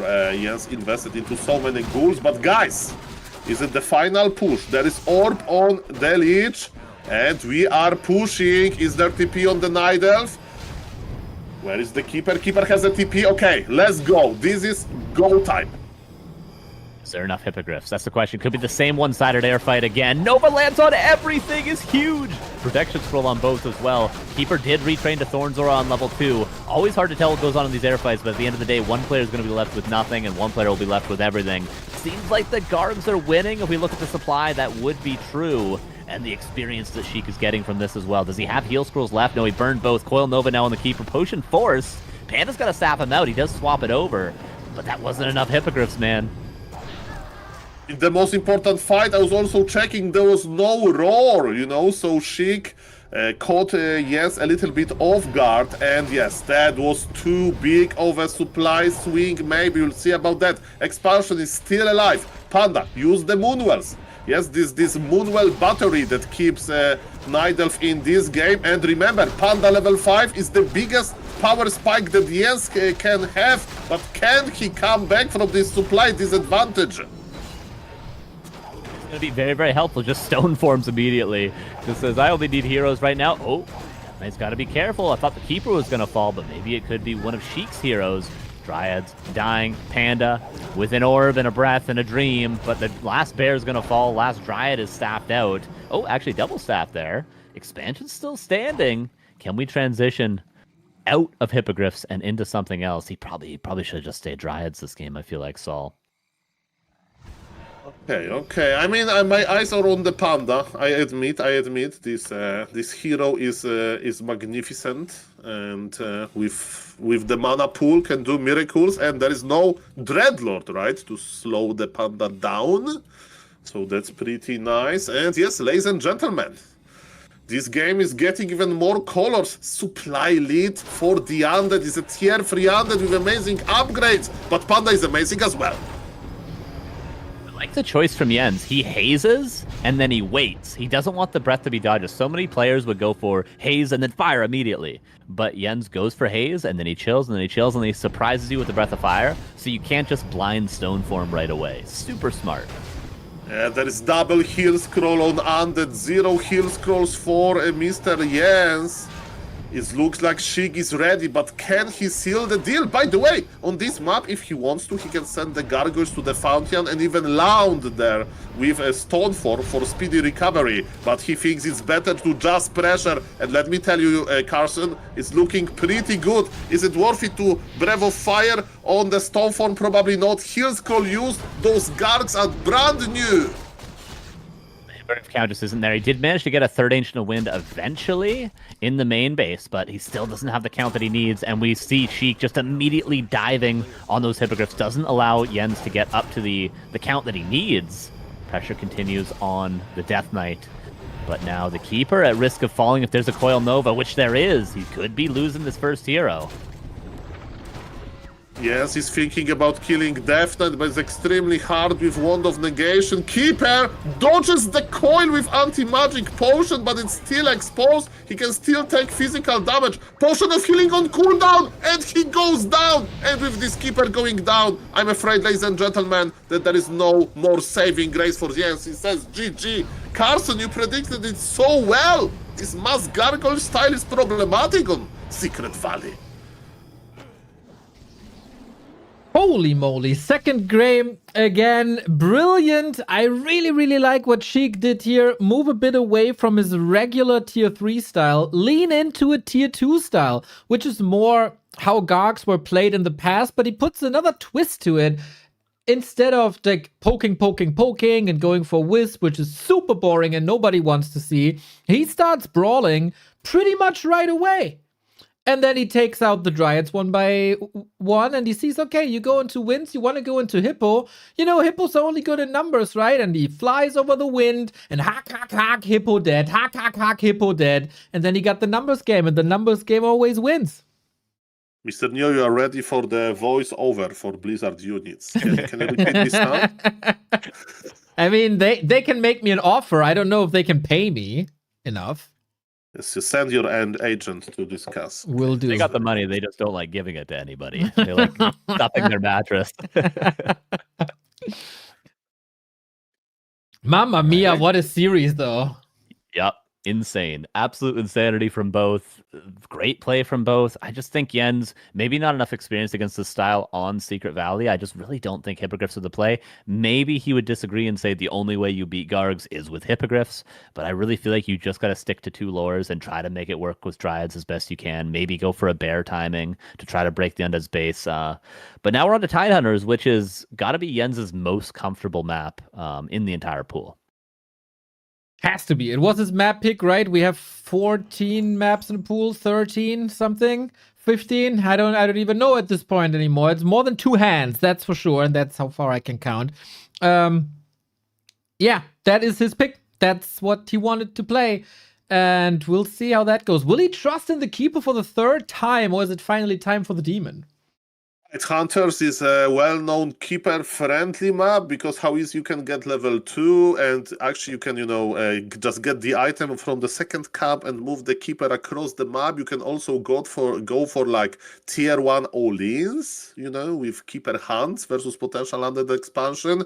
Jens is able to do both, and there is a easily accessible shredder on this map, so no more excuses if you want to play triple Ancient of Wind that Carson mentioned. Jens, no more excuses. I don't want to hear any excuses out of you, Jens. Well, Jens at the moment not at his desk, took a little break, coming back now. He's thinking about the gargoyles. And he's ready immediately. He heard you knew, okay? He's back. And the game is loading! Tidehunters, also known as Makrura map. The Makrura Prophecy. Jens, of course, watching your broadcasts as well. I know that. So he heard about that. So both should make an impact of going for that. Sheik versus Jens, the map for the winner bracket semifinal. Who stays alive with the 2nd life and who has to fight for survival tomorrow against the loser of Starbuck and Krav. That's not a lower bracket you want to be in. Only the best players left. And yes, ladies and gentlemen, let's enjoy. Tidehunters, you saw how good Sheik was on his map, right? Is Jens going to respond with exactly the same, right? Is he preparing something special? So far, I'm checking both players, and I don't see anything too crazy. I see standard build orders, Ghoul opener for the Undead, and Archer opener for Mr. Yes, the Night Elf here. The real question is, what is in the altar, Neo? That is a question indeed. And you said something very wise, and Sheik is lagging. Whoopsie. Hopefully that fixed itself. There we go. We've been in this series for 2 games, and it's easy to start thinking, well, this is Sheik. He plays Gargs. He wants to expand. I know what to do. But if we think back 1 week in the match against Elegant, all of a sudden, Sheik is in your base at the 4-minute mark. He's towering you, and he kills you in 4 minutes. That happened to Elegant. Jens must have seen the games and always has to have this in the back of his head. That's a good question, good thought, I mean. And Keeper, maybe that's why Jens is trusting into Keeper, because let me tell you, Neo, maybe I try to be a nice guy, but I tower rushed some Night Elves as Undead, and let me tell you, when I see Keeper, I'm like, this guy will summon so many Treants, even Dark Ranger can't life drain so many targets. I love how you always find a reason to bring up the Dark Ranger, just like it was with Pally Rifle in the past. Rip Pally Rifle. But yeah, very good explanation. Against the Keeper, you don't want a tower rush. That takes that play out of the playbook. That invites you to Gargs. Question is, can Sheik brute force his expansion? Both of you have said it. Tidehunters, very good for Keeper. It was the home turf of the Keeper. Very short rush distances between the 2 expansions. And with that, good opportunity to kill Haunted Gold Mines. Sheik is expanding, and Jens is pulling the Murguls. He's doing this for one reason, to stop them from using mana. In Warcraft 3, if you pull a monster, from a camp that is guarding for like full, there is some time duration there, they won't cast any spells anymore. And look at this beautiful creeping. Yes, it's unlocking level 2, but at the end of the expansion, good things are happening. And look at this, they're just going to meet in the middle, kinda. Death Knight is looking for some coils, for some skeleton kills, and it means that Sheik Ziggurat will finish without any issue. But now I see the bigger picture. Look at this expansion, Neo. It's like already there for the Night Elf. It's already growing. Add some water and blink twice, and it's going to be rooted at the gold mine. Let's see about that. Sheik, I don't know if he has the perfect idea if he saw that, but ghouls are marching across. He's very, very sure of that play. His own Haunted hasn't even started yet. He didn't go for Haunted. Look at Death Knight inventory. He bought 2 items. He bought gloves +5 and gloves of haste. Somebody stop this Death Knight. I said that this expansion is going to finish, but with those items, I'm a little bit more pessimistic. How much wood can a woodchuck chuck? If a woodchuck could chuck wood, that goes for the DK now as well, with the 2 claws in his hand. 3 ghouls, 1 skelly. That might just be enough. Our reigning champion in Jens is struggling in the early game. Champion is losing to some items, and you know what? You can give those items later to the Lich. Mamma mia, grande Madonia. But remember, Undead is not expanding, and Undead is not taking. Oh, the Keeper got surrounded with 3 units! What? Oh no! What an unfortunate situation. The DK keeps it close here as well. This gotta be the town portal, the deny even. Entangle, focus fire. He's trying to get out of there, but Frostmourne hungers for some elk meat. Oh my god! That was so close! Sonik is going to send a letter of congratulations to Jens. Like 4 HP in a pro game, thumbs up from Sonik. What is happening, dude? In a deciding game 3, we see plays like this. We're back to square one. We're 5 minutes in the game and we start our expansions. Okay, nobody's taking okay, I stand corrected. Sorry, yes, actually did tag, but yes, maybe he'll expand, or maybe he'll try to do some heavy pressure. We'll see about that. Okay, I'm still scared of those items. By the way, it's very important. The Death Knight has Staff of Teleportation. It means if you go for Entangle Surround, he can just go back. That's why Jens is more interested in killing units. Nice deny by Sheik, and still, he's right-clicking Keeper, and he can, of course, because of the archers are dying, and Jens decided to plant the expo in the worst time because he saw reinforcements from the ghouls, and I hope that Mr. Sheik internet is fine. And if I learned something from today morning tournament, mini Loliet camp, is somebody's lagging, pause the game. But we as observers, we sadly can't, I think. No, we can't. And this looks a bit more dire than the one before. Hopefully. Oh, he has reconnected. There is no feature like that on BNet, but let's see if he can come back. It's still clicking down, though. Ticking Mamma down. mia. Come on, Sheik, you can do it. You have great items. Oh no. Oh! The game has been paused? Okay, it's Thanks. only Warcraft 3 Champions technology. He should smash. Smash like Hulk. Minute, please. Okay, we can give him a minute, right, Neo? We are very happy that he's back, ladies and gentlemen. Yes, To of connect course, two of players course. from Chile and Russia. Russia is pretty big. So, yes, ladies and gentlemen, it's still a miracle. We are here. And, ladies and gentlemen, we can use a minus RTT technology, Mr. Neo. Present it to viewers. Can we, as observers? Yes, sir. You learn every day. Double T. Oh, yeah. Sheik with, A okay. lot of numbers. A lot of numbers, yes. Okay, 159 right now. Not Okay, ideal. That's how players, they are checking if somebody's spiking, you know, you just use this comment, and if somebody's spiking hard, they have like 2000 ping there sometimes. So they just need to wait a little bit, and Oh. yes, we need to wait for the worst. Maybe the internet will calm down. You know, it's sometimes you want to go outside and it's kinda raining and you're just lurking, and at some perfect point the rain will stop, you know, so that's my strategy. And then usually I say, I'm not going outside anyway. Let's play / stream some Warcraft. I was about to say the same, but I knew it would be coming from you. So Sheik is lagging again. Ay. Hopefully this is fixed now. We are holding hard, Neo. Nobody we are. dropped yet. Cheers to the weekend. Okay, what is this? It is a tilde, or how do you say in English? This sign that Sheik is. Looks like it. I don't What know. does it mean, Neo? Maybe he's just testing if the answer is appearing. That's true. Okay. It's more efficient than typing test. I guess so. Maybe we see there's some Cyrillic messages that we don't see. But time to thank some supporters, I guess. Thank you, Sonik, for 63. Young Fang, you've been an absolute legend. Not only today, not only this week, but I don't know what to say about you anymore, man. You're always here. You're always supporting. You're an absolute backbone of this entire channel. Big Delicious Sea Cow, thank you for the gifted sub. Metzka 69, we said it already. Ooh, boy, oh boy, oh boy, oh boy. At some point it has to get better. Thankfully, there's no clock running down, like a shot clock in basketball. We can stay on pause as long as we want. Yes, new players, they respect each other, they know the situation. Sheik wants to try it, and the game has been resumed. And the tournament admin was safe from making a hard decision. Well, I think the decision would have been regame once the internet is stable again.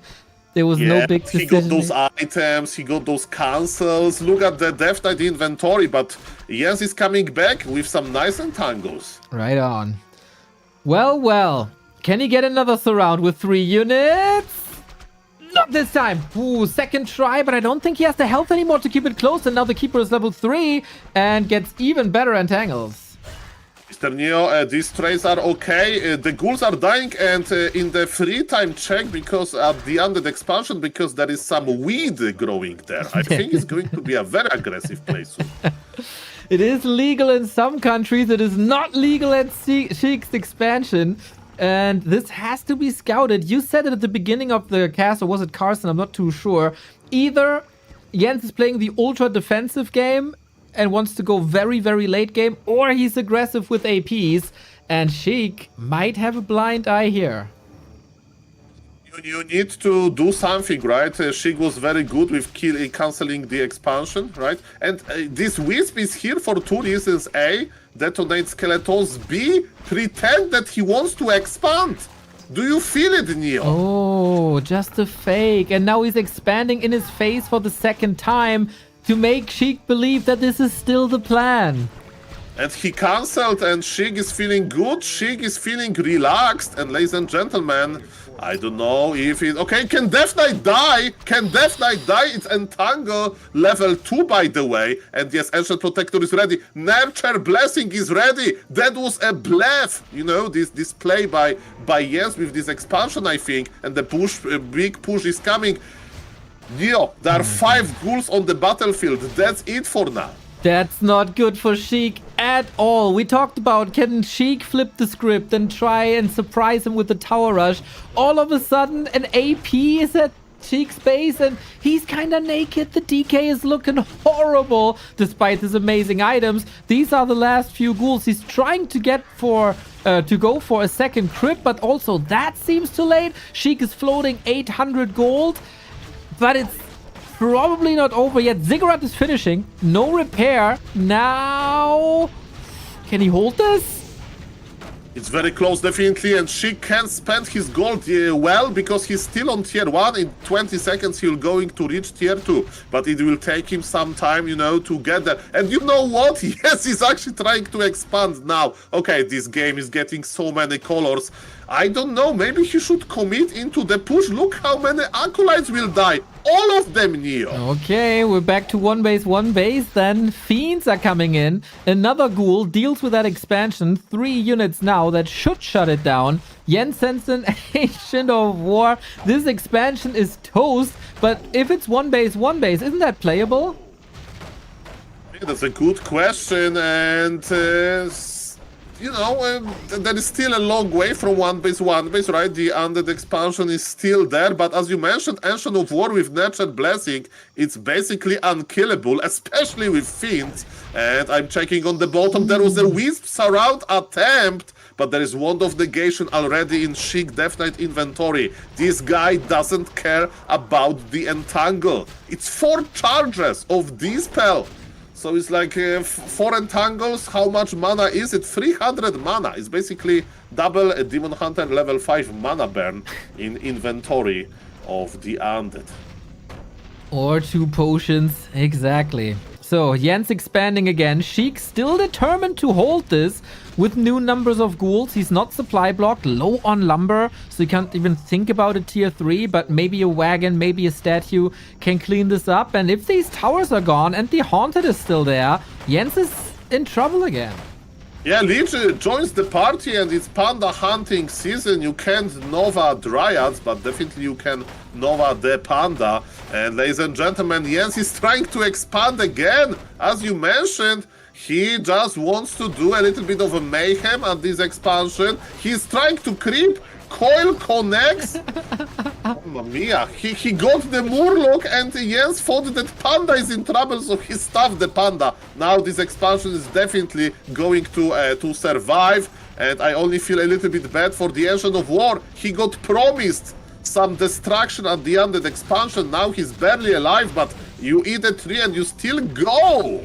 Over all this chaos, though, Jens expansion's finally working out as it seems. The DK and Lich are severely hurt, begging for a statue to arrive, but at the moment, Sheik is supply blocked for the first time because of the one Fiend that's coming in. The inventory is also getting emptier and emptier. Sheik needs a Ziggurat, but he's not building it. Yeah, but look at Sheik, he already has 5 acolytes back at expansion, so this is pretty good for him. 4 ghouls are joining us with 1 Fiend. Okay, Mr. Neo, I have bad news for those ancients yet again. Okay, the Lich. Oh, that was a big attempt to kill the Lich. Wait a moment, this Ancient of War is a hero, he deserves a medal. It's still regenerating. Remember, with Natural Blessing, you have more armor, you move faster, you eat faster. Ancient of War, can you survive? There is freaking Acolyte attacking it. Dude, is Jens secretly working for Greenpeace? Jesus, what? That thing soaked up so much damage. The Keeper has an Entangle ready. That's yet another kill. Maybe a double kill with the Breath of Fire combo. And this Ancient Protector also still lives. Jens is on 2 bases. Mamma mia, but yes, gold advantage goes to the undead for sure. The trades were okay, and yes, we are going into tier 3 direction. Yes, is behind a little bit with tech. I would say that still Sheik is ahead actually. But yes, what I remember is how brave this Ancient of War was. Shout out to Ancient of War. And shout out to For Whom the Bell trolls in the chat saying, Jens, we can.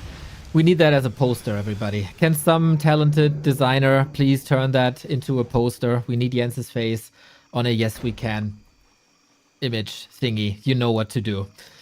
Mamma mia! No Gargs. This time Fiends and Destroyers. A more like usually when you play Fiends Destroyers you against an expansion you want to hit an 11-minute 30 timing.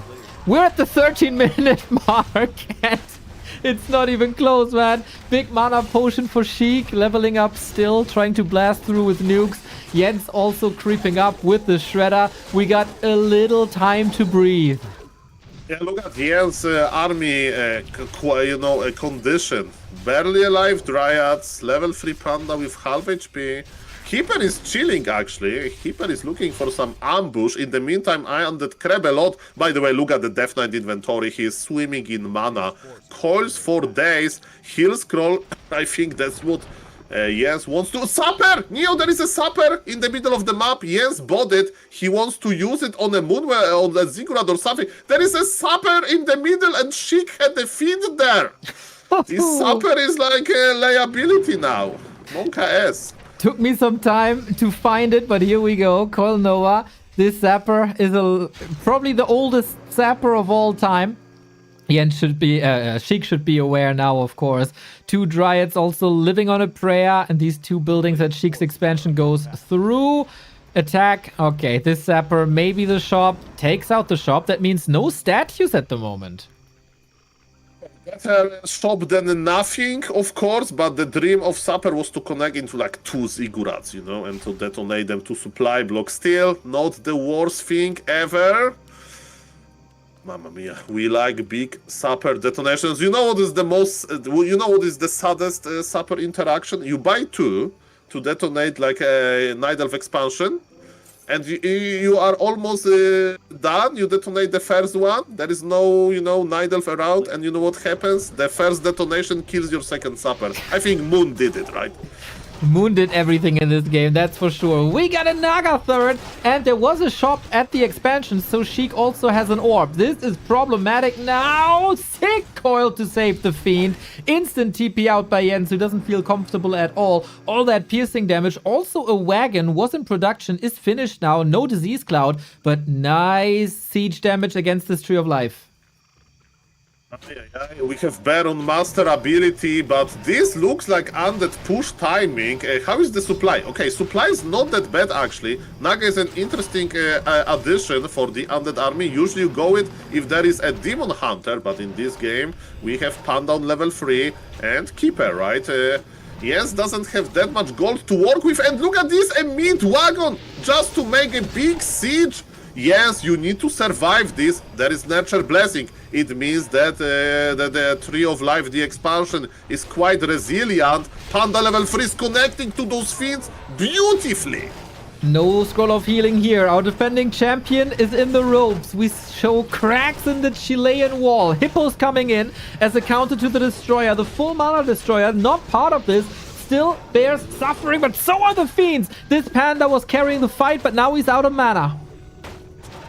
Yeah, even Destroyer was in trouble. Undead units are in panic. They were promised easy push, easy timing, and in reality, they met, yes, what they expected. But yes, Death Knight is swimming in mana and he's healing some units. But man, Jens is alive. Supply favors undead. But again, 3 fiends are at low HP and they can die very quickly. And Jens has Moonwells, Jens has Wellspring, Jens has all of those good things, and he's already prepared with his Ancient of Wind. And Sheik is going back to his late game scenario. He's going to creep a lot, but again, yeah, there is no Dreadlord for sleep, there is just a Naga.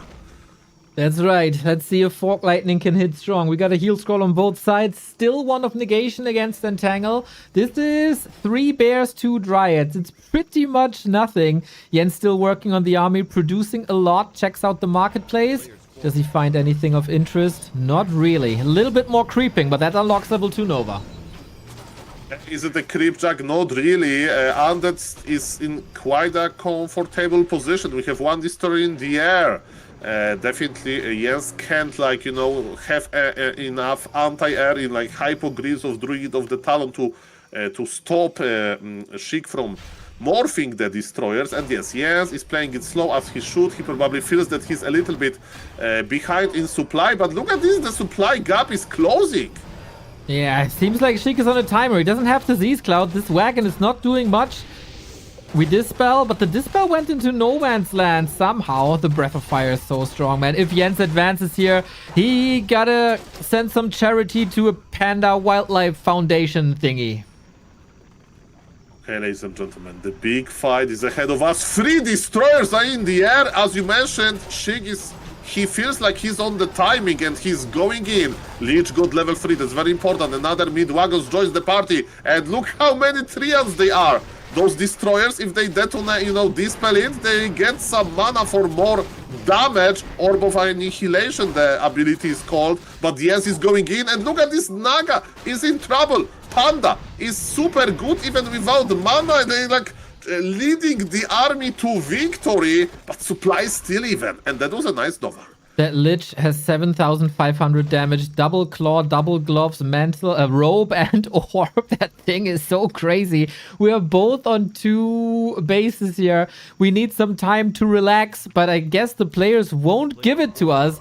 Jens has weathered the storm. Sheik has weathered the storm. We have an established 2 base. No, who got the better late game?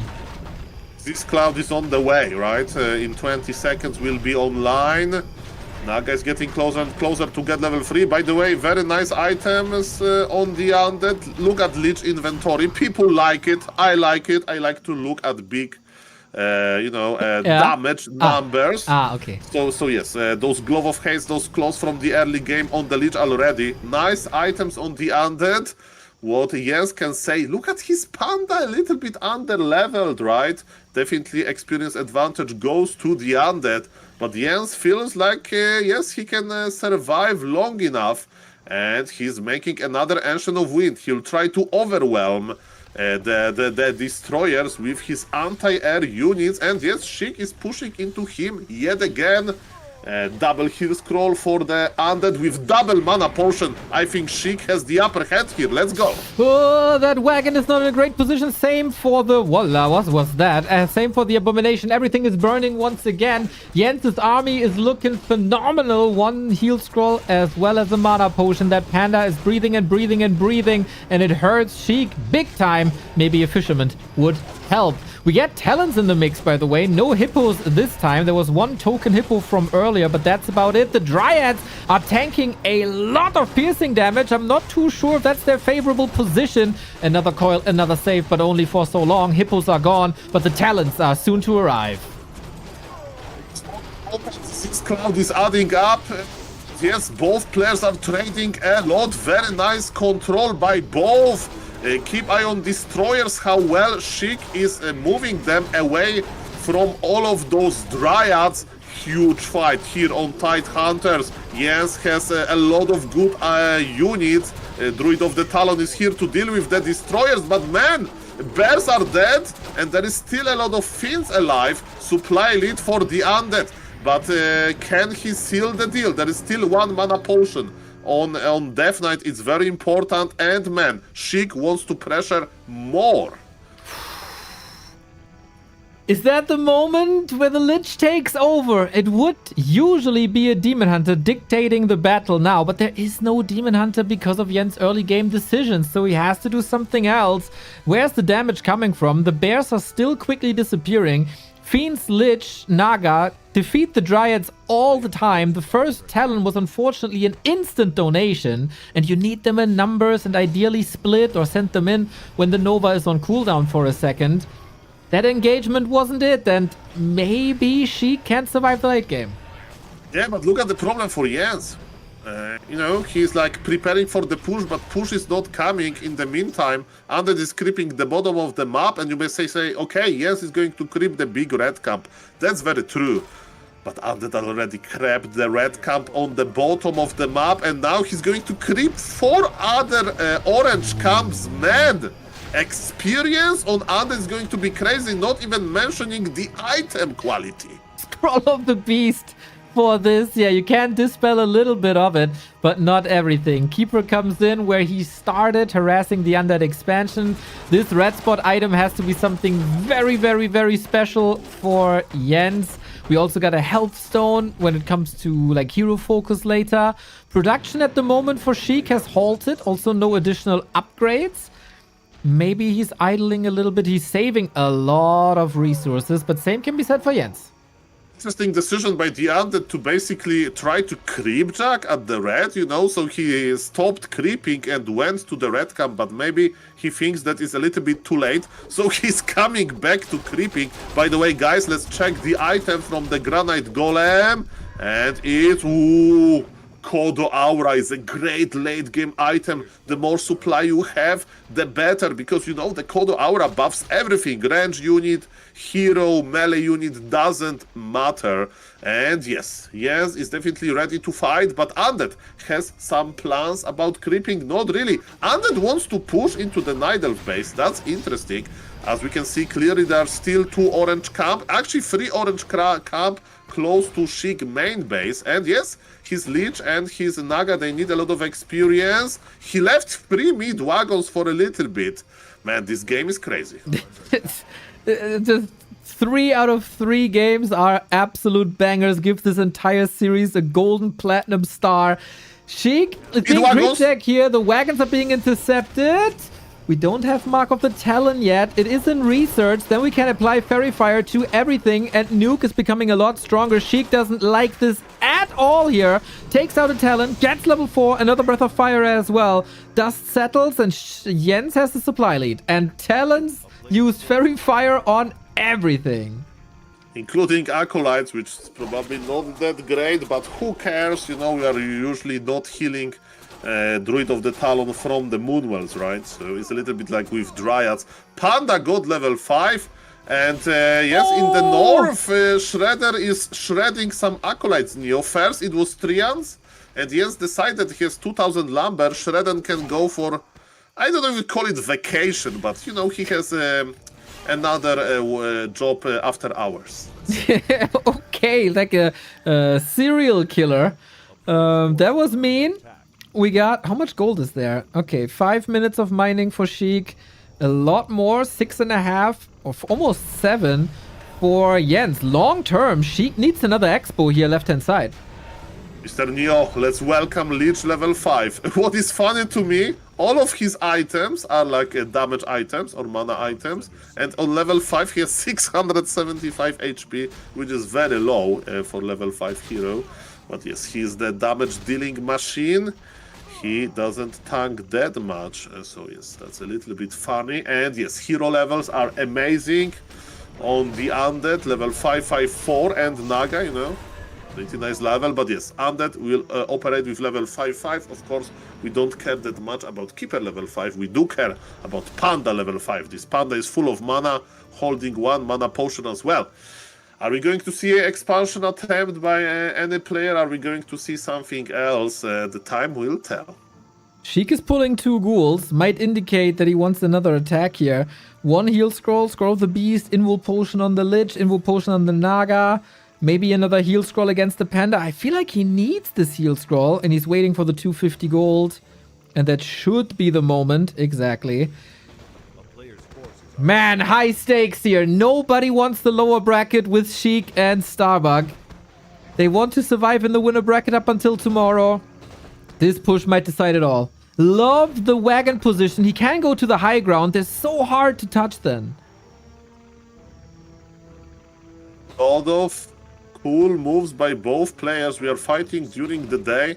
Just casual 27-minute long game. That's pretty funny. Okay, ladies and gentlemen, the big fight will start. This Lich is a machine gun, basically. Where are destroyers? We need them now. Look at all of those anti-air units. Who is going to trade better? The first Breath of Fire was amazing. Undead is trying to go for the Panda. Eyes on the Panda, but Panda is going to crawl to the Moonwells. Panda on 85 supply. The hero focus didn't work. And you know what? If hero focus on the Panda, Panda is healing again. That was a big blunder in my opinion.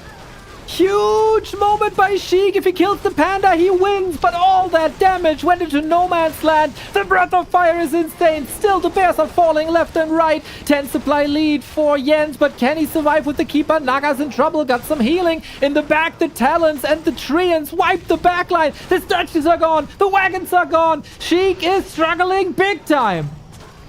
Mamma mia, grande Madonia. Undead is still thinking about the hero kills, but Naga is dead and level 6 on Keeper. Ladies and gentlemen, Jens did it from super behind kinda position into pushing this expo, and now he got a win. And again, there was the attempt to kill the Panda, but Panda was surrounded by the Moonwells. Who knows? Maybe if Sheik would go to the to another expansion and try to kill it, maybe it's going to be a little different because there is not that many Moonwells back there. But yes, he decided to push into the main, and he almost got it at the end of the day. Like The Saleh W Jens. goes to Jens. Now you put Saleh Jens into a cup. He Oh, becomes it's a disappointing end. Disappointing end to what an amazing series. I feel like it's a little bit, can I say it? A little bit of a throw there from Sheik at the end. He had the fight set up for him with the hero levels and the items. He forced 2 Novas on all the bears and lowered them. And then he just let all the Talons fly past his fiends without webbing them. And they eventually killed the Destros, then dropped and killed the wagons. He went for the Panda. I thought maybe he thought it was going to be an easier kill than it was, but unfortunate. Very sick series though. I was thinking during this last game, like if I had to show somebody that wasn't into the game one series from this game to get them into it, I think it would be this series. At least from the games I've watched in the last year or so, that was very, very, very entertaining.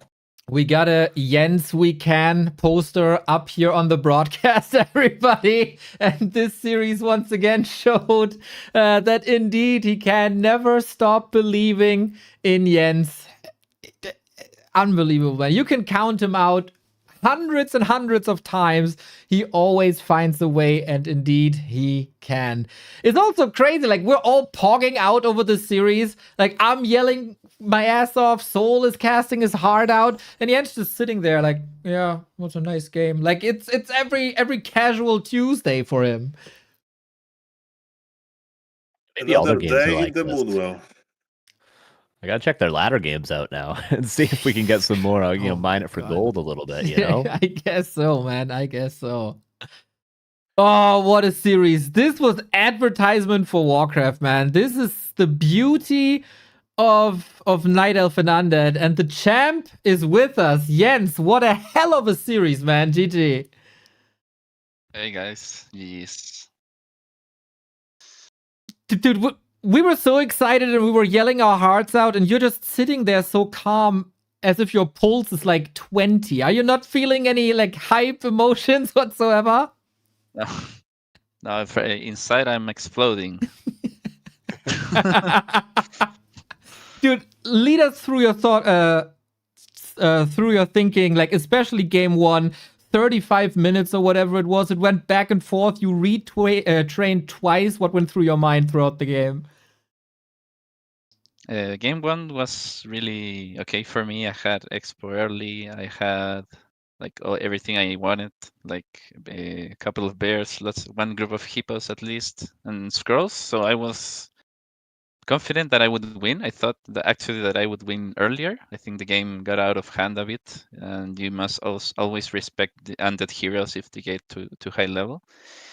And I was way too cold. Like here it's like warm now, so I'm not like super covered up to play.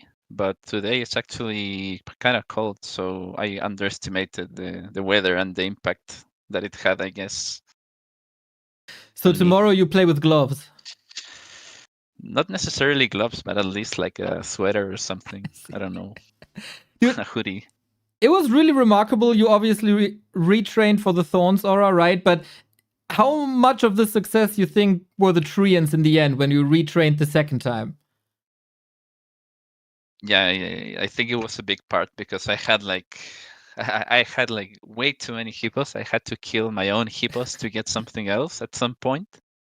So I knew returning to treants was a really good decision. He was relying a lot on Wand of Negation to dispel. So yeah, I think in the big fight, I think the treants actually were super useful. So I have a huge dispute with Remo. We always talk about it. I say Keeper is alright. He says Keeper is garbage.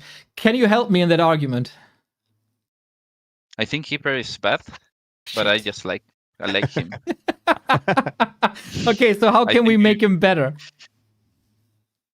I mean, it's super hard, of course. Maybe like lower mana of treants or whatever, but maybe that breaks the game. I would say that we just need to test stuff like PDR, whatever, until something better is achieved, because Okay. Keeper is not in a good spot currently. And yeah, I mean, if I go the H, that's the thing. If I go the H, I just have like different kind of difficulty in the games against Sheik. So I knew like Keeper sucks, but I know where the game can go with Keeper better, I think, than with DH.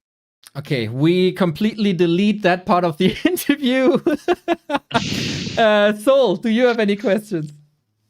So I would just like to confirm, were you like a little bit scared of some tower rushes? Sheik won versus Elegant. You had the game tape, right? With those like Death Knight run-bys, maybe even with the tower rushes with Dark Ranger. Do you think that Keeper is the safer choice versus early game aggression? Yeah, I mean, Keeper is better, and I'm really confident with Keeper against any cheese. But it's like, well, it's like same thing against human, right? If they go DR Tower Rush, if you go Keeper, you have a way better chance than DH. But with Keeper, you are like worse against everything else that human can do. So I think I just wanted to have an earlier, I mean, a safer early game. That's why I prefer the Keeper. But in general, I think there are better choices. It's just I just love Keeper. I wish I could we could buff him a bit, maybe like attack speed or whatever, anything really. Perfect. And my second question about map number 2, because we had a lot of discussion here on the cast that the biggest problem in general may be the lack of Goblin Laboratory, like on Secret Valley. Because Carson and Neo, they spoke a lot about having triple Ancient of Wind in order to counter gargoyles, right? And without Shredder, it looks like you need to have a lot of Wisp, the Wisp called Gold, that they take the supply. Do you think game number 2 was okay, or it was like kind of hard to win versus Sheik on a map where he can go gargoyles and there is no Goblin Laboratory for Shredder? So I think the hardest part in game 2 was to actually creep my expo, because he was on top of me the entire time.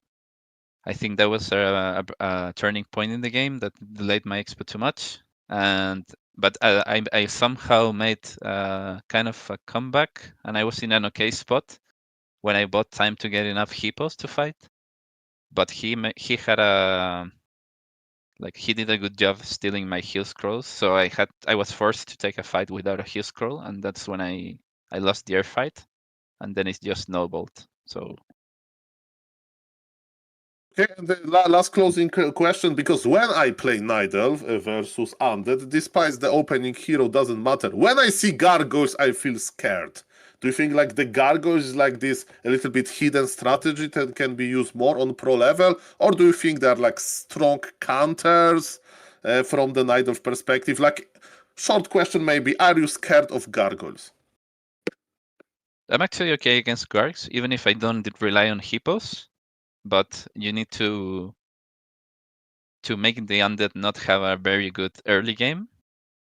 Like try to deny some acolytes, maybe take out some ghouls, like have him like use crypts for more ghouls instead of just getting guards from the beginning of tier 2, right? So you just need to keep them busy, I think.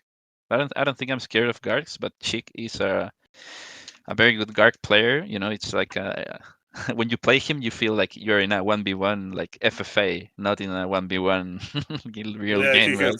he has this FFA experience. Perfect, Yeah. Mr. Jens. Thank you for those deep answers. And yes, amazing, super close series. A shout out to both of you and Sheik, of course. Congratulations to being in the, to going to the winner bracket. And yes, I'm excited to see more of you tomorrow. Thank you. Thank you, guys. Yes. GG's, dude. GG's. What a legend, man. I'm such a big Jens fan. It broke my heart to see Sheik go into the lower bracket, but he's also such a good interview guest, man. His answers always make sense, except his opinion on the keeper. Like, either my audio was a bit distorted there. I don't really know what that was, but good answers, good insights into a great RTS mind. Definitely And a very, very you smart went to player. the source and you got your answer. What do you want else you want? You went to the keeper guy. Yeah, I'm not happy with that. You need to ask Moon now, I guess. It's the next logical step. No, it's okay. If Jens tells me that, I accept that opinion. It's all right. Maybe we should ask Hazy. Gotta ask the random players. We ask Starbuck, we ask Hazy what they think. Unbiased players. We'll see what we do. Speaking of Starbuck, we got a game coming up, and Carson, you've been you did very, very well and did the map picks and bans already. I need a little bit of time to tell people how amazing W3Champions is, if you don't mind. So if the players want to grab another beverage or so, that is still a couple of minutes here, because we told you everything about W3Champions as a player, but what if you're not a player, rather a viewer? And what if Soul Apeman, Neo, Remo, Carson aren't online?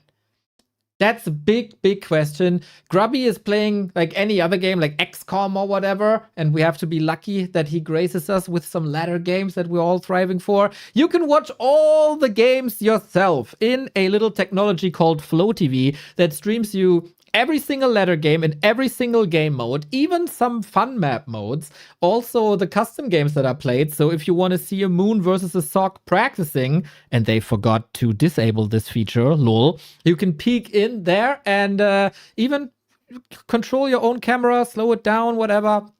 Very, very, very cool. Also create some casts with that. As Soul mentioned earlier in the cast, all the replays are available on the ladder as well. All that with a little launcher. It's like, I don't know, 100 MB or something, can be downloaded easily from everywhere. And it's getting better and better and better. There's been time recently between the seasons where I think we got a patch 2 times a day because so many things were updated recently. There's a new section now. Chat has been improved. If you're a Patreon supporter, you get a little icon and your font is a bit more recognizable, etc. And of course, we got the season finals. But now you ask, how can I be part of this freaking amazing team that helps Warcraft 3 so much? And the answer is relatively easy. You go to the Discord and you reach out to Faro or Kovacs or anyone else there in the admin section. For developers, we need people that can do C#, .NET, React, Rust, TypeScript, or Node. We're always looking for social media people, graphic designers, or UI, UX designers. But in general, if you have any kind of skill that you think might benefit this platform, this community, if you have a little time on your hands that you want to use, we're always looking for helping hands. Reach out to the people in the W3Champions Discord. The link is on their homepage. And then maybe we can make this even better. I personally would still love an achievement system, for example. Kill 5 night elves with acolytes only challenges, something like that. Or the automated tournaments, or whatever you can think of. Still, there's a lot of freedom to use W3Champions as your playground, and maybe you can help them out. And of course, financial support is incredibly important as well. We told you before, 50 servers don't pay themselves. The support for that on the right-hand side. The best, of course, to go for a Patreon pledge where you get some special icons and some privileges here in chat, etc. You can do a one-time donation with PayPal or Ko-fi. If you got super mega rich with crypto, I don't know how that works, but you can just throw it at them if it's Bitcoin, Ethereum, Litecoin. And if you're tuning in from China, your support means the world as well. You can contribute via Alipay and WeChat. And a wonderful, wonderful company that helped us out with the War3Champions finals is not affiliated with War3Champions, but affiliated with Warcraft 3 because their creator comes out of the War3 community. Soul Glider has an app called Umi, the language learning app. 5 languages they want to teach you: French, German, Japanese, Korean, Spanish. Tons and tons of words, obviously, to learn. And they all tell you that not with like dry, stupid vocabulary tests where you just look at the words and learn them one by one by one. They put it all in context of little TV scenes, TV, movie, anime sections. And so it's a way more playful way, a way more entertaining way to learn one of these 5 languages. I did it with German. Ich rede flüssig Deutsch, wie ihr jetzt hören könnt. Das ist alles nur wegen Umi. Ist nicht, weil ich da aufgewachsen bin oder so. Das ist einfach der Effekt von Umi. Und das ist natürlich jetzt das beste Beweismittel, wie toll diese App ist. It's available on Google Play and the App Store. And our link, !Umi, helps us a ton as well, because it shows the wonderful people that the Warcraft community is seeing this and is listening to what they say and are trying this out. The base version is for free. Everybody can try it. Then there's, of course, some premium perks as well that you can unlock if you want to. So Spanish, German, Japanese, French, South Korean. If you're interested in one of these languages, Umi is your friend. All right. Lots of languages, so many words, the best languages, lovely languages, lots of words in all of them. It's impressive, Mr. Neo. Other tournament organizers, like for example, Mr. BBC, would be proud of you. Well done. Well said. I agree with everything, even in this part in German that I didn't understand. Yeah, it's very good to agree with the boss, Soul. You're doing very, very well. Sonic. Yes, sir. Sonic, thank you very much for the 300 bits. Also, Freakzilla for cheering for Jens.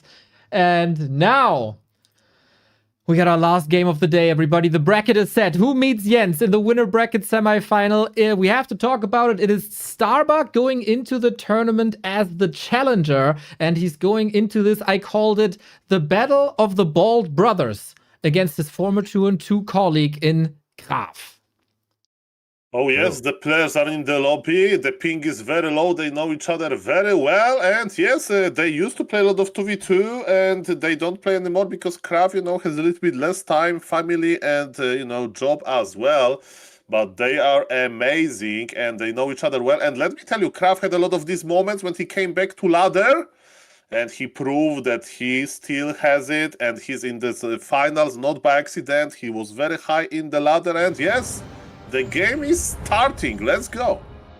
Alrighty, I thought Starbuck was a little annoyed that I took so long to do the ads and stuff, but okay. Oh, Mr. Neo, the ad breaks need to be at some point. It's not even ads, it's just truth, Exactly, but I saw the ... Don't worry, just a little bit of a cheeky mood. And who is casting? Because I was so obsessed with the last game that I actually forgot. I think what you day and... is it, what time is it, and what is going on. You and Carson, right? Let's go. Take it away. Okay, ladies and gentlemen. Mr. Carson, we have a little bit different matchup today. I don't see any Night Elf. Night Elf, yeah. Human versus Undead. Also a very exciting macro matchup. Something just happened in Krav's base. I saw it as well. Okay. He cancelled a building. Ladies and gentlemen, there is no way that cancelling a building makes sense. Maybe Mr. Krav is a little bit not warm up, but don't worry, guys. Don't worry, guys. A small mistake at start. And yes, Starbuck is an amazing human player. And let me tell you, Human versus Undead got a little bit easier after the Ghoul nerf. Am I right, Mr. Carson? How do you feel about the Ghouls as a fellow Undead player yourself? think they're pretty good. Many people talk about ghouls like in terms of their stats being bad, but obviously both human players and undead players know that the strength of ghouls and footmen is nothing to do with their health and their damage. It's all to do with the utility that they provide. It's all to do with the fact that, ghouls' HP is more or less free. You can damage them, send them back home, transfer them out for healthy ghouls. They can sneak into all the crevices of every single base. So they have a lot of utility. They're really good at surrounding with aura, stuff like that. It doesn't really have anything to do with the amount of damage, that they do. So ghouls still really, really strong. Krav builds a necropolis now. He does know we could have restarted the game. Both players with a little bit of mistakes. For example, now Starbuck pulled all of the militia in his base for no reason, so he just misclicked there. So guys, don't worry. There are two goats playing versus each other, but they listened to all of the ads. They were thinking about which language to learn from Yumi.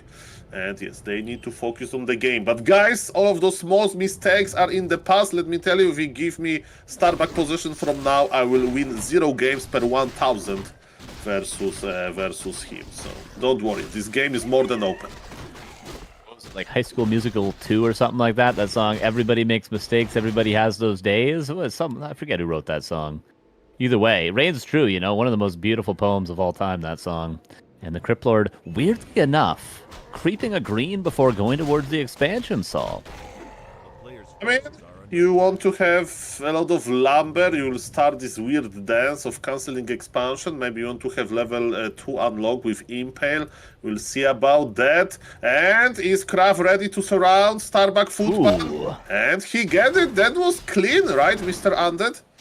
Very spicy. Very difficult to do that. He has a lot of units, of course, but footmen are very squeaky to get out of surrounds. So that's nice from Krav. A bit more experience, and now he'll go for his expansion. And now Starbuck just continuing to creep himself, trying to get closer to level 3. We'll take this and the next Murloc for him to get level 3. Oh yes, and I'm checking the buildings. Where is the Acolyte at the expansion? Okay, Acolyte is joining us. It's a little bit late, right? We want to summon Ziggurat. We want to summon the Necropolis, but is Krav taking? Krav is taking Carson. It's not an expansion play, it's one base, and he's going to try to kill Starbuck Expo. One base undead. I kinda like it. That's something spicy, that's something different.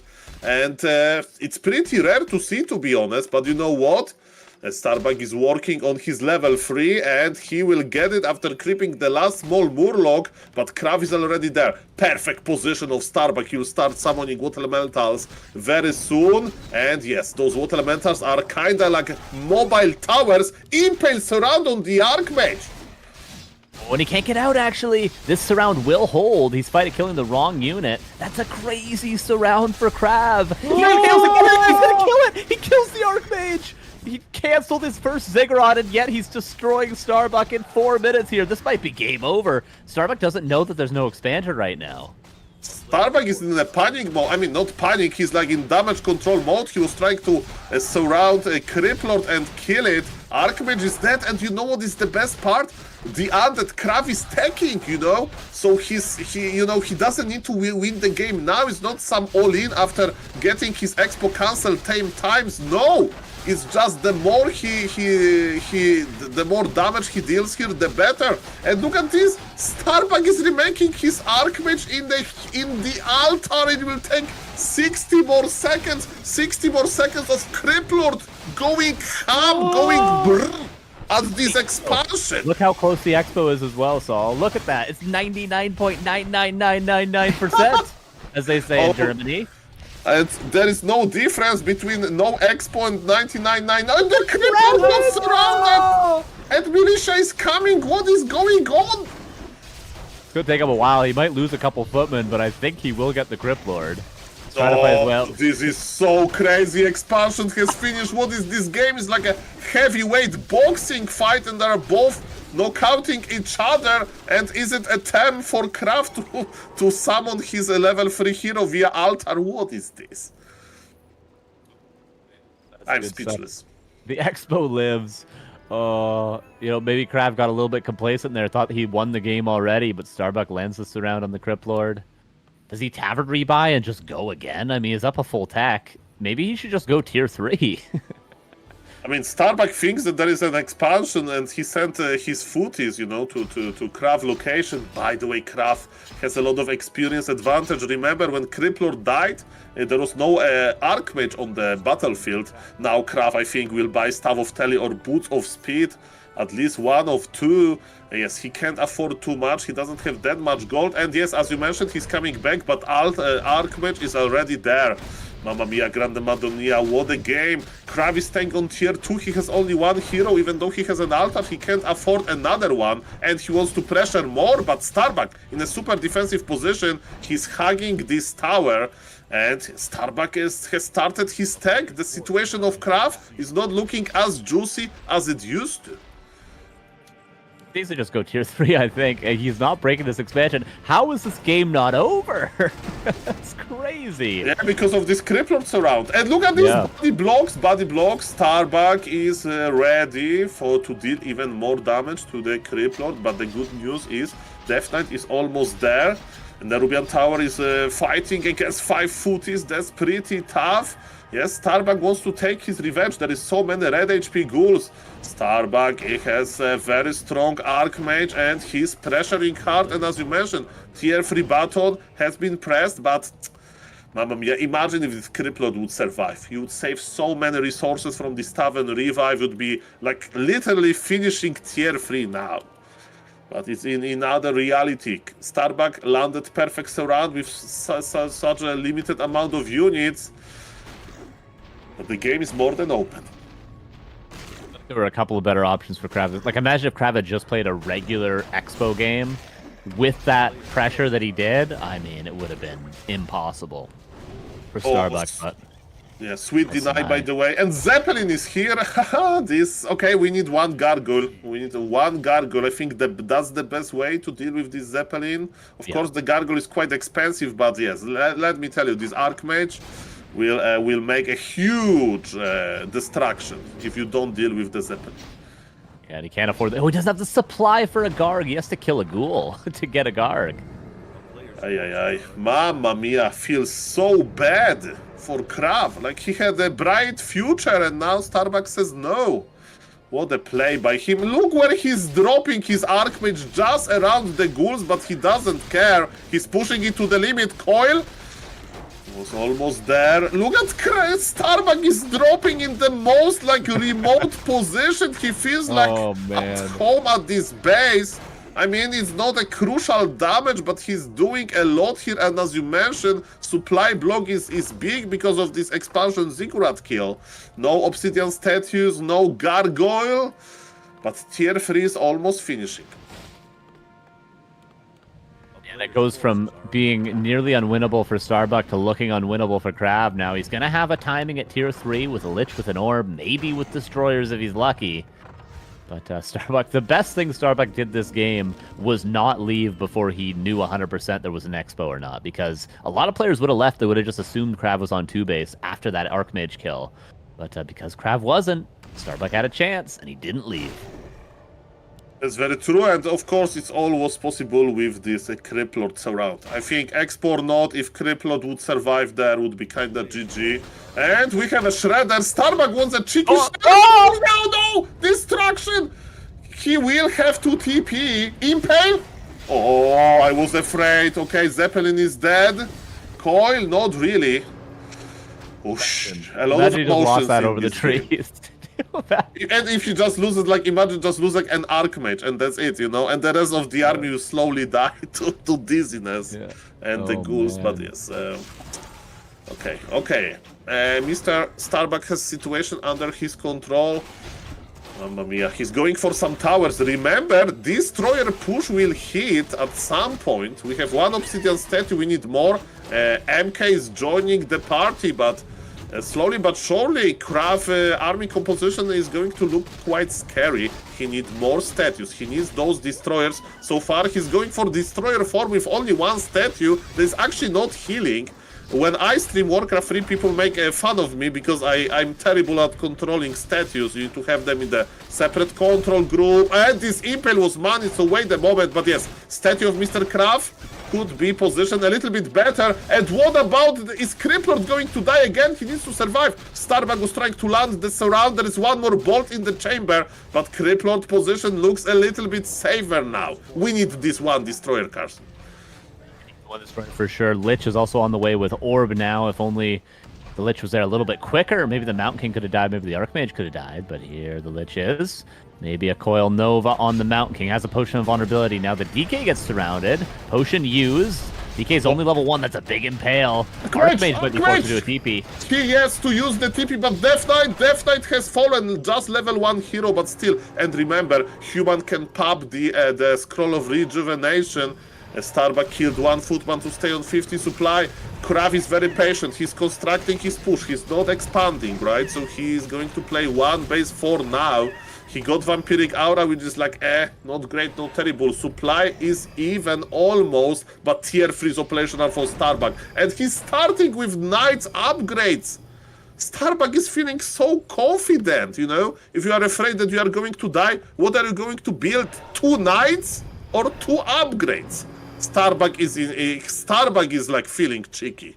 He's not afraid of dying. He has the game under control. Nobody goes for Sundering Blade. It's so expensive, but you can afford it. Especially against no fiends, Sundering Blade is pretty funny to get this quickly. But he doesn't want to break upkeep just yet. Paladin is now out. And Krav, the timing that he did have, I think, was lost a while ago. He's going to have a second statue with Destro form now. It's Mass Air. There's going to be a lot of flying machines, so I'm a little bit afraid for Mass Air here, without a Dreadlord especially. I mean, I'm going to be afraid because of the supply disadvantage. That's pretty it's going to be very, very visible soon. Imagine a Sapper, double Sapper here, maybe to kill the Expo, but of course it's quite impossible. We need destroyers to kill the towers. We need their magic damage. Can Krav kinda outnumber gyrocopters? We'll see about that. This is the push, right? If Krav can't kill this Expo, if Krav can't win the fight, he will leave the game actually, but man. Starbuck did a lot of impressive things. This game can he just finish it? We'll see about that. Actually, think about rebuilding workshops, especially if Krav is going to focus this much attention on killing them, because of course, if there's this many flying machines and then he pops 3 Destros, he'll win the air war. So now he's chain morphing Destros. Nice micro on the flying machines. That's one thing people don't do enough. You can continuously micro them because they're so fast. It's very true. Very patient play by Starbuck. He has Staff of Preservation on his Archmage. And yes, the big fight is here, guys. Don't blink. Maybe there's not that many supply, but yes, his undead dies. Here is GG. Destroyers are in a terrible shape, but gyrocopters are dying as well. Coil misses on the destroyer. Heal scroll used. Wait a moment. Krav is still fighting, but Carson does. There are 3 knights on the ground, and they are kind of dominating. Destros did win in the air, but just barely, not dominant enough to actually be able to deal with the Knights now. DK is surrounded, GG is called, and what could have been a miracle 1-0 for Krav falls in the end the same way we expected at the start. Damn, what a match though. What a start. Like the first 4 to 5 minutes, it's like a Michael Bay movie. Thousands explosions, lots of heroes dead, and then the tactical genius of Starbuck shining through. Surround? Huh? Surround. Surround. Surround shining. That's correct. Yeah, that's that's also the key to victory. And man, and what about dropping Archmage at red HP inside of mass funny. ghouls? Yeah, they're having some fun, it seems like. That was the both these highlight guys. for me, definitely. Yeah. And yes, I am the one who knocks. We need to put this in a clip. Mr. Art of Warcraft. Just do a clip. You drop red HP Archmage into the ghouls and put I am the one who knocks. Quote from Breaking Bad, and easy 1 million views. And Breaking Bad Warcraft 3 collab is coming soon to Battle.net. Soul, I need you as a Jesse social media Pinkman. I need you as a social media advisor. I will play Jesse Pinkman skin on my Dark Ranger. No, I mean the female character. Skylar White Dark Ranger. Okay. Yeah, that'll be really popular. I have no idea what you guys are talking about, but that's fine. It's Warcraft time. Starbuck struggling a little bit in the first 4 minutes after also a little bit of a gift by Krav. Let's not forget, he cancelled his crypt, by the way. Yeah, at the start of the game. At the start of the game. So if that doesn't happen, how's the early game gonna look? We'll see, man. There's so many variables. The favorite is Starbuck. He blows ahead with 1-0. Krav shows he's here to play, and he is able to threaten Starbuck at least a little bit. Let's see if he can do it one more time. Leaves a great macro map, of course, easily securable expansions for both players, but tends to get very, very messy, very aggressive quickly because of how close the expansions are towards the center of the map. So we'll see. Will Krav actually go for that Crypt Lord Expo this time? Or could he play like a Sheik style? DK Ghouls is not unheard of on this map. Yeah, also some cheeky plays with the Dreadlord are possible. Lich has made a resurgence, and during the DreamHack times, Krav was the self-proclaimed Lich King.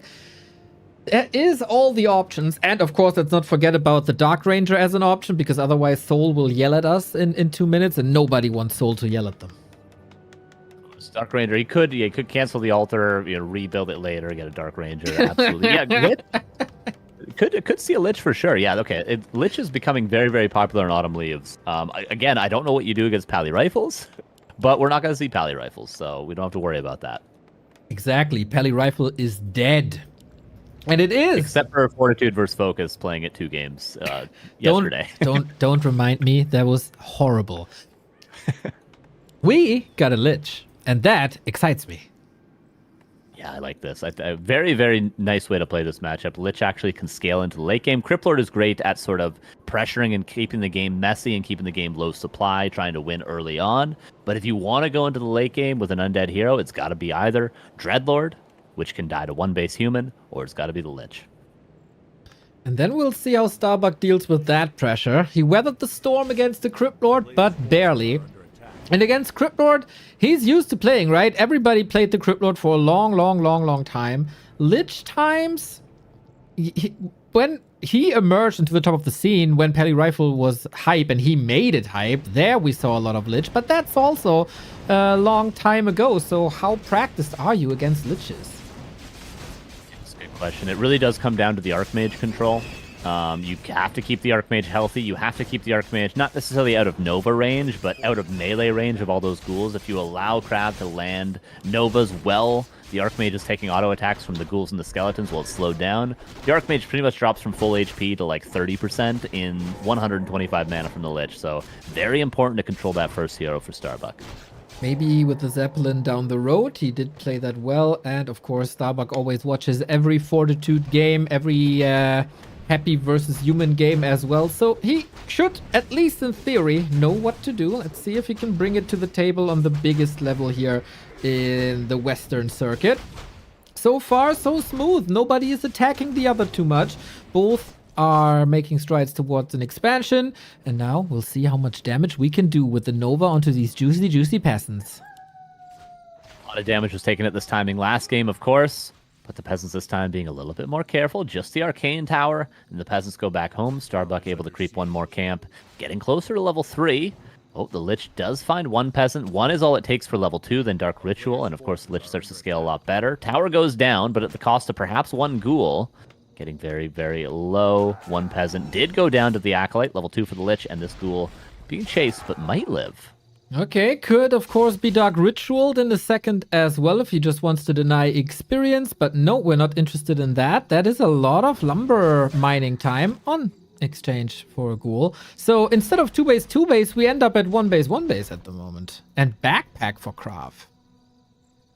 Maybe he wants to bring in some more Rod of Necromancy, or maybe even split creep with some ghouls, sending some ghouls to defend the expansion now, as Boots of Speed for the Lich is going to be crucial. Split Militia creeping. Archmage will get level 3 here. Thanks to that ghoul kill, actually. If he hadn't have gotten that, he would not have leveled up. And maybe we'll see a tech from Starbuck. 1-base rifle push, huh? He was quite a fan of that as well. In general, strategic variety has always been one of his strengths. Big time out leveling from Archmage to Lich, but no, he called the boys again, and also Krav is expanding. So it is still 2-base, just a little bit delayed. Staff Teleportation, I think, might be the main way to get the Goldmine cancel. Archmage actually sneaks by the Lich and confirms the timing with the Crystal Ball. I think this Archmage alone will be enough to get the cancel, but Starbuck continues to go for his expansion himself. Ghouls sneak into the main base at the same time. Was about to say, the expansion was supposed to come up, but he sends the peasants back. It's only an arcane tower that doesn't do much, and the peasants are still hurt. So, yeah, he cancels the expansion. Hopefully, Krav has the multitasking to click the button to cancel it. No, he didn't. Ooh, that hurts. No lumber, no gold for another expansion. Krav has to do big-time damage now. Far pretty good. At least, 4 or 5 peasants going down so far. First ghoul of this pressure finally falls. And there is not another Nova currently, and Arcane Tower correctly focuses. And Starbuck continues to be aggressive, realizing maybe Krav wants to re-expand. Both players on tier 1 for a while yet again this game. Ooh, that should favor the Archmage player with the summons, but not if you lose your entire economy. Backpack is paying off with new skeletons summoned. It feels like Starbuck has this under control, though. Feels pretty cool under pressure now, just killing the Nerubian, microing his militia back at home. There is a lot of ghouls to be pulled for Krav, and he's going to try to defend here. He's going to bring Acolytes to repair, but he just barely doesn't get it. Actually, Starbuck decides to not finish the Nerubian. A big mistake, I feel like. Ooh, and he's getting caught there as well. Maybe a chance for another surround force to TP. Both have boots. He's kind of blocking himself a little bit. Damage threshold. Archmage kill. Krav back in the game. Starbuck with a mistake there in the multitasking. There was a lot going on. He did actually manage to kill every ghoul in his main, though. I think that I see 3 ghoul corpses all on top of each other. So I think he was microing against that, and Krav forgot about his ghouls but killed the Archmage. So there was an exchange at the end that favored the undead player. Archmage immediately back from the tavern. Oh man, it's Archmage Easter here. Lich is now level 3, of course. Very, very vicious Novas. Gotta be careful to not get caught there again. In the meantime, he's preparing his second base. Krav still doesn't have the resources for an expansion. He continues to build Acolytes, which is an odd choice if you ask me. But he seems to be determined that an Expo is where it's at. Ghoul scouts that Starbuck is still going for an expansion himself as well. Ghouls died to peasants there. But that is good information to have. Archmage has to be careful. This is where spacing is very important. You cannot eat a Nova level 2 or else the Archmage literally has to run around the map for the rest of the game. Use it on the Footman instead. It was too juicy of a clump to ignore there. Exactly. That's 1 footy down already. And maybe some follow-ups. Dude, if he saves all this, this is one of the most juicy, we use the word juicy a lot, region scrolls that I've seen recently. It'd have to be a heal scroll, though. No shop yet. He's only building it now. It will be nice, though. Oh, he canceled the goes expo. for the cancel. Yeah, he canceled the expo. Interesting. Now he's canceling Krav's expansion again. Is there finally a tech? We'll see. Almost a surround, but he couldn't close it. No mana at the moment. Eats the skeleton now, but still not enough. Unfortunately, maybe should have ate an Acolyte that was full HP. We'll still get a couple of Footman kills for his troubles. And Lich, of course, on level 4 is when he really starts to carry, because more or less infinite mana on level 4 Lich. So that's what Krav is heading for. And the fact that it's still tier 1, Krav doesn't have to worry about late game Griffins, late game Knights, anything like that. He just needs to focus on his heroes and keeping the game messy, getting experience. Damn. And also, Lich almost caught the Archmage, forces him to a TP. Water Elemental caught here. There is enough damage to get it done. And that is level 3.5. Lich is on a mission. Oh. Can he reach? Oh, he got him for now. There's boots on the horse. Another bit of chip damage. Healing the knight, of course. But there's an extra. Oh, chasing. Yeah, healing up now. Ghouls. Cutting him off. There is not really enough mana to Dark Ritual. Maybe a full HP ghoul will give him enough for another Nova.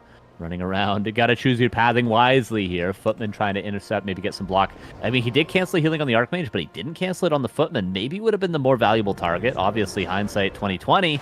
Lich comes in.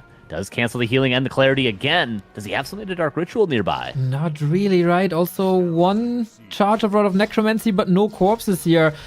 The Archmage is the carrot in front of the horse's face, ironically. Water Elemental is gone, but the Footman's still damaged. This is not enough, right? No, sends another Water Elemental in. This is yet another cancel in the north. We have an expansion finally coming up for Starbuck. 3 ghouls here. They see it, they smelled it, but I don't think they can do too much about it. Still chasing that Archmage. Let him go a little bit too long when he was 5 mana off of a Nova. There was a couple things Krav could have done better. They're obviously chasing the Archmage. But he might get it here, though. Wait a second. No, Starbuck choose the right pathing. Invis pot. Yep, Invis. Got it! Right click into Nova. Oh man, so well played by Krav. Nicely done. One thing he could have also done is he had 4 footmen that he could have surrounded when they were canceling his gold mine. That's something Happy and 120 do extremely well, forcing the footmen to commit their lives to get the cancel because they have to be up close to the gold mine. Regardless, though, Archmage dead again. 1 footman goes down. Still tier 1. Actually, okay, Krav is tagging. Never mind. He is getting to tier 2. He's almost done with the tier 2, actually. Second Necropolis as well. He might be able to counter expand on tier 2 when the Wand of Negation is up. Lich is now this ultimate Nova machine with level 2 Dark Ritual. Not interested in Frost Armor. Expansion by Starbuck was super expensive, and he's still short on gold while not teching. Like, tier 2 and 3 will take forever. Krav has a real chance. Real chance here. Just like he did in game number 1, but this time probably even better. And he does need another rod to start Dark Ritualing skeletons. Finds an item there, Claws of Attack. That's not a bad one. And are the ghouls going to go to the expo? They are. This is going to be a difficult puzzle to solve right now for Starbuck. Tower still takes 30 seconds. Lich controls the main, ghouls control the expo. Yet another kill, 4.4. The return of the Lich King to the throne is real, and he's going for that tier 2 expansion. Love it. You have an answer to the most valuable weapon of Starbuck in the Wand of Negation, and then, yeah, catch up in economy while you have the lead in tech. So tough. The Arcane Tower is going to get up in 8 seconds unless he decides to cancel it right now, but just going for kills. It doesn't matter, though. Doesn't matter. If it's only this little bit of piercing damage, he's spamming another Nova! And Krav gets the win here. Lich King back on the throne. And doesn't even blink, really. Just another day in the office for him. Total destruction with the Nova. Mamma mia, so many cool, crazy moments, so many hero snipes. They went like hit for hit, and man, this invisible potion and buying the invul on the Lich, that was amazing. He killed the Archmage so many times. Of course, Starbuck was responding with expo cancellation. Man, that was peaked. Peak Warcraft 3, what else I can tell you? God damn. Krav left his place, maybe, I don't know, a little bit of a break here, but can we just appreciate how much awesome Warcraft we've seen on day 1 of the finals, man?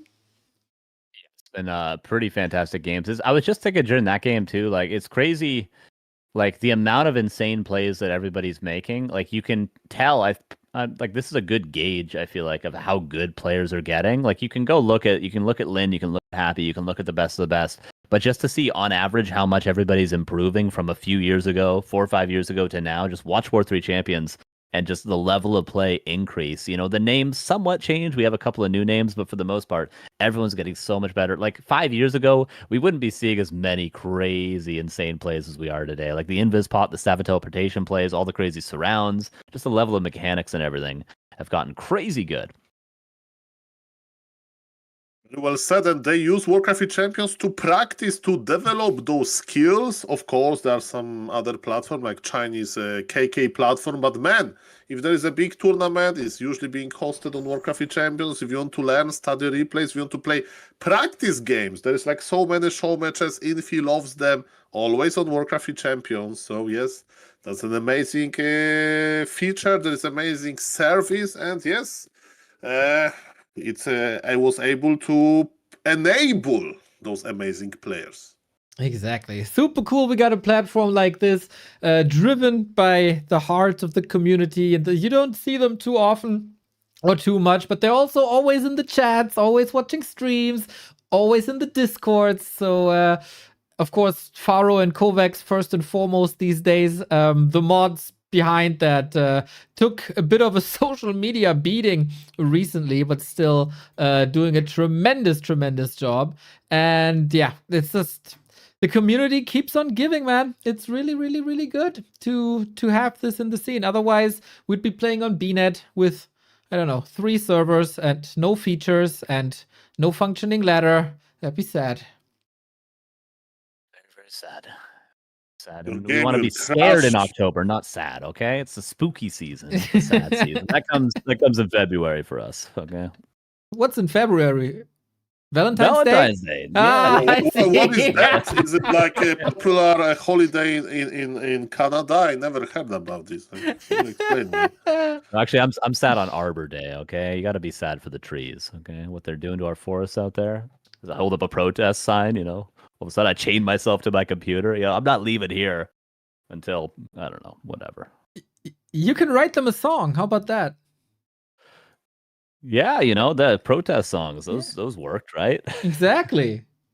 Yeah, true. Yeah, maybe I will. I am a dirty hippie after all. It would suit me right to start protesting.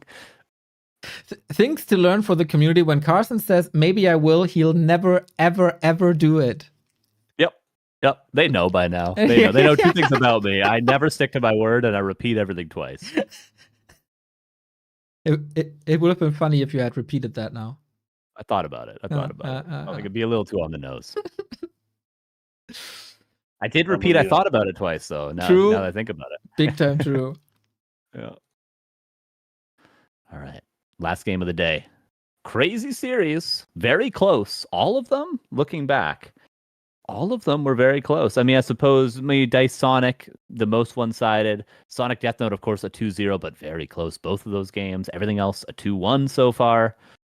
Very competitive first day. And we got 2 more days after this, Saturday and Sunday, both. So good. So good. But there is so many cool games today. Like, hard to choose from, right? Which one was the best? So, yes... Man, like rewatching the VOD, checking the YouTube channel Back to Warcraft, checking the shorts. That's a good way, because as you can see, those games are actually amazing. Let me tell you, I have seen a lot of games in my life, and man, some of them are repetitive, some of them, they don't have this spark in them. But without kidding, those players that are here on Warcraft Champions, of course, Starbuck is like household name, but from the Super League, who do we have, right? We have Starbuck basically from season 1. Am I forgetting somebody? Nope. So that's a super nice tournament to see how they perform, and Krav is going hand to hand with Starbuck. The score is 1-1. Krav is back, Starbuck is back, and let's go, ladies and gentlemen. Alrighty, let's take a look at our gamers. You saw the bracket. The loser will go in the lower bracket up versus Sheik as the opener tomorrow. The winner faces Jens. It could be the rematch of Starbuck versus Jens, which was the grand final and the winner bracket final. And we got the wrong map. ... Who is the intern? We started on Northern Isles, though, right? Didn't we? We did Yes, start on Northern Isles. I'm remembering that right. we did. Yeah. One sec. Let me tell the players. Who is Okay, wrong? Mr. Is Starbuck wrong or is Carson wrong? Carson will. I need to cover for Carson. Okay, so you are as my boss. Let me tell you, Carson will solve this situation. And Neo, let me tell you that your beard looks magnificent today. Thank you very much, Soul. Thank you. Let me know if you want to have. I can easily grow it, so I could shave it off, send it to you, and then grow it again. I mean, Mr. Neo, we can dive deep into genetics. So, for example, I'm, pretty high guy, stuff like that. I have impeccable hairline, but I can't grow a beard, Like, I have, my friends in, middle school was able to grow a bigger beard than I can now. But it's not a problem with me because it's actually not that important for your MMR, ladies and gentlemen. That's Because right. At the end of the day, what matters the most is the MMR, ladies and gentlemen. And if you ever think differently, we can go on to a vacation to Turkey. You get hair in the face, I get hair on the top of my head, and then we're all happy.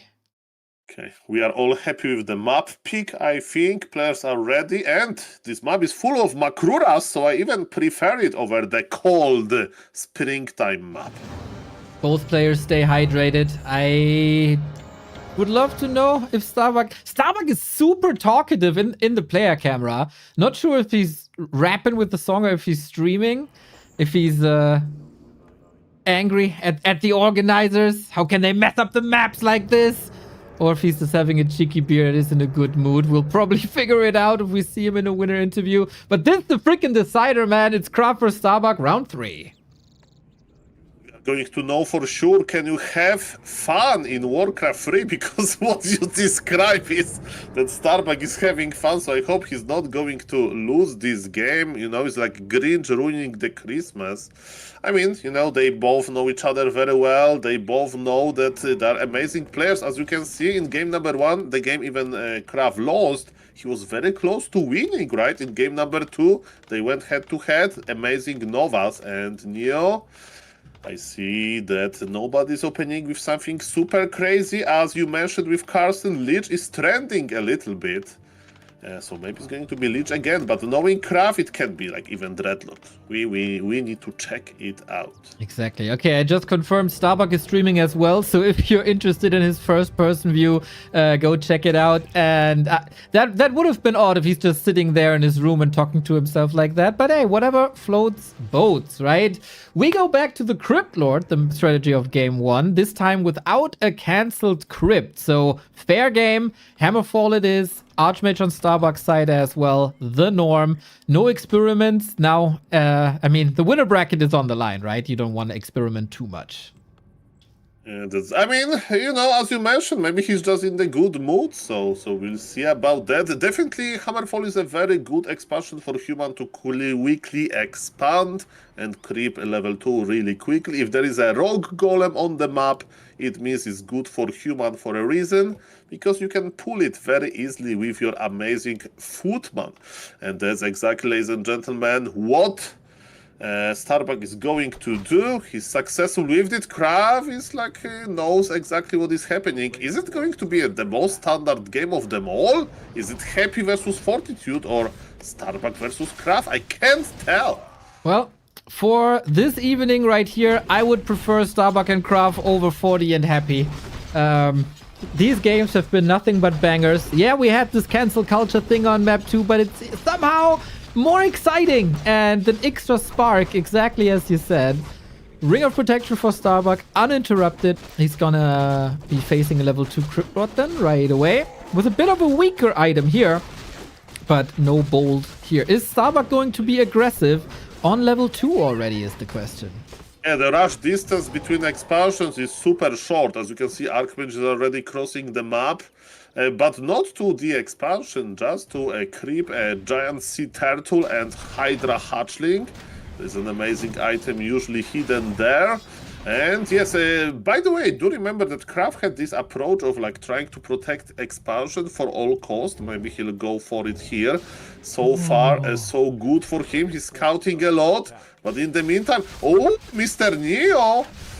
Starbuck is creeping level 3 already with just militia. He's getting the Makrura camp and he's going to creep Jack Krav. Krav is going to pull back. He lost one goal. Impale surround. He's so good with those impale surrounds. Mamma mia. Archmage will have to teleport back. And you know what? The footies are going to the expo. But there is no expo yet. There is nothing to cancel. And man, this Archmage is a little bit in trouble. He got level 3. But how good is level 3 if you can't use your water elementals right? That's correct. And the Beetles caused some trouble on the right-hand side. There's no tower here. So we go into the situation of the first 2 maps, expand at all costs and cancel the other's expansion at all costs. Buckle up, everybody. We're here for a wild ride. And Archmage is already a little bit scared, you know. You lost your TP, you don't have Boots of Speed, you don't have Staff of Teleportation. Of course, Starbuck will buy all of those goodies, but as you mentioned as well, he's so busy everywhere. There are beetles in his base for a moment. He's probably thinking about cancelling the Krav expansion, but Krav haven't expanded yet, right? It's super late. He bought another charge of Road of Necromancy. And yes, is he going to creep level 3? We'll see about that. He kinda knows that Starbuck wants to go there, right? At some point. And yes, he's just going to harass. Okay, there is no Arcane Tower. The amount of peasants is not that big. We are definitely going to see some militia. And Neo, One big mistake by Starbuck and this Archmage is dead. We gotta take care of this Expo. Krav, cancel! Oh, that's the second time this series where he doesn't cancel the Expo. Very expensive. Once again, we're in a situation where he has to do tremendous damage. And looking at the ghouls, this might actually just work. Is this Northern Isles all over again? The Expo is like 2% from finishing, but Krav has a chance to kick it. Yeah, I mean, sorry I wasn't checking the Undead Expo, but man, as you mentioned, if he didn't cancel, he need to do a lot. And look at this, is 1% away from finishing. Is there some brave peon there? Not really. Expansion is going to die, but supply lead is huge for Starbuck. Krav lost so many ghouls in the process. Jesus. Mamma mia. He's not expanding, he's not taking, he just has no lumber. And looks like Starbuck is stabilizing. Here Archmage is almost on level 4, while Krav still needs to work on level 3. So many ghouls dead. Oh, snap. We got close to level 4, as you said. We got new beetles here trying to prevent this tower. We have a staff on the Crypt Lord, so expansions won't do too much. Tower gone. Krav was able to muscle up an expansion once again, but how do you keep Starbuck and the footies away from the north? That's a good question. Mamma mia. Expansion, a potential expansion of the Undead is protected by Nerubian Tower. I don't know if it's enough. Krav is stuffing back. The problem is he doesn't have enough mana for Impulse around. Archmage is still naked, you know. Nerubian slow him down with the tower. Let me tell you, Krav is thinking about this. He wants to see this Archmage gone, but Archmage will get level up soon. And man, level 4 Archmage, you know, that's going to happen very soon after one kill. It's actually very strong, you know, this well-scaling hero. And ladies and gentlemen, I don't see anything amazing happening for Krav now. Level 4 Archmage level versus level 2 Criplot. That scares me. Well, it is amazing that he cancelled the expansion this time. If only he got the resources back from the first attempt, that would have been so good. Feels like Starbuck is heated up. He's in serious mode now. This Archmage is just so dominant. Very true. Mamma mia. So yes, no chance for the Undead to expand. What he can do, right? He can try to trade very well, kill some footies. He's still thinking about killing the Archmage, but now Archmage has Staff of Teleportation. It has to be the vanilla surround. And ladies and gentlemen, it looks like Starbuck has just too much. Level 3 will help a little bit. We can get bigger beetles. In the meantime, Starbuck is actually re-expanding. Okay, he wants to take it, you know, to the late game if he can. He definitely has an advantage, but the Neo supply gap is closing. Ooh, is the XP gap closing as well? Because otherwise, level 3 Water Elementals will overtower the ghouls. This game, we don't have a tech by Krav. He's staffing in, trying to clobber this down one more time, but Starbuck is in the perfect position. Yeah, and as you mentioned, man, if Archmage can get to level 5, let me tell you, people call Water Elementals on level 3 Water Towers for a good reason, but of course there is still some work to do there. Is Starbuck going for the surround on Criplord? Maybe. Arcane Tower got cancelled, and yes, some militia is dying, and Krav is re-expanding again. He's still a little bit behind, but a very nice pressure. Is he going to stop this expansion on 99% as well? I can't believe it. It has to be like universe making fun of us or something. Mamma mia, this expansion is paused yet again, but can Undead kill it? Oh, this is close here. The beetles could have done a lot of damage here. Decided to go for this Archmage. Crypt Lord comes back after... I don't know if he sold something. He got a staff, but that's on cooldown. No mana. Nothing really to work with. Krav, I think, is out of ideas soon. And Archmage is on level 5. Water Towers are on the way. 125 mana, that's what you need. Another Water Elemental can be summoned, or maybe Starbuck will try to use it in the Undead expansion position. We'll see about that. Starbuck finally finished his Town Hall, and he can think about the future, right? So he's crossing the map now. Believe it or not, you can buy Hill Scroll and Invul already in the Goblin Merchant, but there is no gold for that. And look at this, a lonely Criplord is here. Mr. Neo, how big is going to be this Water Elemental? And he's directly at the expansion. Can Water Elemental just cancel it? We'll see about that. Criplord doesn't have enough mana for Juicy Impale, and there is one Grand Water Elemental versus Haunted Goldmine. Is it enough though? Oh, 5 seconds. Footy comes in as well. Nerubian Tower has to slow him down. 2 seconds. Repair must be ready now. He's not repairing. He's just mining. Krav seems overwhelmed, trying to stab. Criplord still survives on like 0 HP. Now he's repairing as well. Blink and you lose the game. He stuffed to the human expo, not to his base. What? For like ritual dagger, the Criplord wanted to join the party. And let me tell you, Neo, there is a big party at the Starbuck expansion. Because look at all of those units there. I can't believe this. Oh, we got an interception though. Archmage and Criplord are on a collision course. The staff is ready at 50. He has to deny himself. Invul potion. He saves himself again. Invis, maybe? TP? Oh my god. The great saving act of Hammerfall, and the expo is down. Soul, what is going on? Can't believe what I see, Neo. This is crazy. This is pure craziness. Look where this Criplord is hiding. He can't buy healing potions because he's on tier 1. He's hiding from the Archmage with his acolytes. He's like, guys, don't mind me. I'm one of you. Look, I'm getting gold. I'm a little bit of a bigger acolyte, okay? But I'm one of you. And is he ready to face Starbuck? Starbuck knows where he is, but we have Nerubian Tower. Mamma mia. Criplord survives, and there is still a fight going in Starbuck base. Action is everywhere. Exactly. Ghouls are getting killed here. Acolytes are also about to die. Oh man, Archmage can still survive a little bit. Militia are finally cleaning up the ghouls. Krav is stemming against the defeat Level with 6 Archmage. everything he possible has. Oh man. Yeah, mass teleport now, dude. Yeah, he has a cheaper Staff of Teleportation. Oh, that was a beautiful regen scroll, man. Supply favors Starbuck, and this Archmage levels. He's coming back, so he used Staff. And now he's coming back with the ultimate. Of course, it's mana expensive, but he on level 6 Archmage you have 35 intelligence points. Mamma mia, That's a lot. that's a lot of intelligence. Oh, he can spam Water Elementals till the end of days. No Wand of Negation to help here. Also against level 3, that would probably be a bit inefficient. Ghouls are falling left and right. Krav just in absolute survival mode. You don't want to go into the lower bracket with Sheik, who's the rising star of the scene at the moment. Ghouls still intercepting a couple of workers. Okay, Criplord level 4. Mamma mia. I mean, the hero levels are quite important, okay? Ultimate of Archmage is not as good in this situation as, let's say, Demon Hunter ultimate would be, but still, it's 2 hero levels advantage. What is the most important part? Krav can finally maybe stabilize, and he can get some gold.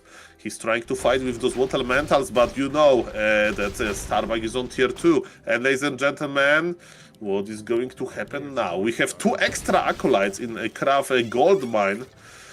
You don't need 7 acolytes there. Well, he could send them over to fuel the economy.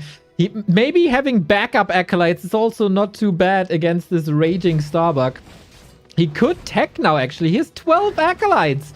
Maybe even 13. Criplord is coming back in a second. Mountain King is coming, and that should then be the nail in the coffin. Yeah, Mountain King can provide a lot of, and there are even rifles, by the way. Yes. So basically, he sees a ghoul, he bolts the ghoul is dead. Especially with support of those water elementals. And yes, Brave MK is going to the party. Archmage is regenerating some HP, and yes, the Criplord is in trouble. Expansion is in trouble. And look at those huge water elementals. They're like giants, like Godzilla level. Mountain King is still rather squishy and slowed, but he has a staff now. No Impale available. Feels like Starbuck is calculating this really well. I could eat my words in a second, though, as the Criplord has boots and is able to follow. Stormbolt only on a ghoul, but yeah, that buys a lot of time. Beetles still take care of the right-hand side. Cryptlord not part of this defense anymore, but the Water Elementals very much part of the offense. Oh yes, and expansion is getting empty slowly. Acolytes are dying, the ghouls are dying. Of course, human doesn't have expansion, but G is called because of tech and hero experience advantage is too big. And ladies and gentlemen, Starbuck, one of the biggest favorites in this tournament, is going to the upper bracket. Congrats after crazy exchange. Standard human versus undead game. Yeah, absolute standard. Level 6 after 10 minutes happens every day. Yep, definitely. That was pretty close for Krav. Jesus, like you look at this matchup just on paper, and you wouldn't think it would be a 2-1. All 3 games could have gone the way of Krav. I do wonder, like, boots of speed earlier on the Cryptlord. Maybe going for the second cancel in that town hall. A couple of small things in a very chaotic game could have made the difference. But I think absolutely the number one, boots of speed on the Cryptlord is very, very, very important in this sort of a game.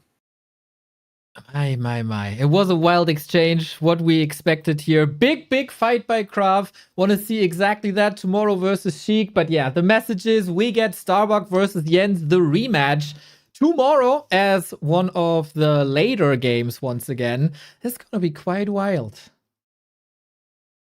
And wait for that, completely different matchup. And yes, Starbuck is coming for the interview. Nice. Should I ask him about the ... I think I will. But first, of course, congratulations, Dr. Bucky. What a sick series this was. Oh, snap. Clown Fiesta, man. That was crazy. I nearly lost the best of 3, not gonna lie. Before we go into the games, Bucky, in the lobby before the first game, you said go ... What were these 2 dots about?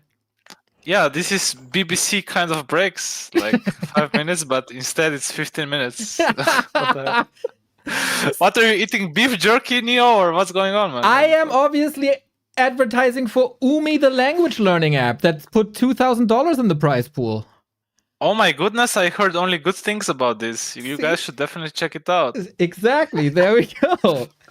So, going into the game, man, Northern Isles, what a wild ride. You lose the Archmage, you surround the Cryptlord, kill that. What was going through your mind at the beginning of the game? When I lost my Archmage like this, I just thought to myself, I'm completely washed, man. Like, what am I even doing? And then I know that I heard a lot of ghoul corpses die.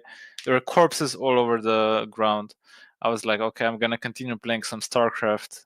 And then I lock in the surround with the footies, and then I knew that I'm back in the game, especially because he was stacking and playing 1 base. So if you lose level 3 hero, playing 1 base, you are in trouble. So I knew I had that game at the end. There was a pretty sick exchange at the left-hand side laboratory. You got a Zeppelin, you got a Shredder, and he flies in with a Garg and almost kills you. And here's the question from Mr. Buttcrumbs. You might be familiar with him. And he has a very important question to you. How do you get into your pants in the morning with big balls like that? It's hard. I have to buy XXL, but it's still kind of tight. But what can you do? I try my best. But dude, when I was flying over the tree and I saw that I was 1 hit away, I was just like, okay, fuck it. Like, I'm already washed. Just crash and die, I guess. But somehow I survived, and relief overwhelmed my body as I dropped down safely. But listen, man, Neo, I'm like Navy. I'm boating. I'm zeppelining. I'm a real captain, man. I don't let my units down. So, Steel Team Starbuck. I see. Hell yeah. Mr. Ape Man, you want to take over? The fitting name for the Archmage then is like General Patton or something like that. Yeah, amazing showmanship, definitely, Mr. Starbuck. I was mostly the most impressed when you were dropping red HP Archmage on the Northern Isles in like a Krav base in the ghouls, basically.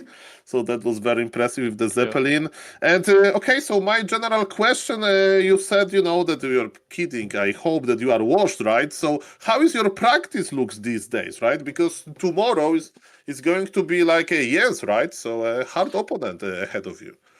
Yeah, He beat me last W3Champions, so we have some unfinished business. So tomorrow I will lock in and actually play like a normal human being. Today I'm just watched. It's Friday. I'm just enjoying myself, some beers, some stuff. So tomorrow I am also playing the high tune. You know what is it? Dolphin. Cocoon into butterfly. 9 a.m. Mr. Starbuck. Are you ready for that? Yes, it's essential that I harden myself and I become a butterfly tomorrow, so I can I can show up against Jens. Can you tell me Okay, some tips how to harden yourself? Maybe not the best discussion here, but for sure there are good tips and tricks that you can use. Okay, I sent you a DM. Yeah. No homo. Okay. I love girls. Okay, Mr. Carson, take it away. Okay, it's dangerous. Yeah, maybe play Dark Ranger first. I'm wondering about how you feel about the state of Undead versus Human right now, because it's been really crazy. Obviously, you popularized Pally Rifle not too long ago. Then people started playing Criplord all the time. Now people are going back to playing Lich a little bit, which might be weak against Pally Rifle. What do you think about this matchup in general? What direction do you see it going in the future? I think it's the hardest matchup in terms of early game, at least, because you can really fall behind quickly. And it's also my hardest matchup right now. I have a lot of problems. Even though I beat Labyrinth like in that tournament a couple of weeks ago, it doesn't show anything. I think it's my weakness. I think everything can go wrong very quickly if you're not careful and multitasking well. Like you see me losing Archmage level 3 and stuff like this. It's hard. It's hard to play that matchup. And undeads have many different routes they can go, like going fast banshees or playing many ghouls. So you have to be really defensively oriented nowadays as a human in that matchup, I feel like. So maybe level 3 Archmage and playing slow Expo is the way nowadays. Yeah, makes sense. And then someone else joining you in the upper bracket is another random player, the only other random player in this tournament that I think has ever played it. Hazy, have you played him much? Do you have thoughts on him as sort of like your brother in random there? We did like 5 ladder games. I told him, Hazy, you crazy? I'm your fan. Honestly, he's really good with all races. He actually beat me with as orc versus my human. So play TC Naga by chance versus your human? Dude, I saw that third game against Dise. I am impressed. Hazy new talent. So I'm gonna keep an eye on him. Maybe I can mentor him as a fellow random player, because he's very young, right? Like 18 or something. So. Yeah, I'm pretty sure. Yeah, rising let me talent. check. Hazy. 22, I think. 22? He's 22. All right, yeah, maybe you guys should play some random versus random. Now that's a show match. I put some money down for it, man. ATR? Yeah, dude. And boat maps. And we need some boats. Only Warhail, best of 11. Yeah, man. That would be dope. Very cool, very cool. Well, congrats. Well played today. We'll see you again tomorrow against the Ends. Best of luck in that match. Thank you very much. Take care, man. Okay, guys. See ya. See ya. Of course, you can see more of that man on Twitch, streaming pretty much every day or every other day. Starbuck, you find it also on Warcraft3.info, a beautiful page that always displays the best streams on the left-hand side taskbar and the upcoming tournaments on the right-hand side taskbar, and amazing interviews like this one. Do what you believe is right for Warcraft 3, not just what feels good for you, is the headline by some irrelevant editor that spent 2 days on this and wants you to read it multiple times. Mr. 8man, did we do what's right for Warcraft today? I'm satisfied. Very good coverage, very good games, a lot of emotions, a lot of different flavors, you know. And yes, that was amazing. Thank you for all of the supporters. Thank you for the opportunity for me being here as an intern. And it was a very good feeling to unite 3 casters, right? Me, you, and Neil, and Carson as well. I can only say high compliments about all of you guys. Mr. Carson, did it felt good to be back? A lot of fun. This is where I wanted to be last weekend. I will say, this is where I wanted to be. You know, that's where my head's at. You know, I want to play some ladder. I want to stream some games. I want to do some commentary. It's enjoyable, and I'm very happy to have the privilege to cast with you two today, tomorrow, and Sunday. A lot of fun. Thank you, guys. It was absolutely wonderful. We can only do this because of Umi. If without Umi, this would have been day 1 and not day 4. It's a language learning app that teaches us how to be great to Warcraft people as well with the $2,000 they're providing for the prize pool. Go check them out. !Umi is our link that tells them that you are coming from us. I will be cooking and maybe do one of my Korean lessons that I do in the morning from time to time. Don't test me on that, please. My mind is too empty after this cast for that. But it's a very, very cool and cheeky and easy to digest way to learn either Spanish or German or Japanese or French or South Korean. Go get him now. It's free with a couple of premium extras if you decide to do so. And the person in the chat that is Soul Glider and sends a less than 3 amazing day, I am very, very happy that you're by our side. Same goes for the W3Champions people who are also by our side every single day with a lot of amazing features. You can join the team if you like to contribute and if you can code C#, .NET, React, Rust, TypeScript, Node, or have any other skill that might benefit them. It's a very, very, very small team and a lot of workload is on very few shoulders. It's amazing people. I can only recommend checking them out and helping them out. And then, of course, first and foremost, these two gentlemen next to me, Soul 8man and Carson, need 1 million more followers on their stream. So, gentlemen, if you would please spam your links into the chat so everybody can follow, that would be my pleasure. And we see each other My tomorrow. Twitch stream. Oh yeah, I'll type it. Neil. Thank you. So, 8man, you're online tomorrow, 9 a.m. That's a good question. There's a lot of casting recently, but Starbuck is going to up at 9 a.m. for Dolphin Hakunti Butterfly Cup. So what is my excuse? Exactly. I will be there. Okay. You know how heated this bracket is? You need to cover it as well. Us back to Warcraft maybe next week. There is so many good players. Hazy will be there. Starbuck will be there. Yes will be there, I think. Mamma mia. Mamma mia, indeed. So, as a goodbye, I show you the bracket for tomorrow. We got Deathnote versus Hazy. We got Starbuck versus Jens. You don't want to miss that. Krav versus Sheik to open up the day. And then the lower bracket round 2 will be played as well. Day 2 of W3Champions finals coming to your home screens tomorrow at 5 p.m. Central European Summertime. It's the last cast of the summertime as the clocks are changing from Saturday to Sunday. Personal service announcement from me to you. Check out backtowarcraft.com/support if you like to support us. If you have a Prime sub lying around, we gladly take it. And if you want to support the players for their amazing games today, you can do that on matcharena.com, W3C Finals. See you tomorrow. Thank you very much. Have a good night. See you tomorrow.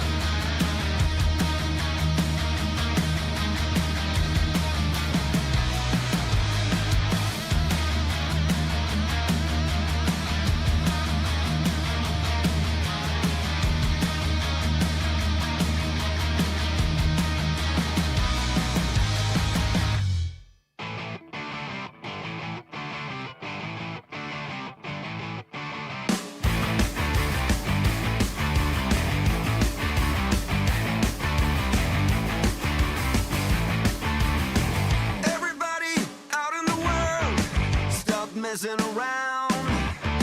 Calling all you freaks and nerds. You're just missing what you want. My brother's going down the drain. My sister's living the dream. But everybody's singing along. It's okay, we'll all soon be gone.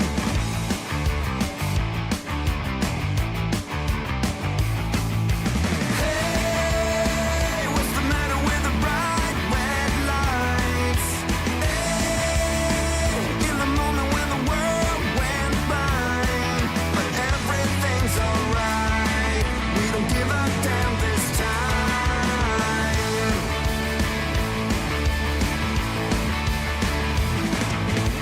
My daddy was a gambling man with no strategy.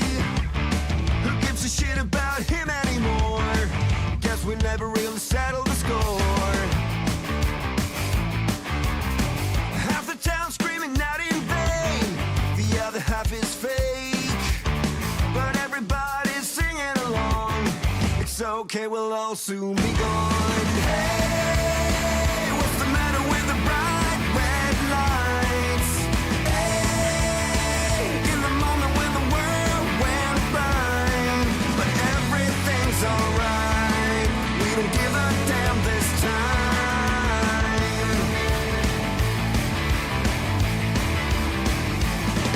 Yeah!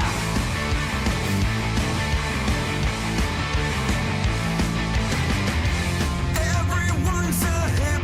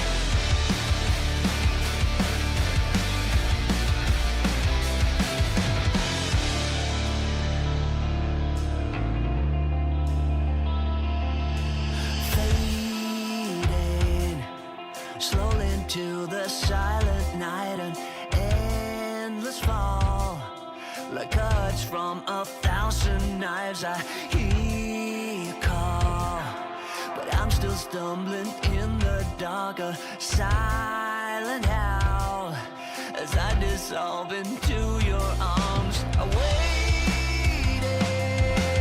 now, seduced by a sweet mirage. We could leave or we could stay, stay to stay to wide awake. I can't do this anymore, it's hurting like it never has before. We could leave or we could stay, stay to stay to wide awake. I can't do this anymore, it's hurting like it never has before. Jaded, the scar you left is like an open wound. I'm down and low. Don't wake me up, it's still too soon. I hear you call, but I'm still falling deep in love. I'm washed away and carried to your sweet embrace. I waited now, seduced by a sweet mirage. We could leave or we could stay, stay to wide awake. I can't do this anymore, it's hurting like it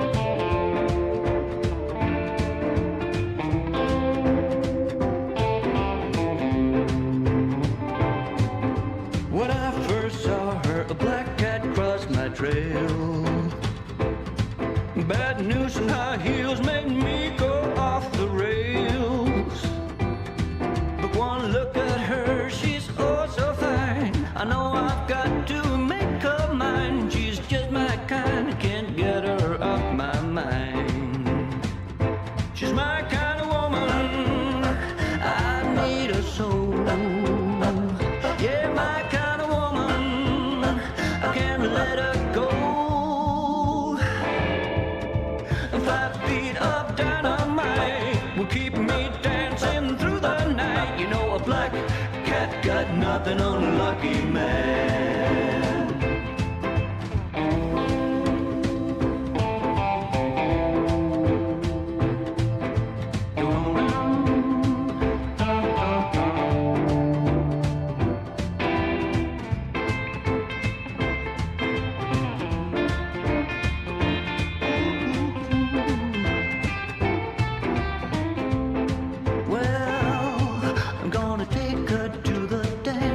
Saturday night. Saturday night. New shirt, new shoes, no room for oversight. Well, I'll be cooler than James Dean, and she'll be hotter than Marilyn. When there's electric in the air, you better be prepared. She's my kind of woman. I need her so. Yeah, my kind of woman. I can't let her go. 5 feet of dynamite will keep me dancing through the night. You know, a black cat got nothing on a lucky man.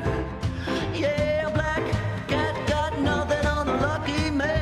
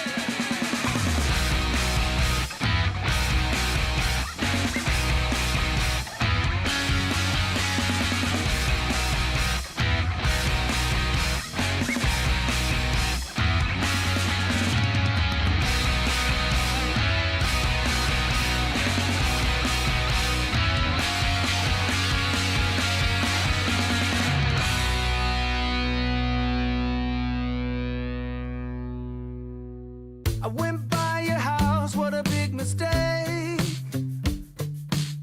But for a while I thought that I wouldn't break. I need something else to clear my head. Someone to tell me how to live instead. Just open your eyes and take my advice. Stop rolling the dice and just compromise. It's the chance of your life.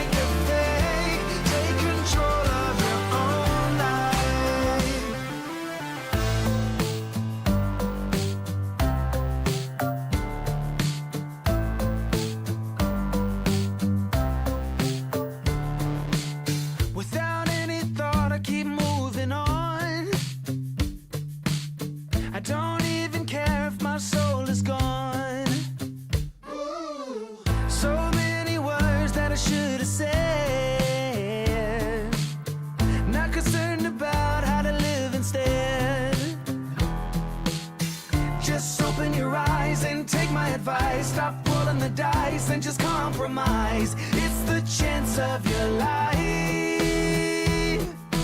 Okay, try to be brave. You have so much to save. Take control of your own life. Right now, every mistake makes you feel like a fake. Take control of your own life.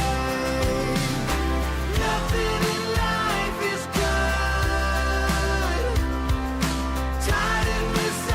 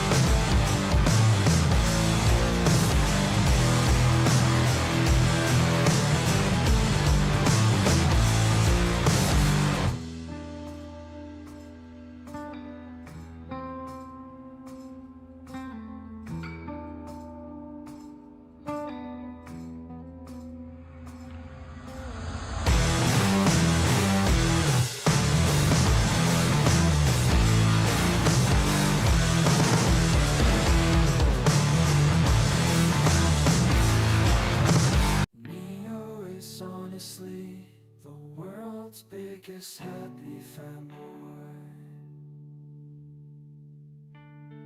The way that he cheers for happy even before the heroes are out of the altar.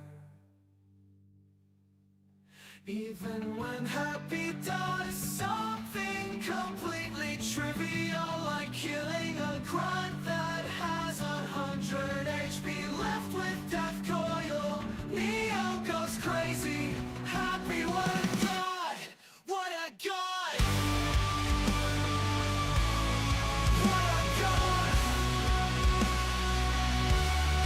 Fuck silver linings, happy is such a god. Silver linings are for nerds. I fucking love happy.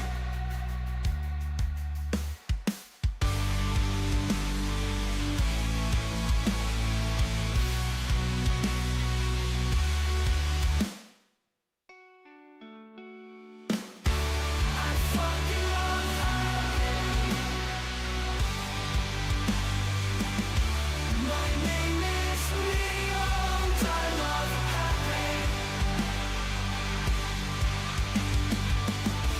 My name is Leo, and I am a happy fanboy. Long live happy.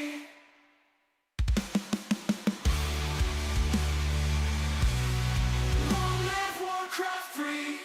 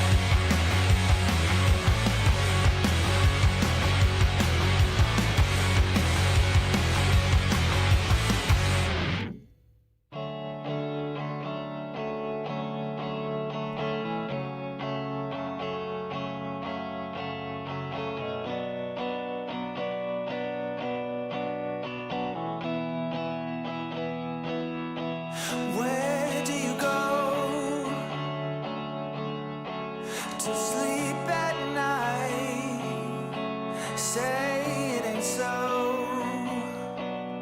Please say it ain't so. Where do you go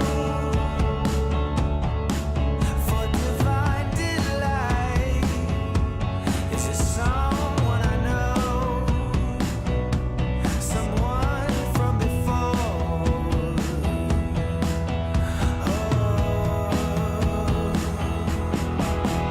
I know you so well, and I know how it feels when we fall. You're drifting away, and the wounds have turned into scars. It's tender, it's dark, and it's breaking my heart. Where do you go? In whose arms do you fall? Say it ain't so. Please say it ain't so. You know, forever ago, you were in my arms. We used to juggle with those who would know where to go.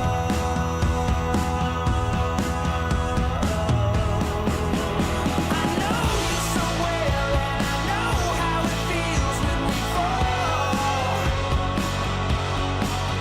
You're drifting away, and the wounds have turned into scars.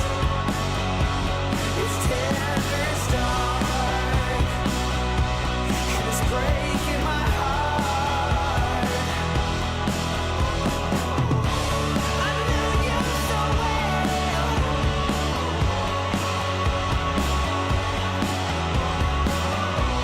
We all forgot.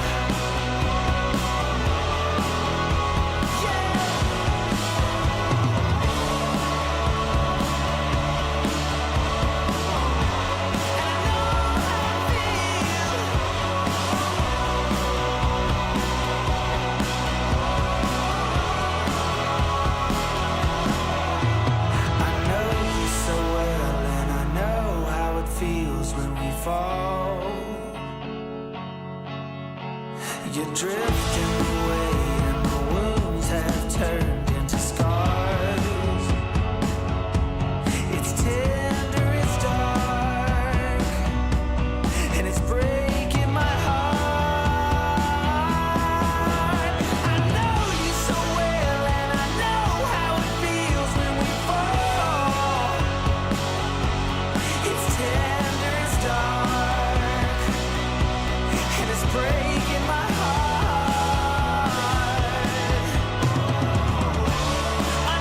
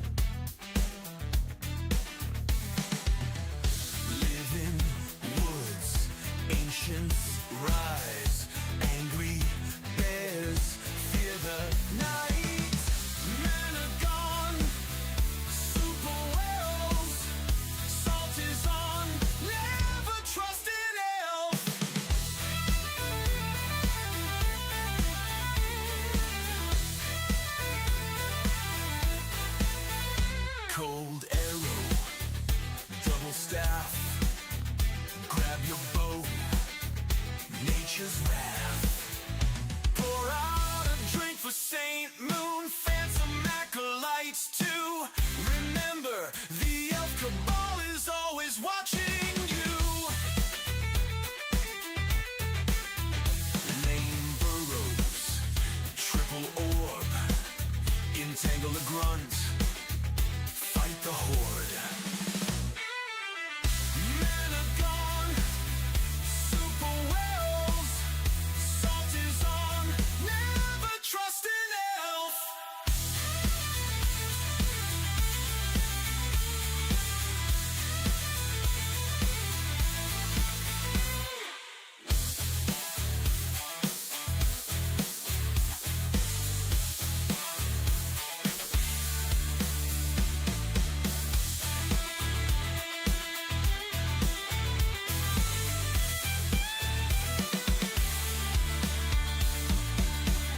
Cold arrow, double staff, grab your bow, nature's wrath. Pour out a drink for Saint Moon, phantom acolytes too. Remember, the elf cabal is always watching you. Lane burrows, triple orb, entangle a grunt, fight the horde. Mana gone, super wells, salt is on, never trust an elf.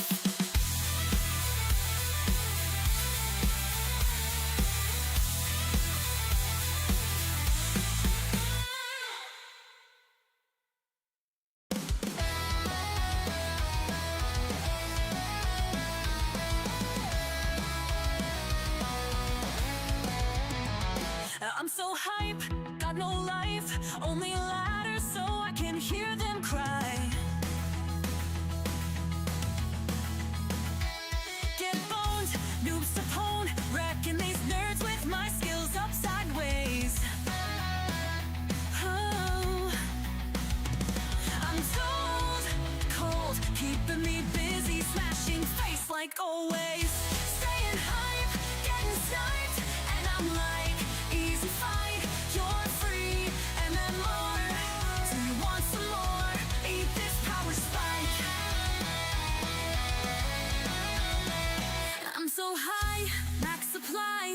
He sucks so bad, I'm like, why try? Get out, don't pout, out of my game. This is a click, baby. No doubt, it's around. Beating you up while I drink my coffee. Staying hype, getting sniped, and I'm like, easy fight, you're free, and then more. Do you want some more? Eat this power spike. I kinda feel bad for this guy. It's gonna be hard to say bye, but back to the lobby with you. I've got 20 more games to do. Staying hype, getting sniped, and I'm like, easy fight, you're free, and then more. Do you want some more? Eat this power spike. Staying hype, getting sniped, and I'm like, easy fight, you're free, and then more. Do you want some more? Eat this power spike.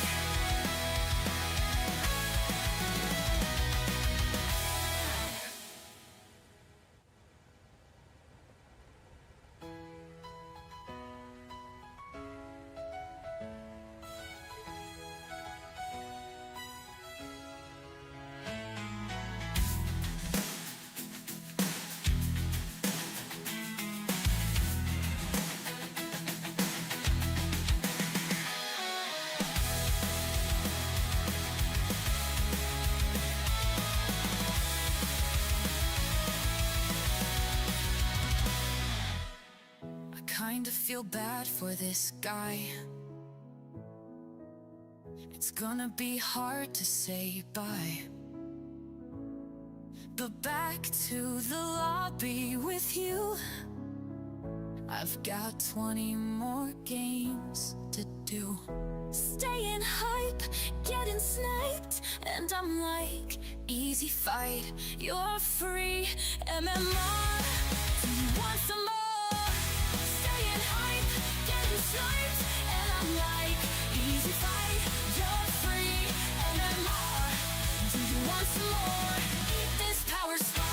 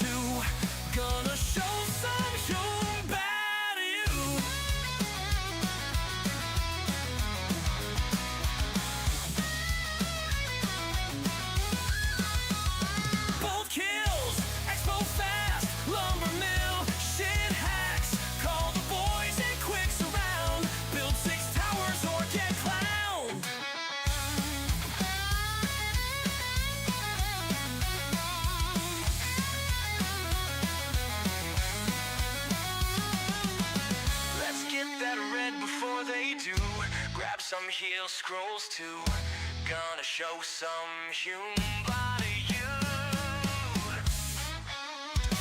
Bold kills, expo fast, lumber mill, shin hacks. Call the boys and quicks around. Build 6 towers or get clowned.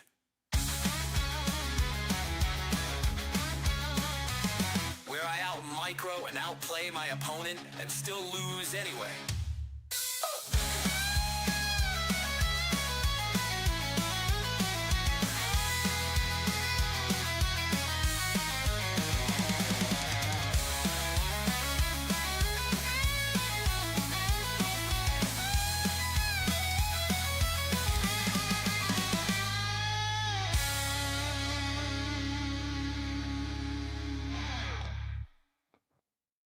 Where's my TP?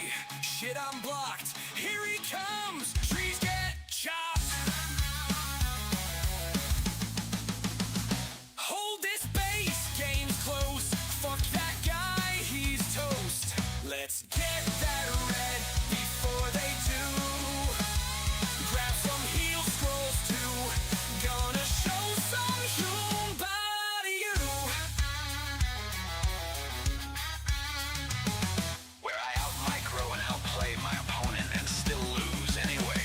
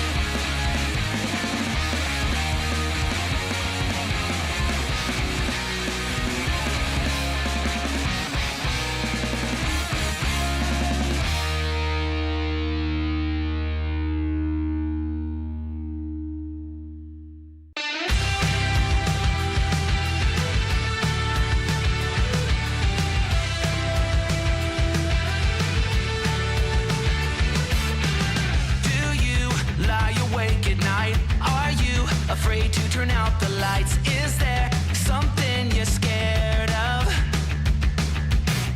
What's there out in the dark? Make sure to keep all your windows locked. Do you surrender? You try to stay awake. These walls you can't escape. Here's one for the lonely hearts, for the ones that fear the dark. You better run out of here. Bet you can't look the other way. Here's one for the broken road. That's the only one you know. You better run out, truth or dare. Get me out, take me anywhere but here. Oh, anywhere but here. Wanting something good to come, waiting for things to run away from. Are you just hiding? Yeah, walking into the fire, talking like you never die, like you're immortal. You try to stay awake. These walls you can't escape. Here's one for the lonely hearts, for the ones that fear the dark. You better run out of here. Bet you can't look the other way. Here's one for the broken road. That's the only one you know. You better run out, truth or dare. Get me out, take me anywhere but here.